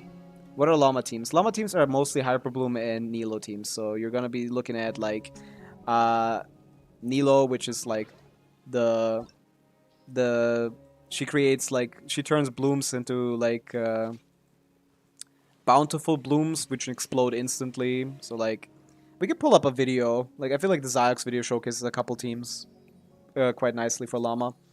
But yeah, Llama increases hyper bloom damage by basically like 30 to 50% depending on what characters you play. And let me pull up the Ziox video. We can check this out. He showcased a couple teams. So, like, the best teams you're going to be playing is, like, Nilo Bloom teams, which generally just, like, apply Dendro and apply Hydro and, like, and as we do damage with these, like, cores that spawn. Before, my blooms did a bit less than 40k, so it'd be like 38,000. Here in this team, he's doing, like, 55k bloom hits. Without the SIG, it'd be probably closer to, like, 48, 47 maybe. And currently, Nilo Bloom teams hit, like, 35k blooms. So basically what you standard Hyper Bloom hits for. But, yeah. Ideally, you wanna... Yeah. So she's a big upgrade. Doesn't she need another Notcrack character? No, she actually doesn't like a Notcrack character. Because the way that she works uniquely is that the crit on the Hyper Blooms and the Blooms, the crit on the Blooms that she provides is when there's one Notcrack character, aka if she's alone. If you add a second Notcrack character to her teams, which is what they've designed for Nefair when she comes out, she's gonna be like the Bloom DPS that's coming out in like in Luna 2. And the way that she works is if you have one Notcrack character, you get 15% increased bloom damage. By 15% of the time, you get double damage, which means you get just 15% higher bloom damage by blooms being able to crit, right? But if you have two, instead of this, you just get like a little bit of crit rate and crit damage for your lunar bloom damage, which is just her whole skill. If you only have her as the, like, if you don't have Nefair, which we don't really even know how she's gonna work. So she actually prefers not being with a second Notcrack unit when it comes to, which is funny. For now, until like Nefair comes out and she's actually gonna prefer using this because the way that the currently leaks look for Nefair, it seems like she completely removes lunar cores from the field.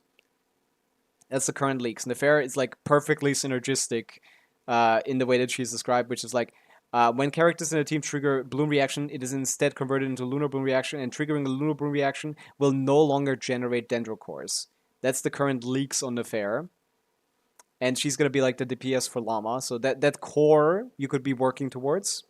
I don't think I have enough for her. Yeah, I think it's fine. I think you don't necessarily want her, because like her best team is probably going to be with Nefair in Luna 2, so in 6.1. But yeah.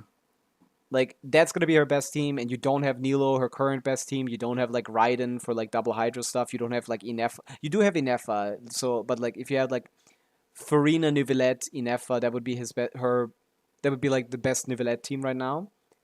But you would rather use your Inefa for your Flins, right? So there wouldn't be a point. Yeah, I don't think there's necessarily worth pulling for your account in its current state. It's a very free-to-play, friendly character, Llama. She's, even with just a team of Sucrose, Sincho, Kuki, you're gonna get, like, pretty good clearing. But it's not crazy. I think it's kind of crazy they announce so many characters so fast. Yeah, I mean, they always do that, every year. Every year there's, like, the first year trailer where they announce all of the characters.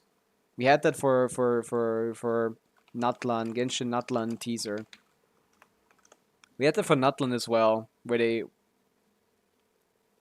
A name forged in flames. Was it this one?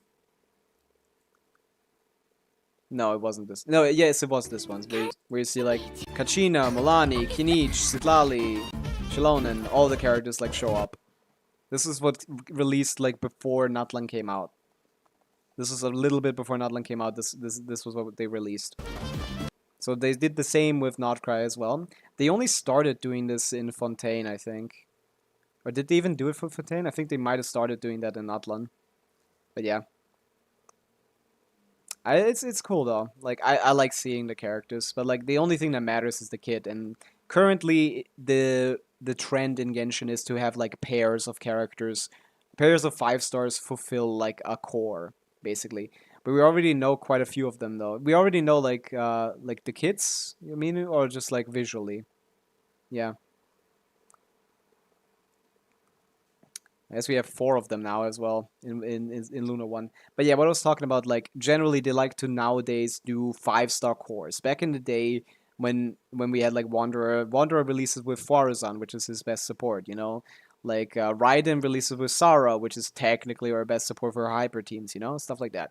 That was their approach. They released a 5-star with a 4-star. Nowadays, they switched to an approach of, like, 5-star supports 5-star. Which is really cringe in my opinion, but it is what it is. So we got Sitlali with Mawika. We still got Janssen Varesa, so that's kind of cool. But then Escoffier with Skirk, Inefer for Flins, Llama for Inefer, you know? But the characters, like, the supports are still useful even outside of the core. Like, Llama is a good character even without getting Nefer. Inefer is a good character even without getting Flins, but they're not, like, amazing, you know? So yeah, Genshin is currently, like, in the mood of making like core compositions. So yeah, I'm personally not a fan of that. I don't like that. I like more of like myself, like me building like those compositions, you know, like I decide which characters synergize, or like I find the synergies between characters and not just them designing them to specifically work for each other and basically only with each other, you know. I just pulled C6 Shaska. Oh my god, didn't you like you're AR40, bro. I told you to get better material, and this is what you do? Thin ice, little bro. Thin ice. My internet is so ass, bro. Yeah, I get that. You talked about this yesterday, about your internet being, like, kind of shitty. But yeah, I'm not a fan of, like, them just designing characters to work with one character and basically only work with one character. I think that forces people to pull way more 5-stars than they should be. So I'm kind of just, like, avoiding that. Like, I'm gonna get Llama, but I'm not gonna get Nefer. I have a Nefer on my main account, but I'm not getting Flins. I'm just getting the support that I can use in all the different compositions instead of the DPS that I can only use in the DPS team. That's how I like to play the game, and I'm gonna continue to play the game like that, even though the game is very much not designed like that. Like, I would have gotten Escoffier without Skirk as well. Like, I just like the variety of teams that these characters work in. I much prefer that over just, like, oh, they're the best support for the best DPS or something. Like, that's just boring. I don't like the recent, like, move to, like, duos. Oh my god, I got Milani at 0 pity. Okay. Ah, sigh. You got one more. Make it your best shot. You got one more.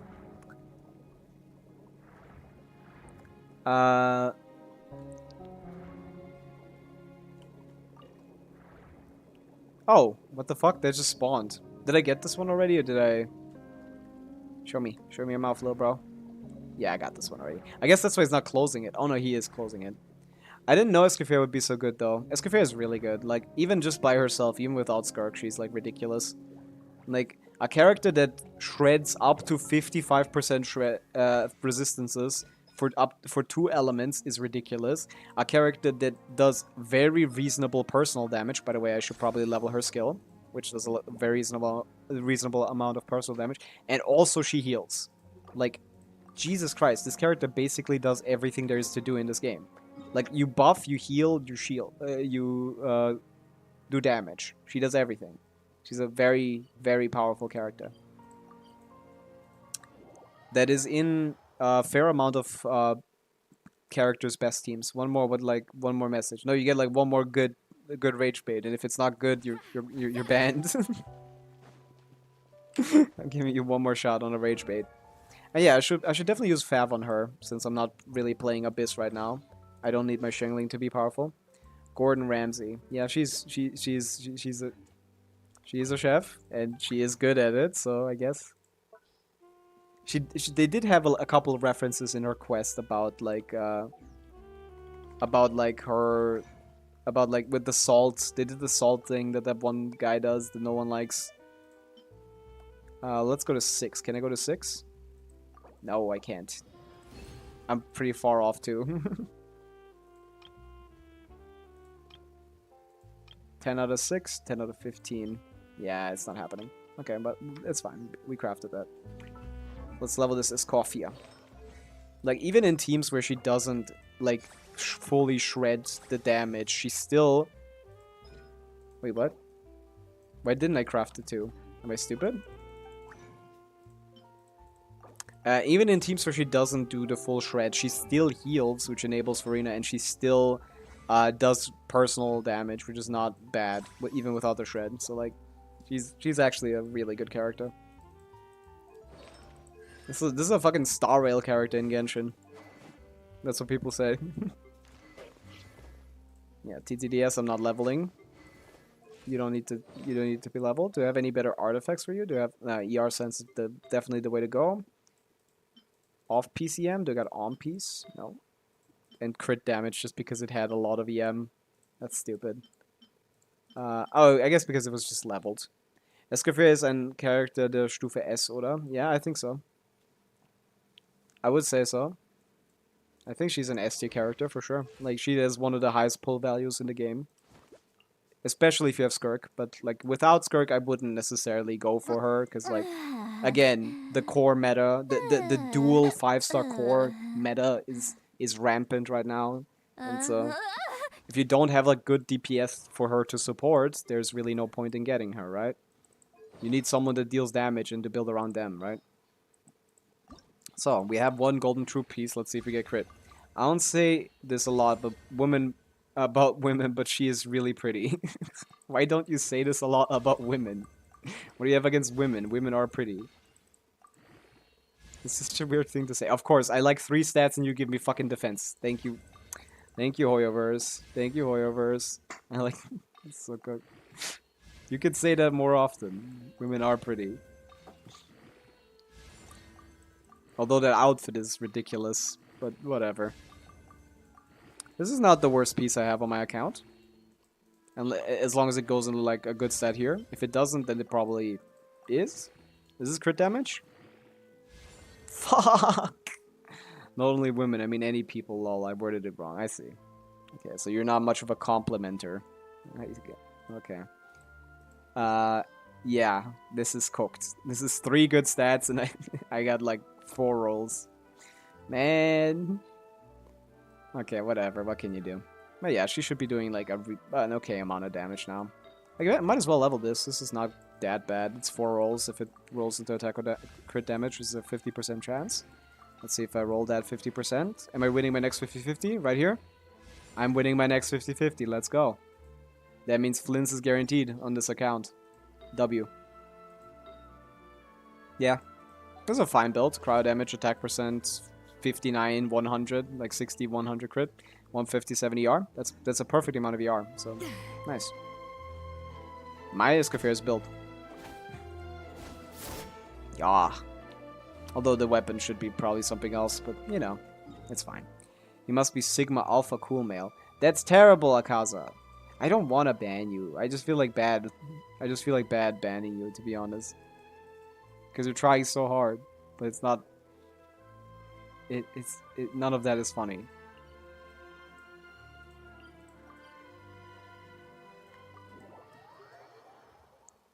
Ugh, we're not on the same wavelength. You gotta match my vibe. You gotta match my presentation. Okay, back to Fontaine. Back to exploring. Oh, we have 120. Might as well. Come on, we gotta get 5 levels on the Lucine. No, 5. 4 levels on the Lucine. Wow, we get so many levels from this dude. I've leveled like up like by like 12 levels today just from exploring this underground area. I'd rather not be a Sigma Cool Alpha. I agree. I prefer to be like normal. I don't want those medical conditions. I'm happy and healthy right now. +4, which means we also get 2 pulls for the Flins Fund. W. Wait, is this animation a little different once you hit like one of the 10 levels? Hey, nice, we got 2 more pulls. On the standard as well. I'd rather not be Sigma Cool Alpha as well, yeah. So we almost got 10 pulls and normal pulls as well, so that's nice. Let's see. Any 4 stars? We just got a 4-star. It was sacrificial fragments, so I assume we're not getting one again. Yeah, that's fair, that's fair. That makes sense, that does up. Yeah. Nice. But exploration is going well. We're almost finished with the Sea of Bygone Eras.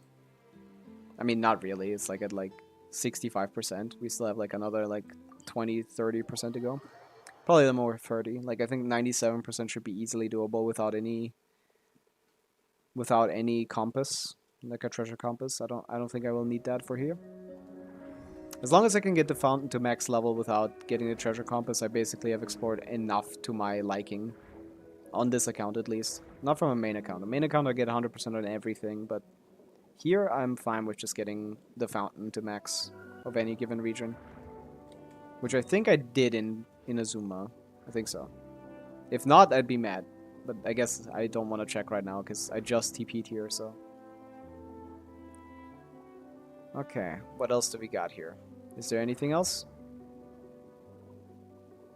Kind of cleaned house over here. Got most of everything. But yeah. When it comes to pull value for the next patch, like, both of the characters are good. And if you want to complete the core, that's definitely something you want to go for. Okay, I admit I'm secretly Pavitsa, guys. His full government name is Luca Pavitsa. Yeah, I know you can see that when I press, like, thing. That's not even my government name. That's just, like... I know you can see that when I do the thing.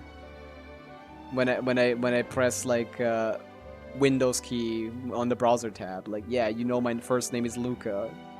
Wowie zowie. It's not even my name. It's just what I put on Microsoft. Pirates, I need your help. I have more DPS 5-star than support. I have Arle and Effa. You can play Arle and Effa together.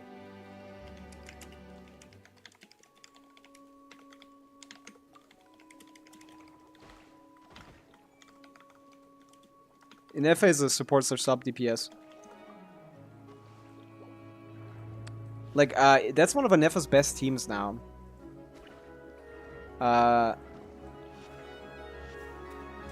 Actually. Ugh.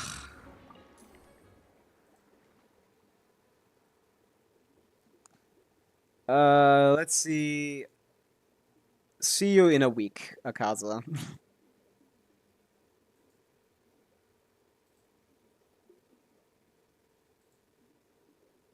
Oh, they don't have that on YouTube. They only have like up to like an hour or something. Okay, then we'll see you around. Maybe I'll unban you eventually, but I'm just tired of this chat, of this style of chatting. Like, there's nothing interesting there. You're just calling attention to yourself all the time. Like, why would no one is here to like talk about Akaza all the time? Like, we're just talking about Genshin, man.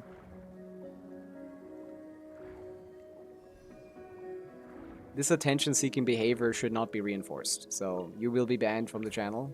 You can come to Twitch, I guess, if you want to make an account. Would help my stats, because I'm like very close to getting affiliate on Twitch actually, but like I need like 3 average viewers for the whole stream, and you know, YouTube viewers don't count, so yeah.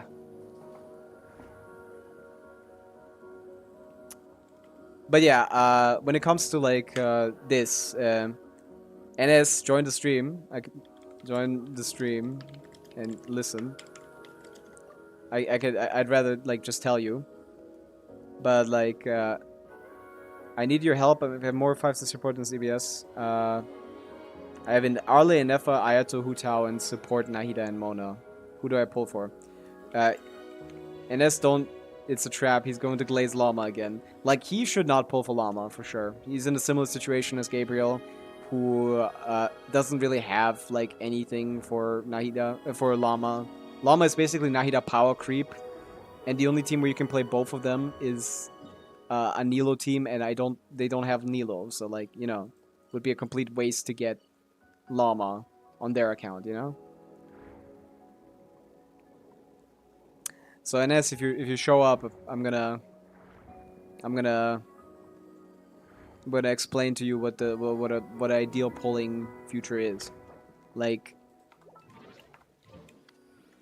if you have an EFA, there's really no hurt in getting Flins. Like, the Flins and EFA teams are really strong.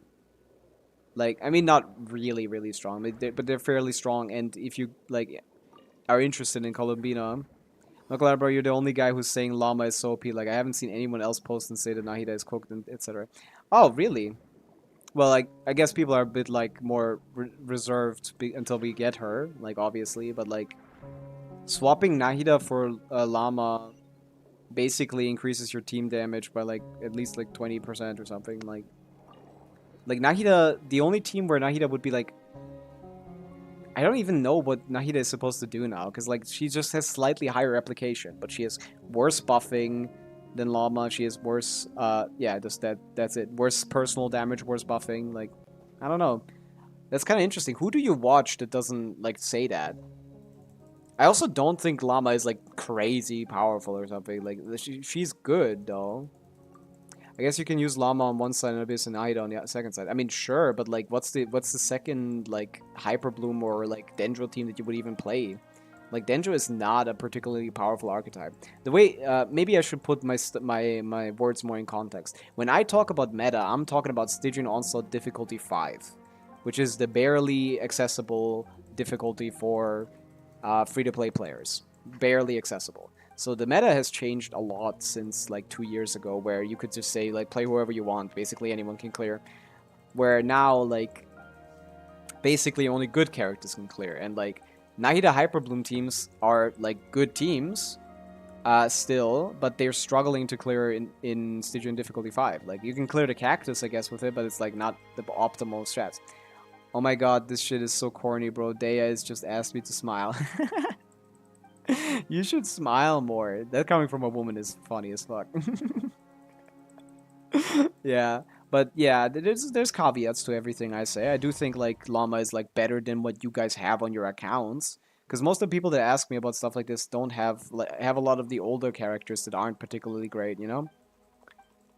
So compared to those older characters, the Llama is, like, a godsend, of course, but, like, compared to, like, current meta teams and, like, optimized team building, like, Llama teams are slotting in next to, like, slightly above, somewhere around, like, Varessa, but she's, like, a support, and she enables, like, buffing multiple team archetypes. She can make, like, a Nilo Bloom team strong. She can make a Hyper Bloom team strong. She can make a Nefer team strong once she comes out. So, like, she's very, like, flexible.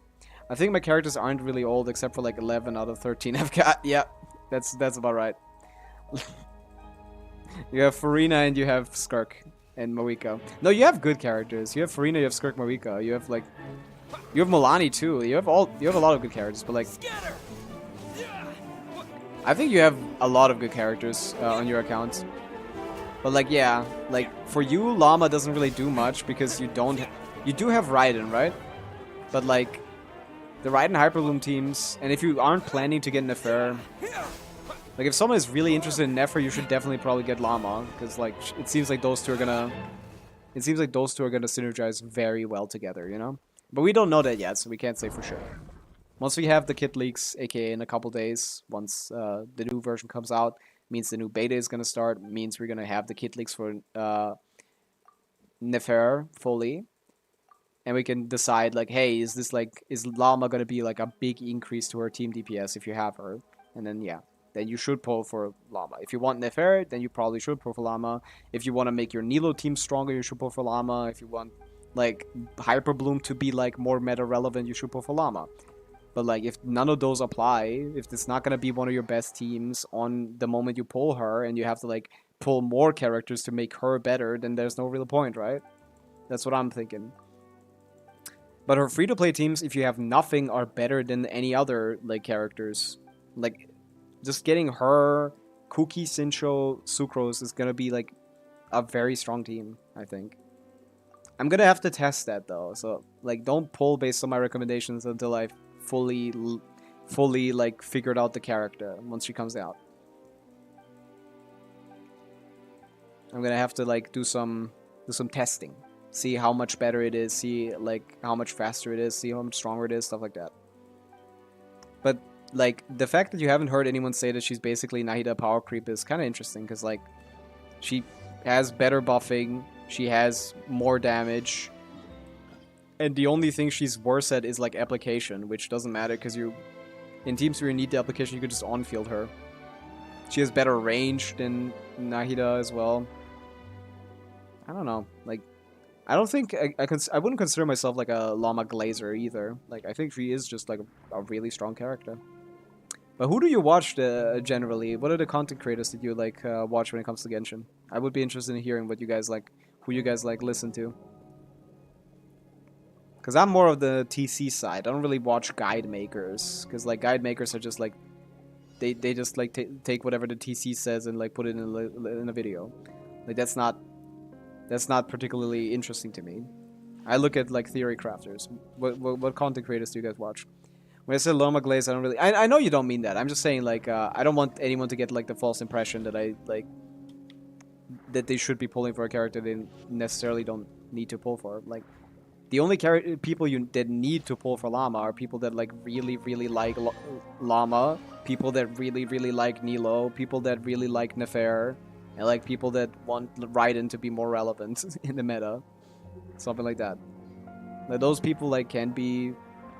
Llama could be recommendable, you know? But Genshin is like a very nuanced game. Like, depending on how you play it, these characters might not be valuable to you. Or may be really more valuable than I would say, you know?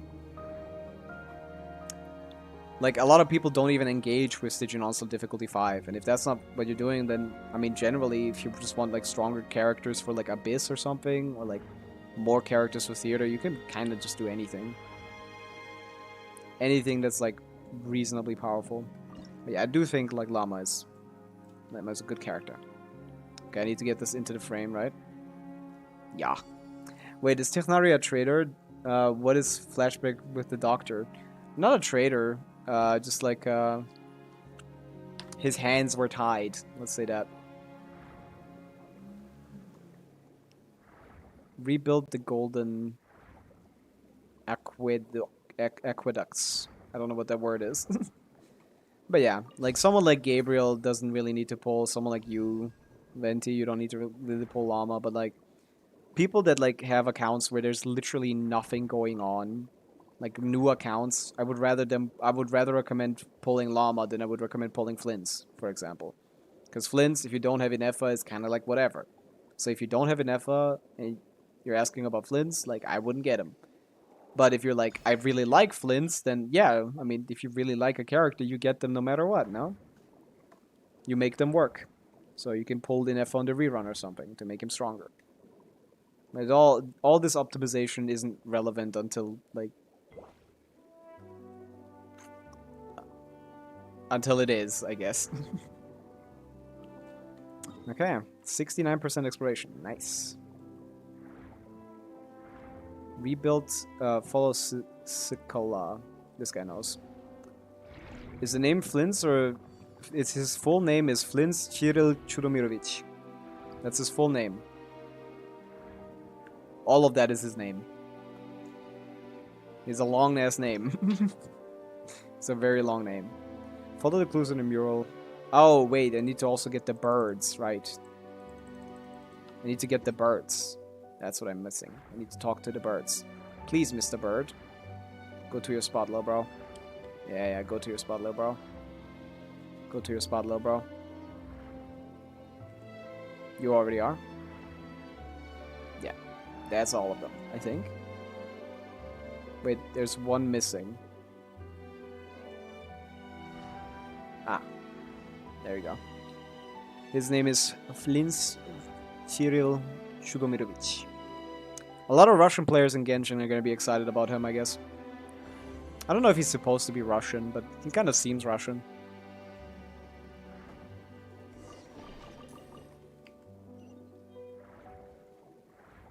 But yeah, I'm excited for Llama mostly.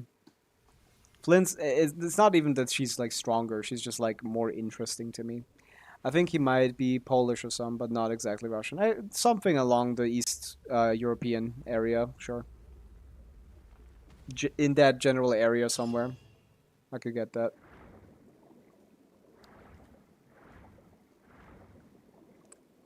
Okay. Yeah, nice. Get me over there quickly. I like this quick travel mechanic. It's kind of interesting. Although it's not that quick. Zhezhnaya is technically Russia, right? So it makes sense. It would make sense that someone, like, in a sub-region of that area is, like, from close to that area, yeah. That would add up. Okay. Let's go inside here, I guess. It's such a chill little area. I always liked this part of... I always enjoyed this part of Fontaine's exploration the most. Like I said, I'm not a big fan of it, generally, but this I like. Oh wait, I missed like 1,000 puzzles in this little area, I think. Oh no, that's a different one. I'm thinking of a different place. That's fine. But yeah. Like, both Llama and Flint's are competent characters. It just depends on how Hoyo is just gonna power creep everything afterwards, you know? Like, we don't know. We don't know who's gonna get the benefits from, like, the Archon. We can assume it's gonna be Flint's and Llama. Like, the way I'm headcanoning it, like... The way that I guess not the way I'm predicting it right now is that I think Nefera is going to be exactly what she's described in that leak. She's going to not spawn Bloom cores, and she's going to work very well with Llama, due to Llama's buffs being very catered to her. And I think Columbina is going to buff both Llama and Flint's into being, like, Skirk level DPSs. Or, like, Llama and Nefera, I guess. It's going to be Nefera and, like... Both Nefera and Flins are gonna be Skirk level DPSs after what's her name? After Columbina comes out. That's what I predict to happen. And that's what I wish would happen, because like the only way that wouldn't happen is if they made it worse. If they basically power creep Mawika with some of these characters. So if that's the case, I'm gonna be sad. Because I really don't like power creep, man. We didn't have basically any power creep for the majority of Genshin's lifespan. Like from 1.0 to like 4.0 to 4.1 until like Nivelette came out, we basically had no power creep at all. It's so pretty. You could still play like 4-star only 1.0 teams in Abyss and still clear. And now it's just much more important to be way more optimized than it used to be. Which I enjoy, but like it's harder to like communicate with people about this, because like everyone is in like a different position with their account, and like, you know, recommending someone something this and this could end up being not the best choice for them, depending on how long that character has to live, basically. I think my circumstance is pretty good, since Escoffier won't be in at least like 2 patches, and if I don't get her and lose my 50-50, I should still be able to get Silali. Yeah. I think, like, if you save for a little bit, yeah, you should be good. I don't think they will power creep Mawika until, like, Columbina comes out at the worst. That's the worst case scenario. And the best case scenario, they don't do it at all during KRAI. But yeah, most people's issues are less about what characters they have and more so about how they built them and how they decide to play the game. Like, everyone should, like, first of all, like, make sure they know what they want out of Genshin Impact. Like, do you want to clear all the endgame content? Do you want to, like, just explore? Do you want to just, like, play the story? Like, decide first what, like, you like about the game before deciding what characters are best for your account. They better not power creep Mawika, because that's so ass if that does happen. Yeah, exactly. I mean, nobody would like that, right? Mawika is currently by far the strongest character. So if they push that even higher up, then it's gonna delete a lot of like lower level characters out of the meta. So I hope they just like stick around the same level, but we can never know. We can never know what Hoyo decides to do. And that's the scary part. Ah. But yeah. I think they are more reasonable than Star Rail. I think they're not gonna do that. Still can't believe I don't have Yansador. Yeah, that's just funny. That's just funny. Like how did you miss both of them? You pulled on Mawika's banner, but like Mawika has like, I guess you didn't pull on Mawika's banner. You pulled like a little bit on Mawika's banner. Mawika is always run with Janssen's. I mean, yeah, she only had like, this is her first rerun, no? Or like the time when you got her was her first rerun, no? I assume so. But yeah, Kachina is so shit. I would rather just not play Mawika than play with Kachina. I guess it would still work. You could still do like Bennett, Kachina, like Rosario or something, but it's so ass. Like at that point, like the Skirk Farina team is probably better for sure. Unless you play it optimally, which I assume you wouldn't do, because like it's kind of hard. Like Rosario's application is not as comfortable as Sidlali's because of the front load. Sidlali front loads some application, which lets you like have an easier time at least melting the burst. While Rosaria doesn't get to that privilege. So you need to be better at timing and stuff. But yeah, you have a lot of good characters, and I assume by the time of the first reruns they will still be good, so I think you should be fine. How do I get to this area? Oh, that's outside, I see. You got her when she came out? Yeah, well then you didn't get Oron and Mawika and Janssen because Janssen wasn't released yet when she came out. And Oron, I don't know if he was on her banner. He might have been. I don't quite remember that. I don't think he was, actually. Yeah, no, he was on the Chaska banner before, so you wouldn't have gotten him anyway on those banners. They were not available. What's this? Ooh. But yeah, I generally just recommend based on like what their account strength is gonna improve with that character, and like if you have no characters, like Llama is the better pick because Flint's without Inefa is cooked. If you have Inefa, like Flint's is pretty strong, right? And if you don't have like Nilo, you won't take as much advantage from Llama's versatility. I became really niche in choosing what characters to try after Farina for some reason, except Navia. Yeah, like you should definitely like limit your choices. Like in general, like in Genshin when you're like not fully built yet, like pulling characters is more of a detriment than a help because it diverges your resources, you know? So like now you're spending resources on a character that you won't get to like a powerful level for a long time, you know? A lot of people fall into that trap of like pulling way more characters than they build and then just their accounts being kind of shit. Because of that. You need to like N, for example. But if you don't want to join, I would recommend to stop pulling new characters until you build your current ones properly, then decide if you would like to improve those teams or switch to new ones. That's what I would recommend.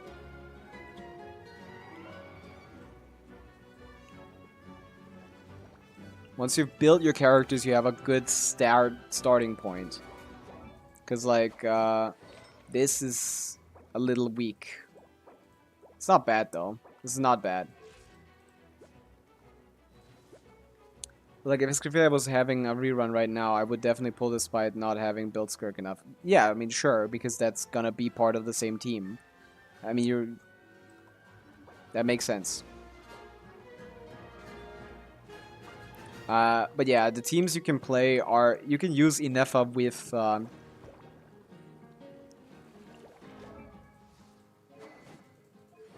you can use Inefa with Arlecchino.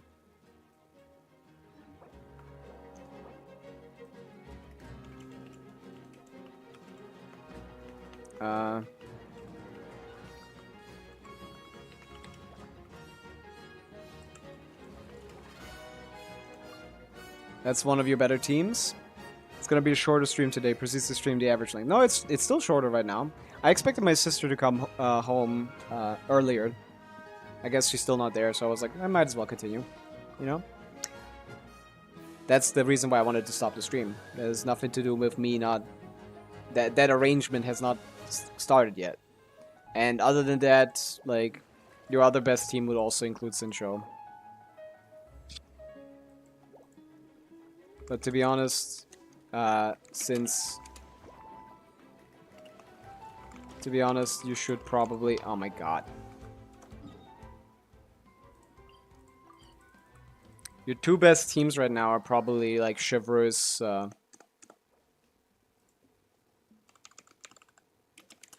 roster. Your two best teams are currently Arla, Overload, Arla, and Inefa anything. And Inefa. So, to improve these teams, you could go for Flins. What app do you use to have the chat overlay? Oh, that.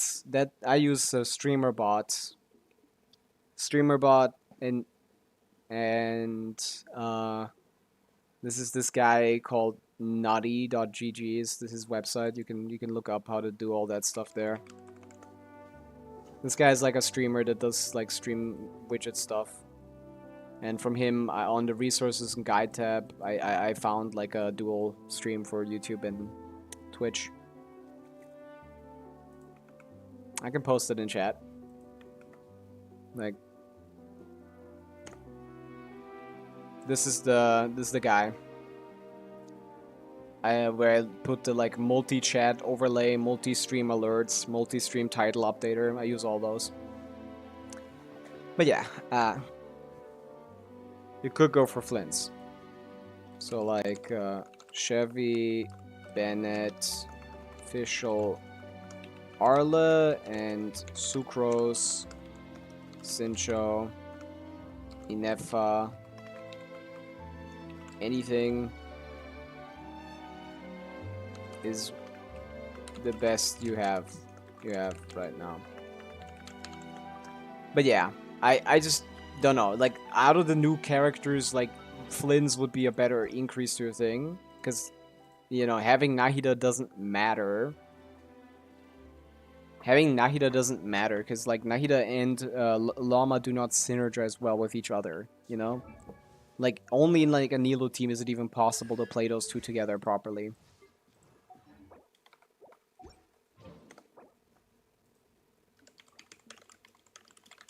That,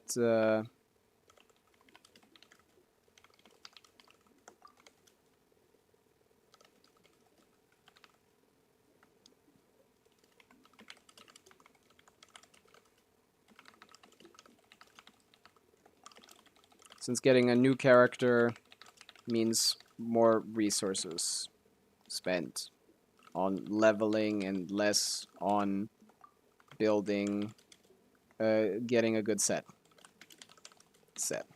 Yeah. It's not too hard to level a new character, but yeah, like if you like are desperate to pull someone new from the new thing, which for whatever reason, like I guess Flint's wouldn't be the worst choice, right? But for an account that already has Inefa, but yeah, and Llama is not gonna benefit you much because you don't have Nilo, you don't have Raiden, you don't have like, that's just a question. Like, do we invest into like proper team cores, or do we invest into like fun? Do we invest into like whatever? Like, I'm just gonna give people the most optimal like meta advice when they ask me for it, but like if they are actually gonna take advantage of that, I can't like tell. Because it takes like a lot of time to learn how to play this stupid game for some reason. This is such an unnecessarily complicated game. But yeah, it can be played in a variety of ways. In my opinion, most people shouldn't pull either, probably. But people still want to pull, so if you have Inefa, Flins is gonna be like a 110k DPS team, similar to Varesa. It's gonna be good for now. But how good that's gonna be in like a year, I can't tell. And it's a pretty simple team. It's Sucrose, Inefa, Aino, Flins. And for Llama, you can play her in Nilo Bloom, you can play her in Hyper Bloom, you can play her in Nefer teams when she comes out. So if you want Nefer, get sure. If you want your Raiden to be more relevant, yep, that's the way to go. And if you want to play Nilo again, that's the way to go. It's simple as that. More so what you like rather than what's like insane. I do think Llama is the better character out of the two, but like, you know, if you don't have any of those, but you do have Inefa, then your team DPS is going to be higher with Inefa, with Flint's. So there's a little bit of nuance there.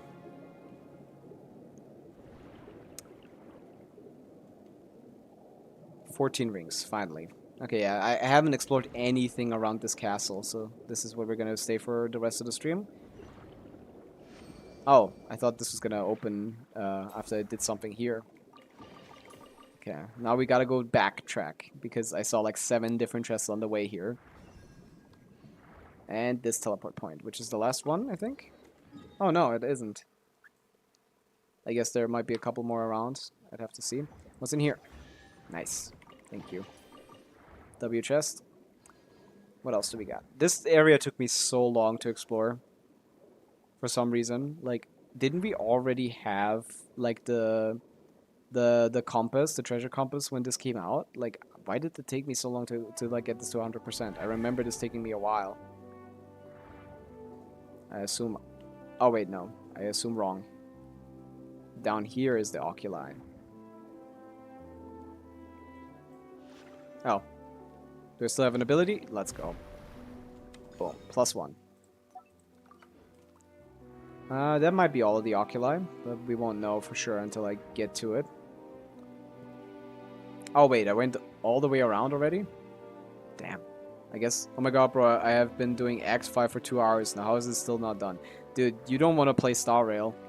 Star Rail 1 act is like 8 hours. New patch comes out and the quest is like 8 to 10 hours long. They slowed down a little bit on that. Oh yeah, I think now it's time. Wait a second. I'll be back.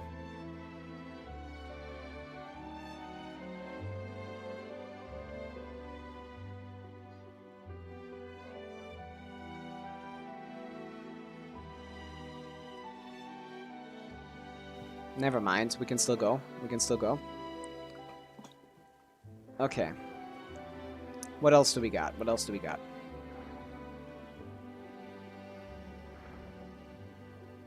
I think we're very close to finishing this exploration. Wait, did I finish the quest already? Oh yeah, I did. Wow, this is kind of small. Quest log, huh? I should do some side quests as well. I mostly just keep doing like... I mostly keep doing world quests, but side quests are also important to do. So we could do like a side quest run in a little bit. Ah, there's one more of these guys. I need that. Stop. Do you have a treasure for me? Yes, he has a treasure and a sealer, which is going to lead me to another treasure. Man, that's what I like in exploring, when one thing leads you to another. That's the most fun part. Oh, and then we gotta fight. Nice. I got both of them. Holy. Sniper. And then we're gonna get to the Oculus, and I think that's gonna be... Since we finished the... I didn't do the thing, though. I didn't get to do the, like, the ride thing. There's still... This quest isn't over, right? I remember you vividly, we were, like, going down this, like, way. Did I already do that? Did I just not pay attention? Did I forget it already? I gotta check the VOD, to be honest. I have no idea if I did that. That would be crazy if I did that and I just completely forgot about that. That would be so funny. Oh yeah, just... Wow, that's a very specific place to put an oculi, but sure. There you go. Wait, no, that's a different one. I want to place another one. There you go. Okay, almost explored all of Petrichor. We're at what, like 75%, so there's actually quite a lot missing. What's in here? Oh, I can't get in here.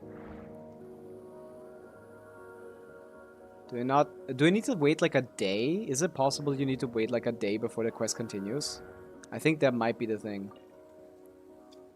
Or did I just need to go to here and we get this like cute little cutscene? Oh yeah, I just need to go here.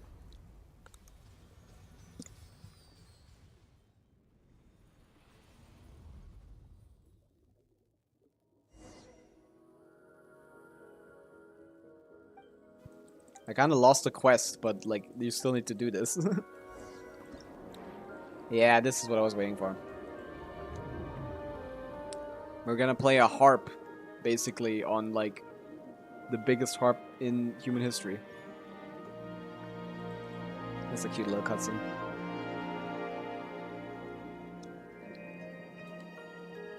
And the music is actually great here. Dun, dun, dun, dun, dun, dun, dun, dun, dun, dun.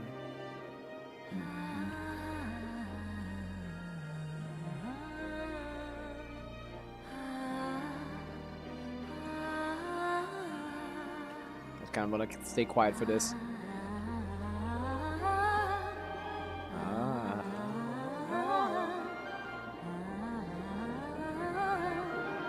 This is so cute. Swimming with my new mate whale friend.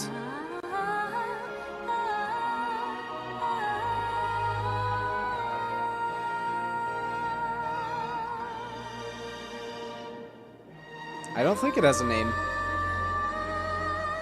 But they definitely should, yeah.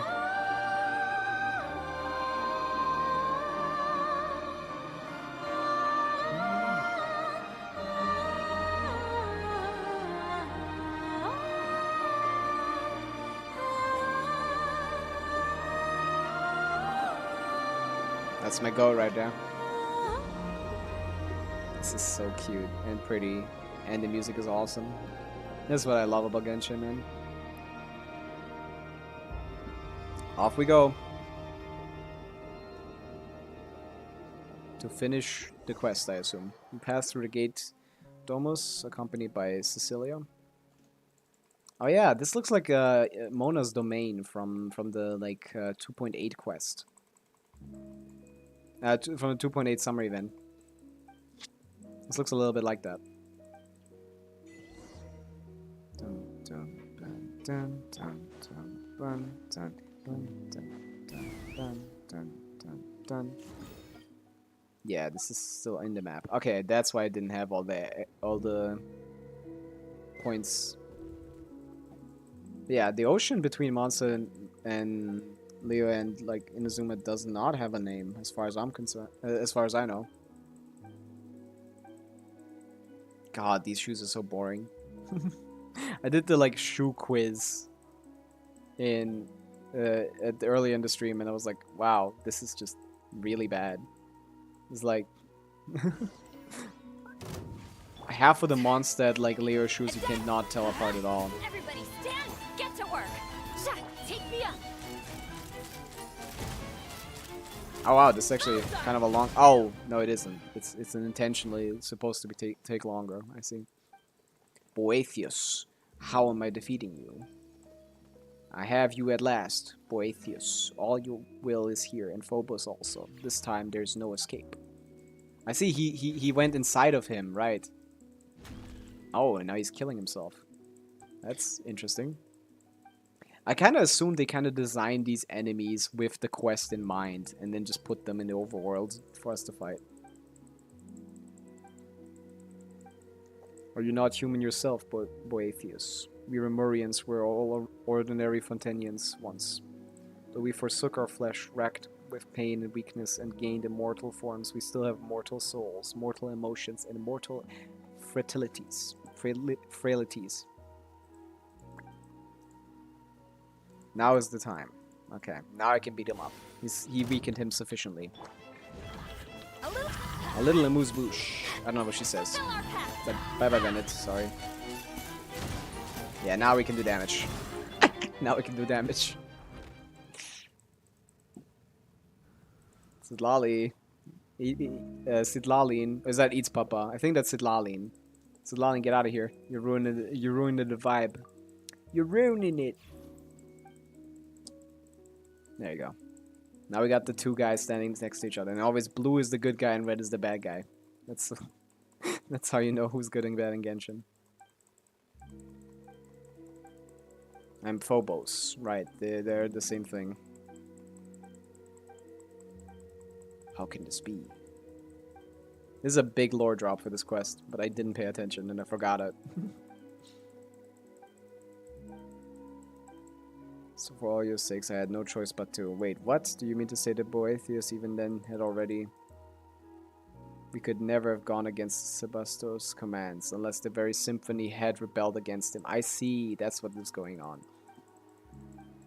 The only way we were able to even get this far is because self-doubt was already creeping in. Destroy us both. Yeah. I'm sorry, big bro Oss, but we gotta call it a day. Attack the front. Let's light it up. Oh. What's happening now? Do I need to fight another guy? Or is he gonna kill him? I kinda don't remember what happened here. Okay. Are you guys gonna kill him? Oh damn. Oh, that's brutal. Wow. All of them. There's like 500 of them. I guess there was 8 of them. Cassiodor, my goat. Are you gonna go back into the cat? What's yours? My journey has reached its final destination, but yours yet. But yours is what? Yours is yet to end. Yep. Perhaps we shall meet again someday in a fertile land full of flowing water. Maybe. Bye bye, my goat. Bye bye, big Cass. Monsieur Oz. And the cat is still around, which is cool. I like this cat. Okay. And now we go back to Petrichor. And tell them about how we saved the day. And that's the end of the quest line. Although I'm not finished exploring this area yet, because we're only at 77%. That's like not even remotely enough. It's not even remotely enough. Exploration for my liking. I usually want a little bit more. But yeah, after this quest we can probably end the stream. Standard 5-hour stream, as per usual. Cassiodor, once you're Oz. Well, oh yeah, we gotta explain all of this to the whale as well, because he wasn't there, of course. Now this is just Ossie, a little cat. You can pet after finishing the quest in Petrichor. He's just hanging out there. You can go back anytime. Oh yeah. Might as well get this. Before I forget. Oh yeah, I'm still in pure Dendro Traveler mode. I clicked E for like Chaska. E. But okay. Let's play the lyre and call it a day on this area.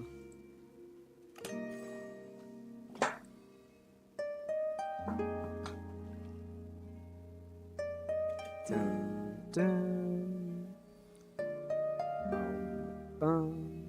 This is a pretty area. Although this lyre doesn't make any sense. How the fuck does it look like that? What strings do you play? This is a cute cutscene as well.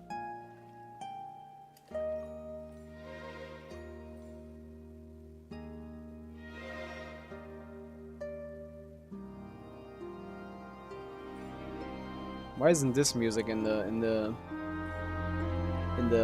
music minigame?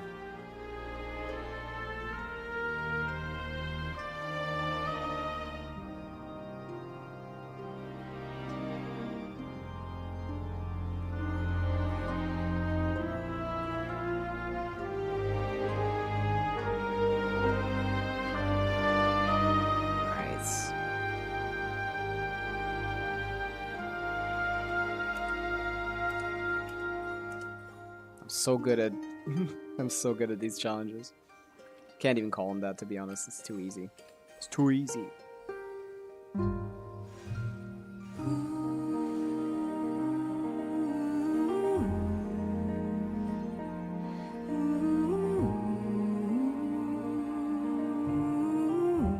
I love this, man.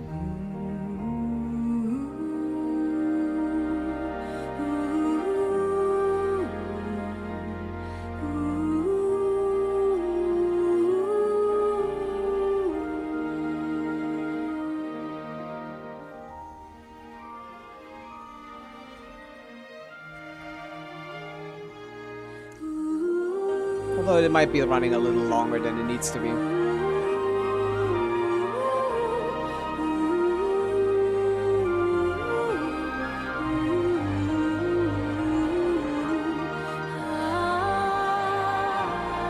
Never mind.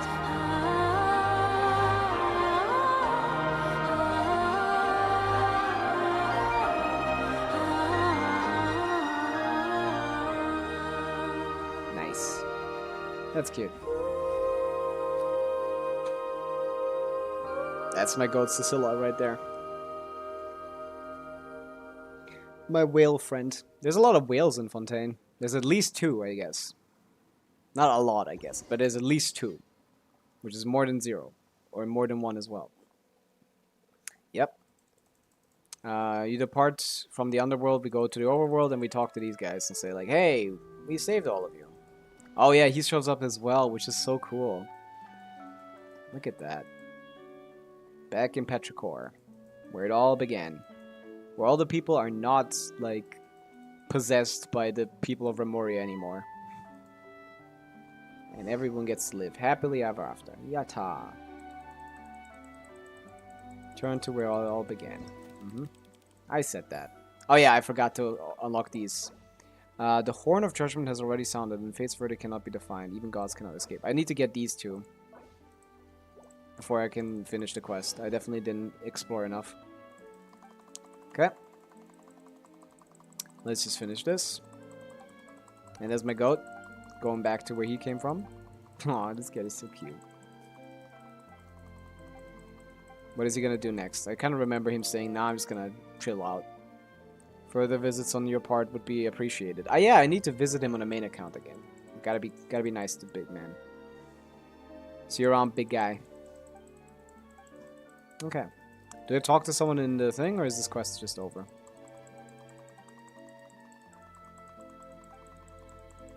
Nah, we gotta talk to some town people first. Oh no, the quest is complete, but we can still talk to town people. I guess. Okay. W quest, I gotta say. Also, how the fuck did I miss this guy? What the hell? How did I do that? That's like uniquely bad.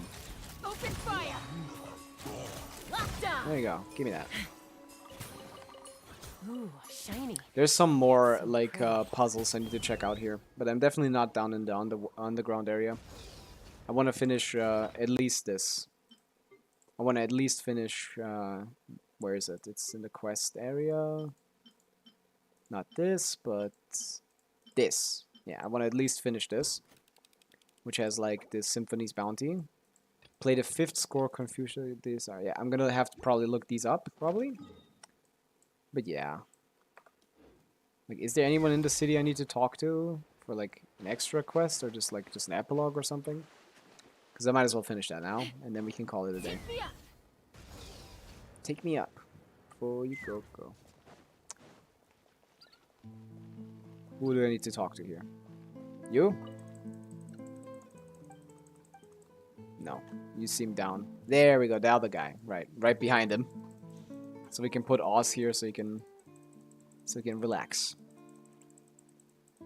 Wait, no. Who are you? Right. You would have forgotten. Because no one knows what happened. They just like thought time just passed without anything happening because they were possessed by the people from Remoria, which was the goal, to bring all of the Remorians back to the overworld. But we stopped it. Okay. Oh, it's another quest. Oh, it's a short one. Meow. Genshin has great cat physics. Aussie is awesome. It's just a cat, bro. The other guy just like possessed the cat. There you go. We can feed him. We can pet him.